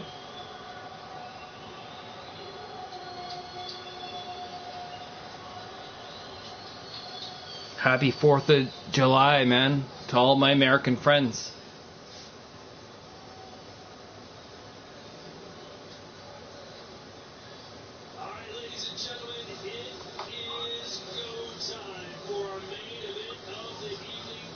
Can Albert Bell hang around? Can Albert Bell hang around?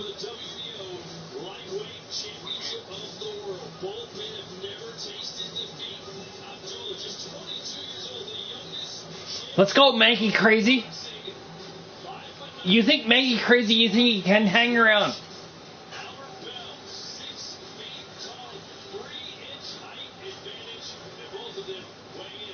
You think Albert Bell can hang around? That's what you're saying, Mankey? Yes?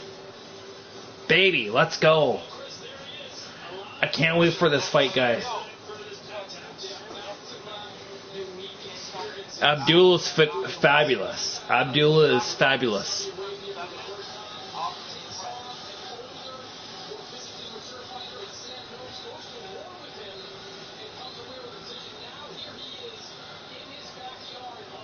I think he would have smoked Sam Noakes that last fight. He probably would have destroyed him. It was a different name. I thought, oh man, I thought it was Sam Noakes. Oh, okay. I got messed up with a different name.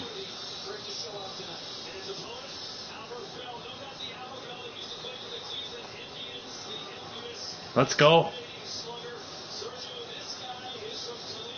Holy shit, we got a good fight here. Let's go. Just go get those jabs. Get in there, get some points. Oh my goodness. Against Abdullah Mason.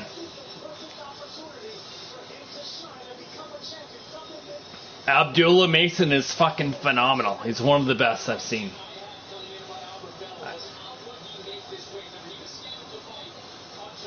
Abdullah Mason is phenomenal. I'm telling you. Unbelievable.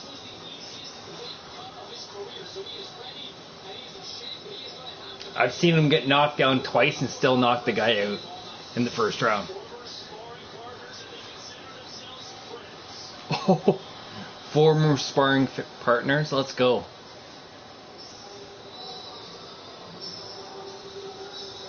I took Albert Bell, and then I also took a draw.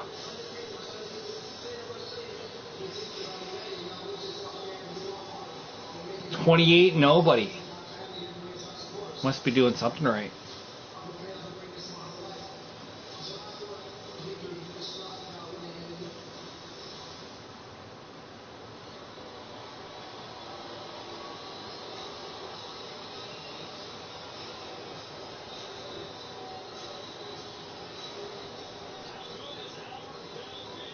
He's got that left and right, eh? See that?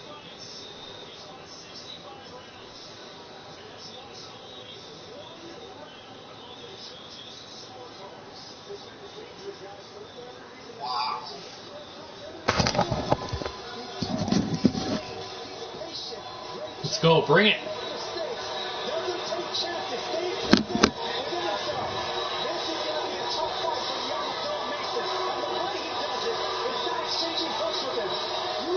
Don't smile too much. Don't smile, just keep it quiet.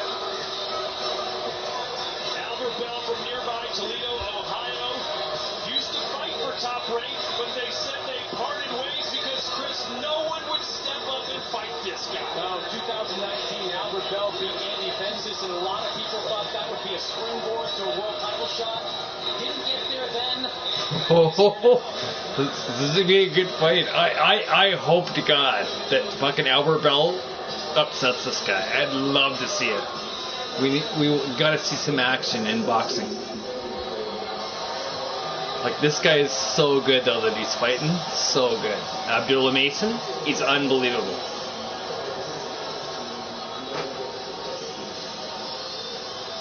I'm telling you guys, like, if you guys like boxing, you're gonna watch it right now. He's a phenom, one of the best. Abdullah Mason.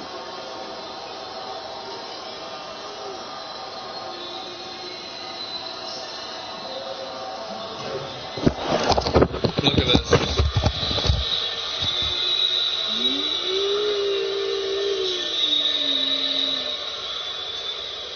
We are the champions. That's so awesome, man. That's so good. Oh yeah, buddy.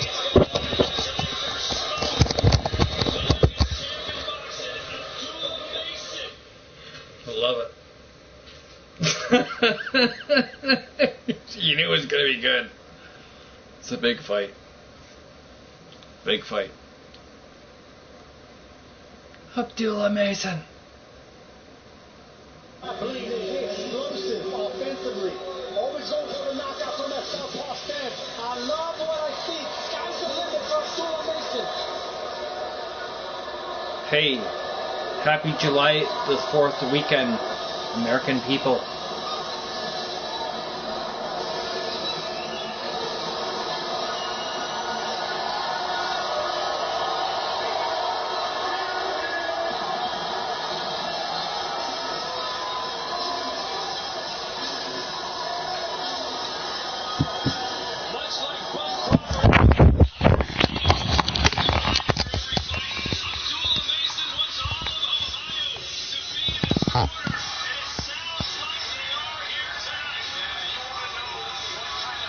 Let's fucking go. We gotta fight.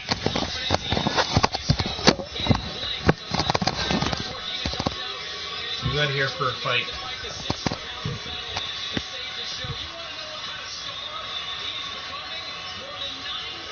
I told you, Ed. He's a star.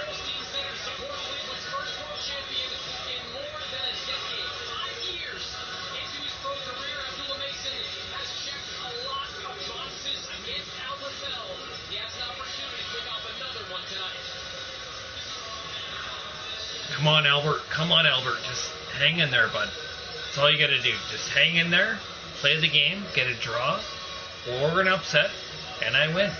2 out of 3 chances. Underdogs, I win. Come on.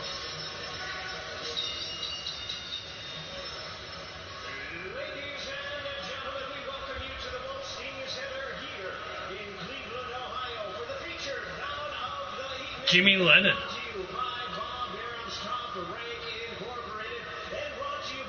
Everybody loves Saturday Night Boxing by Top Rank.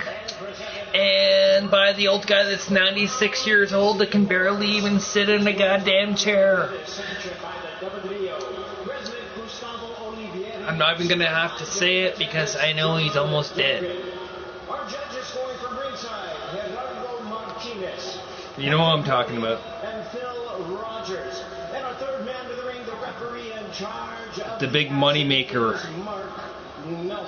You know who it is? Top Rank? The guy with all the money. Guy can't even set up. You know what I'm talking about. Who is it? Yes. How old is he, man? 95?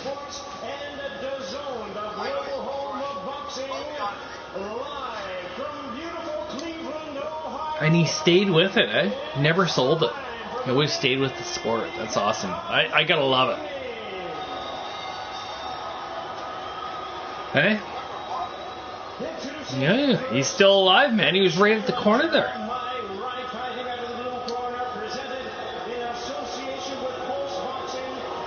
Come on. Let's fucking get it. Good luck. Have a good match here, brother. Let's go.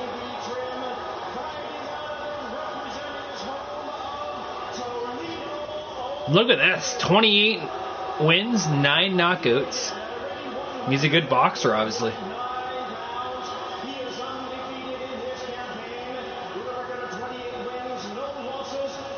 I think there's levels, though. I don't know if he can hang with him.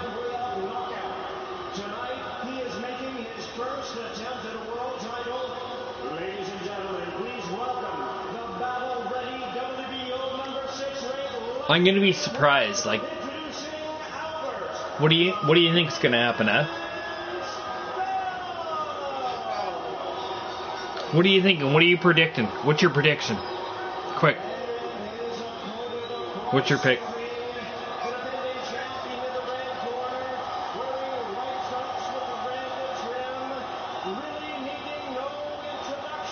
I think this guy knocks him out in 3.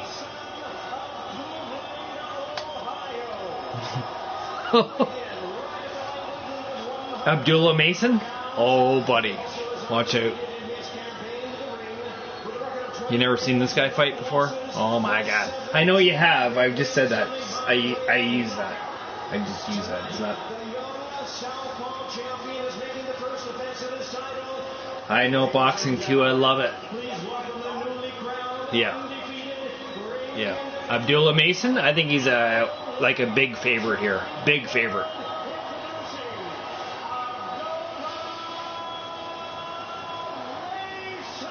I don't think the people have seen how good this guy actually is.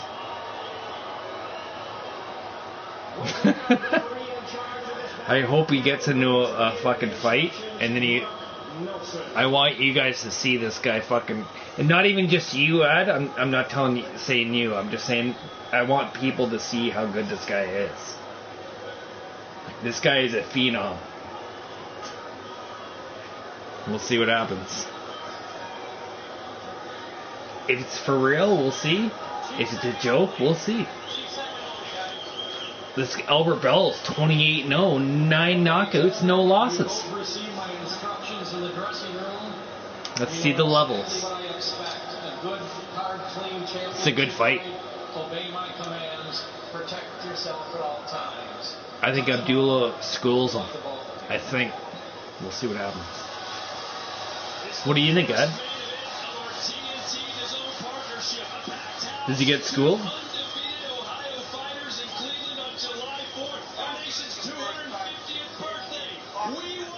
Yep, I'm listening. What's your prediction? Tell me right now before it starts. What do you think happens?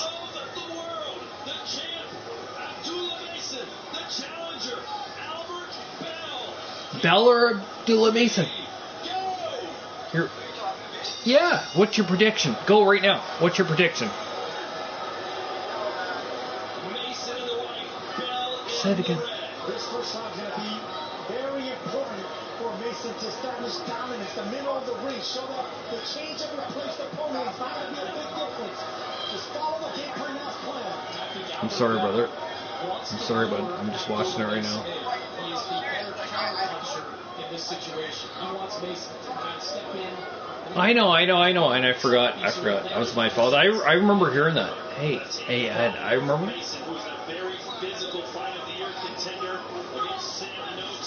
Okay, well, I remember that. All right. Let's see if we can get finished in 6. Sorry, brother. Let's go.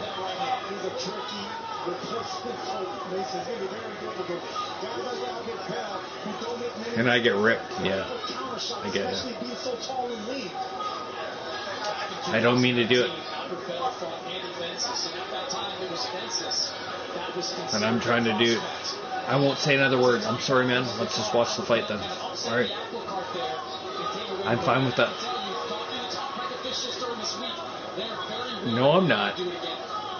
I haven't done nothing wrong, Ed. No, I haven't.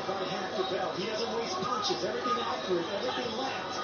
You can see him cocking that right hand, just waiting for Mason to make a mistake and get over aggressive, which he will do. The check does not exchanging.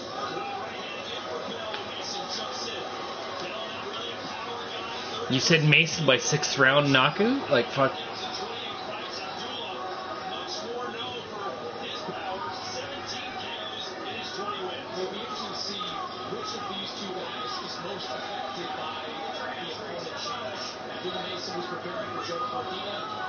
Sixth round KO. I think it can be easier for Albert Bell because who wants to face a Cuban-style fighting? You want someone that's aggressive, that American-style coming at you. Sure, Mason is a southpaw, but he feels like it's... Mason's too good, though. He's too good. This can come down to accuracy. You want the accurate shots, not the power shots.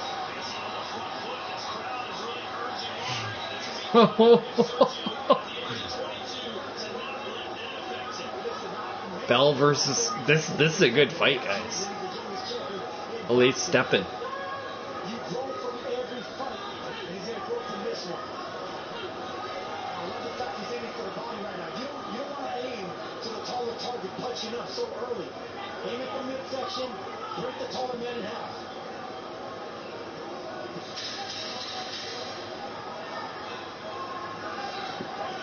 Oh, Bell.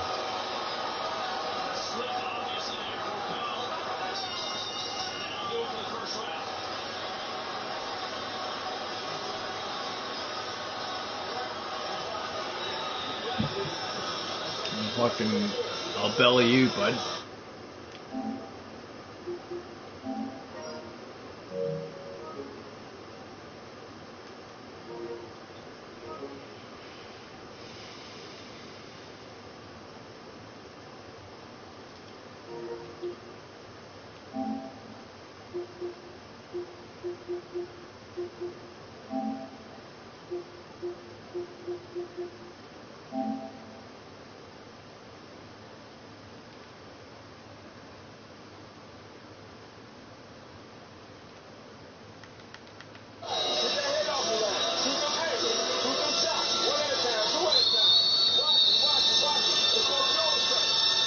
What's up for Mason? You know, last week in New York, we had Xander Zayas' team asking Bruce Ennis to trim his beard. Abdullah Mason's team did not ask Albert Bell to do that. Albert Bell was, of course, grateful for that. He said only one person asked him to trim his beard in his career. That was Andy Vences, who he fought in 2019, who happens to be managed, or was managed, by the same guy that managed Xander Zayas. Sergio, would you have asked him to trim his beard?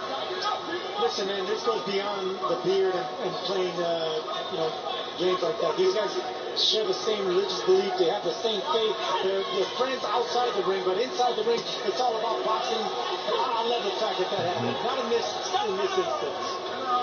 Be careful, guys. Be careful. They know each other very well. Sparred several times. So I don't think Albert Bell takes this fight on 10 days' notice unless he's very confident that he can get the job done. Counter right again as Bell jumps in. And that's going to be the main punch, like I said the last round. That short right hand, it can be long, it can be a short hook. If he pulls this off, it's amazing. It's a great right hand that Albert Bell has. With the aggression that Mason brings to the table, the longer the cycles, the more that right hand is going to be dangerous. We talk about Bell stepping up to fight Abdullah Mason. How about Mason facing Bell, though? This is a guy that no one wanted to fight, Sergio. He's so tough to deal with. 28 have tried, and all have failed. Good check hook by Bell, stopping Mason. Look, he's got that 1-2. Boom, boom, boom, boom, boom, boom, boom. He hits it, man.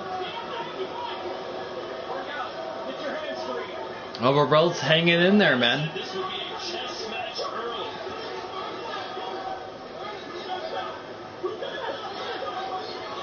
If Mason can break that range, Bell's going to have the advantages. And there's a straight right hand right down the pipe. Little left sneaks in there on the inside from Mason. Come on, Albert Bell. It's so hard to hit Bell. Mason will take any punch he can get. Good job to the gut there by Mason. I think in these early rounds, he's it's a good shot by their Mason there. Nice.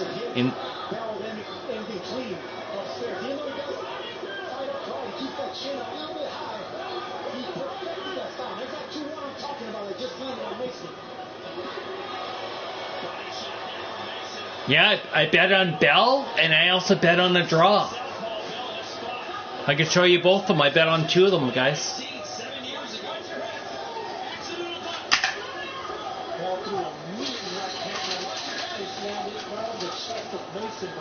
Bad intentions behind that right hand that Albert Bell just unleashed. Looks like a small cut over the left eye. Got a lift.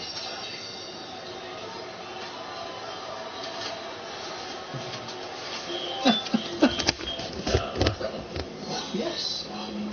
Say yes. Why not? Sleep. When you're my age. $91 on a draw.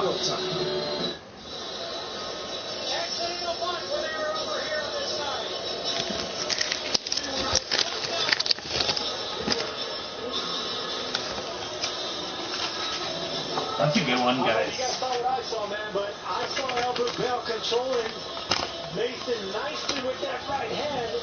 You can see that even though Mason has a higher knockout ratio with the heavier hands, it's the accuracy and the coldness of Albert Bell. Nice body shot right there by Mason. I want to see more body shots by Mason. And of course, right hands by Albert Bell.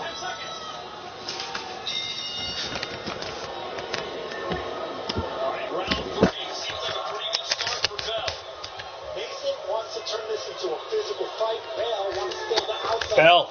Boxing.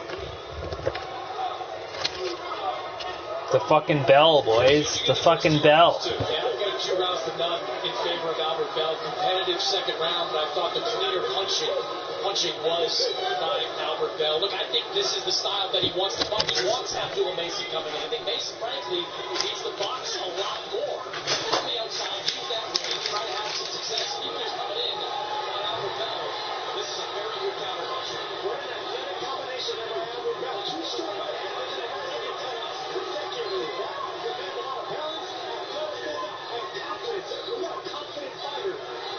Tell me Albert Bell right now. But that's how he was in our fighter interview yesterday. Just so laissez-faire, whatever. I'm going to be fine. Don't worry about me. I know what I'm doing. I'm going to beat this guy. No jabs from Mason right now. He's all the way around right in front of Bell. Bell just trying to line him up with that right.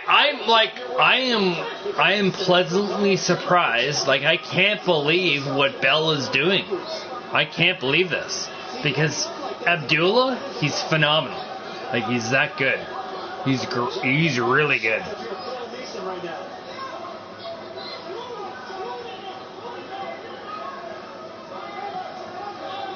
Bell waiting for Mason to jump in. I'm really surprised, guys. Mason trying to get physical. These punches just aren't quite finding their mark. He's loading up too much. Is Abdullah Mason right now? Mm-hmm. Concentrate on speed and combination. Don't worry about any shot and don't turn ahead. You're not going to catch that downstairs right now. And remember, even though Bell is tall,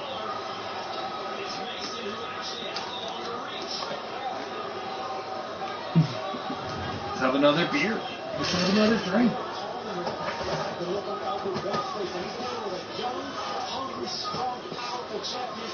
Come on, Bell.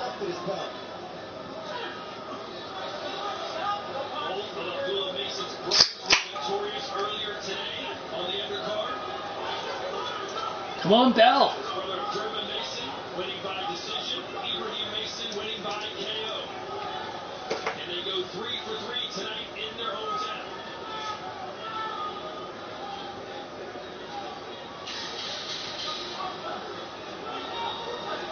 I can't believe that he's... I can't believe this.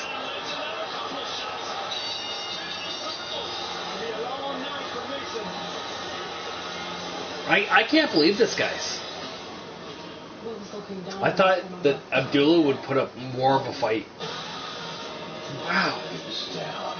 They've got Albert Bell up. To your perfect family. Are you kidding me?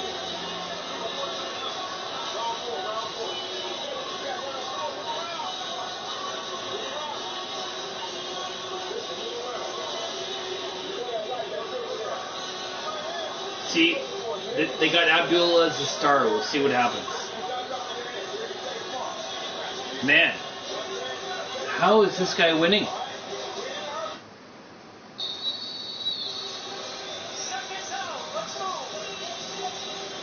Sergio, at the end of the round, you said it's going to be a long night for Mason. Why don't you think he's going to be able to make the necessary adjustments?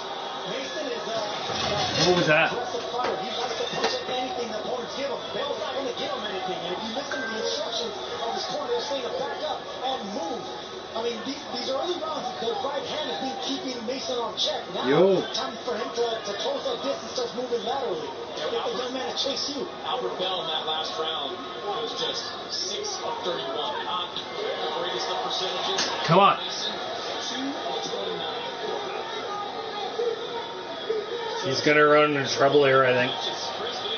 Abdullah Mason's a fucking knockout artist, bud. Watch yourself. With a tricky fighter like Bell, forget about the head, start body hunting. No, I don't know if he can do that. Sergio, earlier we talked about fighters who needed to not box and just turn this into a fight. It seems like Mason can't turn this into a fight. He's got to box. Yeah, because he's worried about the right hand. Let's do a party chat, bud. The champion just with one hand. Just keep it in cock. Because every time he comes in with that hand's going right down the pipe. There it is, right there. That's keeping Mason in check. Body shots, haven't seen a ton of those, and there's the numbers Chris Mannix was referring to.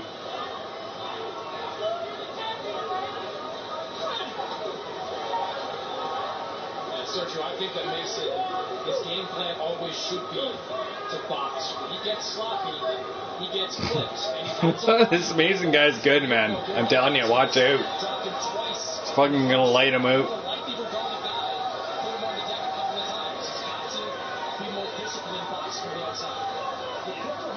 Abdullah's better than you think he is, guys. I'm telling you, he is. He'll fucking turn your lights out like he wouldn't leave. I could see a big left hand overhand hook fucking lights you out.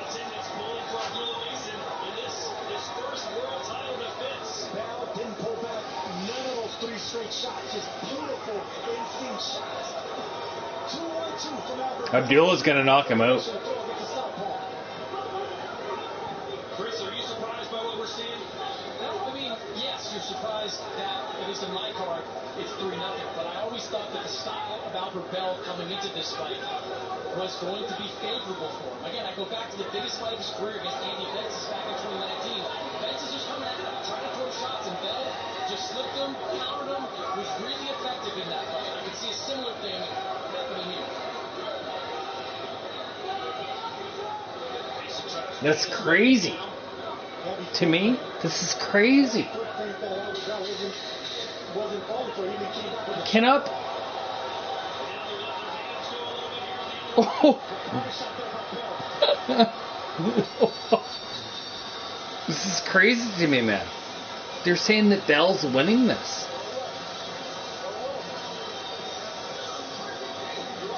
What?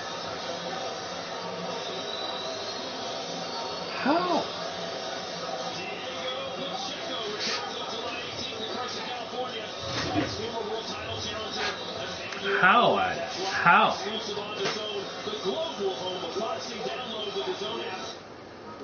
Oh my God, man.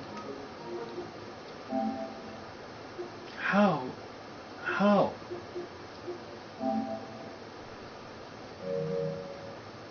Just quit my party? Yeah, I might as well just quit the party, eh? Too good?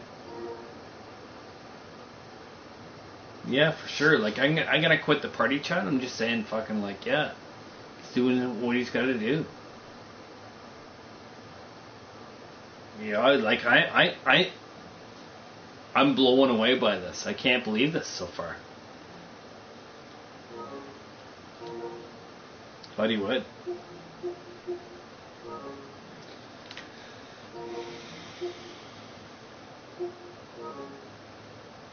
Pretty poor, eh?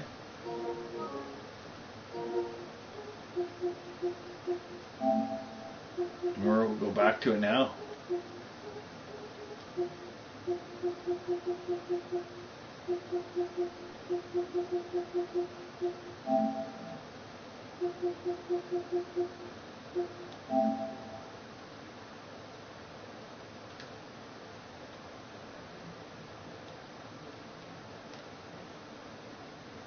Should be seen in this type of situation. I've got 4 rounds to none. That's right. Her again.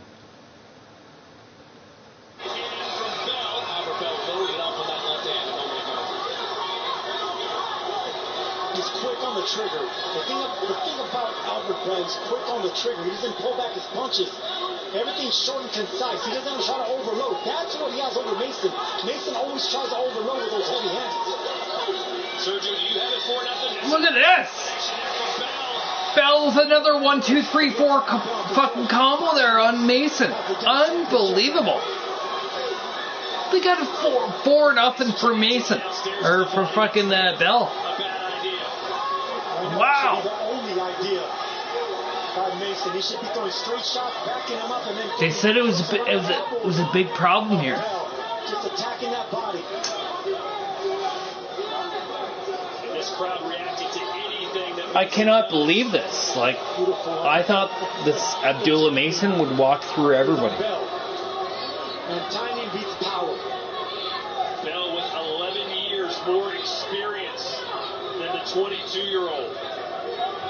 It's hard to be patient, you know. Power's exciting, you know, youth is exciting, but when you're patient and you wait for the younger fighter, the younger aggressive fighter to make mistakes, and that's exactly Oh, there's another left hook. overdoing anything. He's waiting for Bell. He's waiting for Mason to make the mistake. Mason landing a good shot. The Bell answered right back as he's done all night with Mason fighting down on the mouthpiece. He's going to try and will himself to win some of these rounds. Oh, we got a fight here, guys. Abdullah Mason versus fucking Bell. Do we got an upset on our hands? I don't know. I love live boxing. Craziness. Try not to be too loud.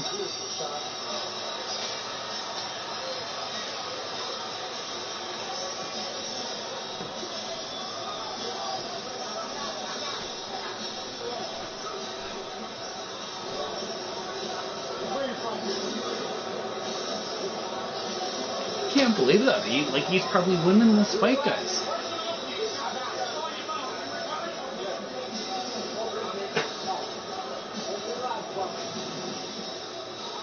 And look at this combination against the ropes. Nice left hand. Abdullah Mason. The thing about Bell, once he's against the ropes, throwing that 2, 1, 2. There you go. That's what you got to do against the southpaw. Exactly what he done. He was hitting us 1, 2, 1, 2, 1, 2. Yeah, keep it at bay so we can't come at you.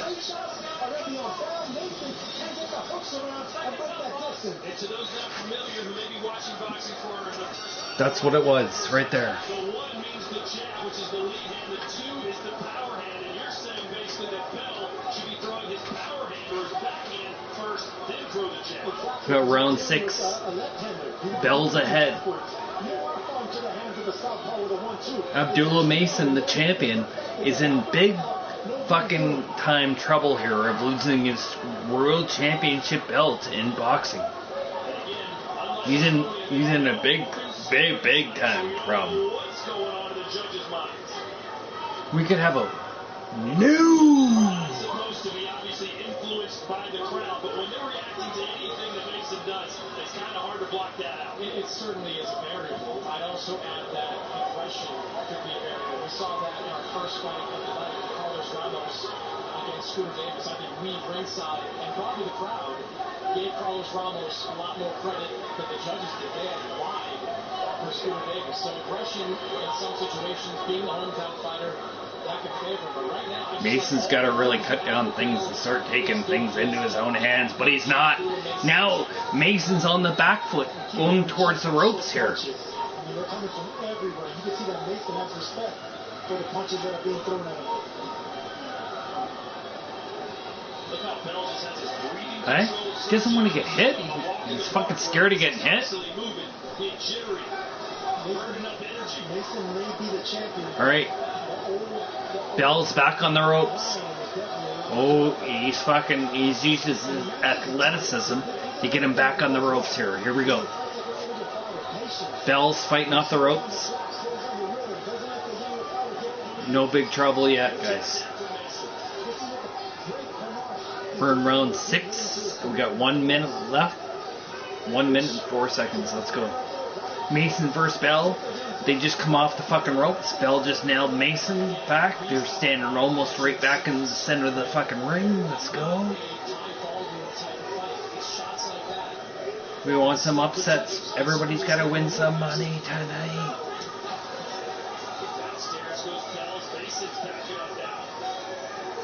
Do you like Mason trying to draw Bell to him a little bit?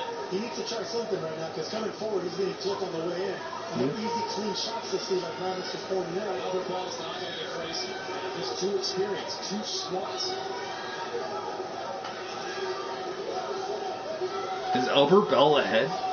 Way ahead, eh? Joe Cordina left the equation. The last fighter that should have saved the show is this man right here. Hey, look, this was not supposed to be the guy. They went to 2 or 3 different guys. Charlie Suarez was the guy they wanted. It's this guy right here, Albert Bell. Saves the show type of beautiful shot there. Body shot by Bell. Saving the show. He's stealing the show right now from Mason. Abdullah Mason is in a lot of big time trouble. Big time trouble. Wow.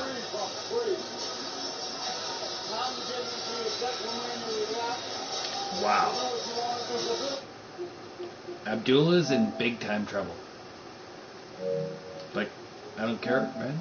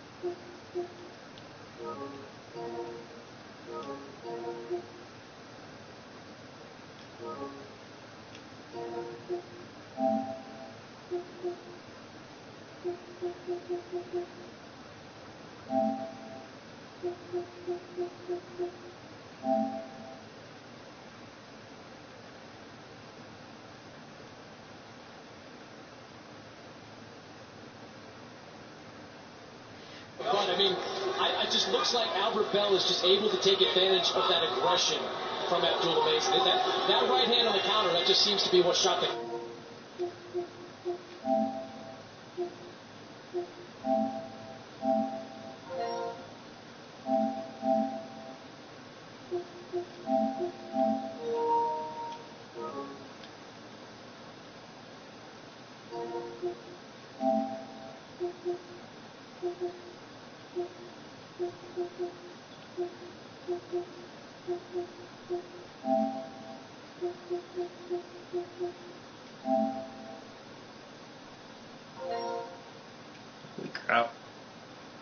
crap. What's happening here, bro? I missed it.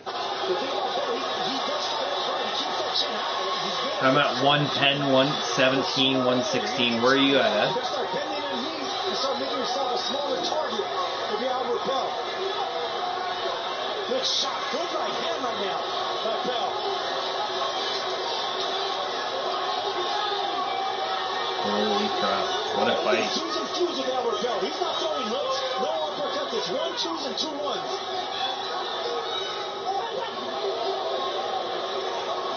The last time a world title fight was held here in Cleveland 20 years ago, Sergey Lakovic defeated Lamont Brewster right in the Wolstein Center for the WBO Heavyweight Championship.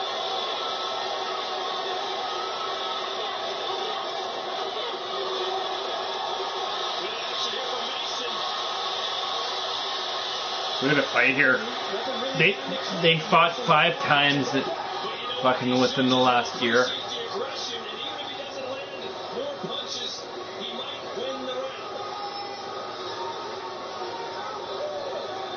This is craziness.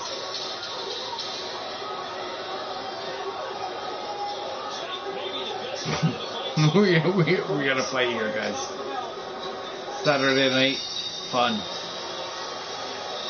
I think they fought each other 5 times within the last year, from what I just heard. Insane.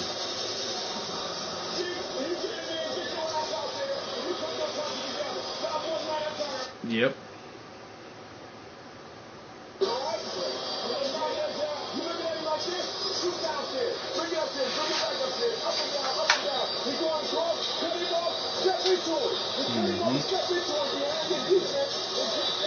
Like you said, Todd, if you're going to give a round to Abdullah Mason, the champion, this is it.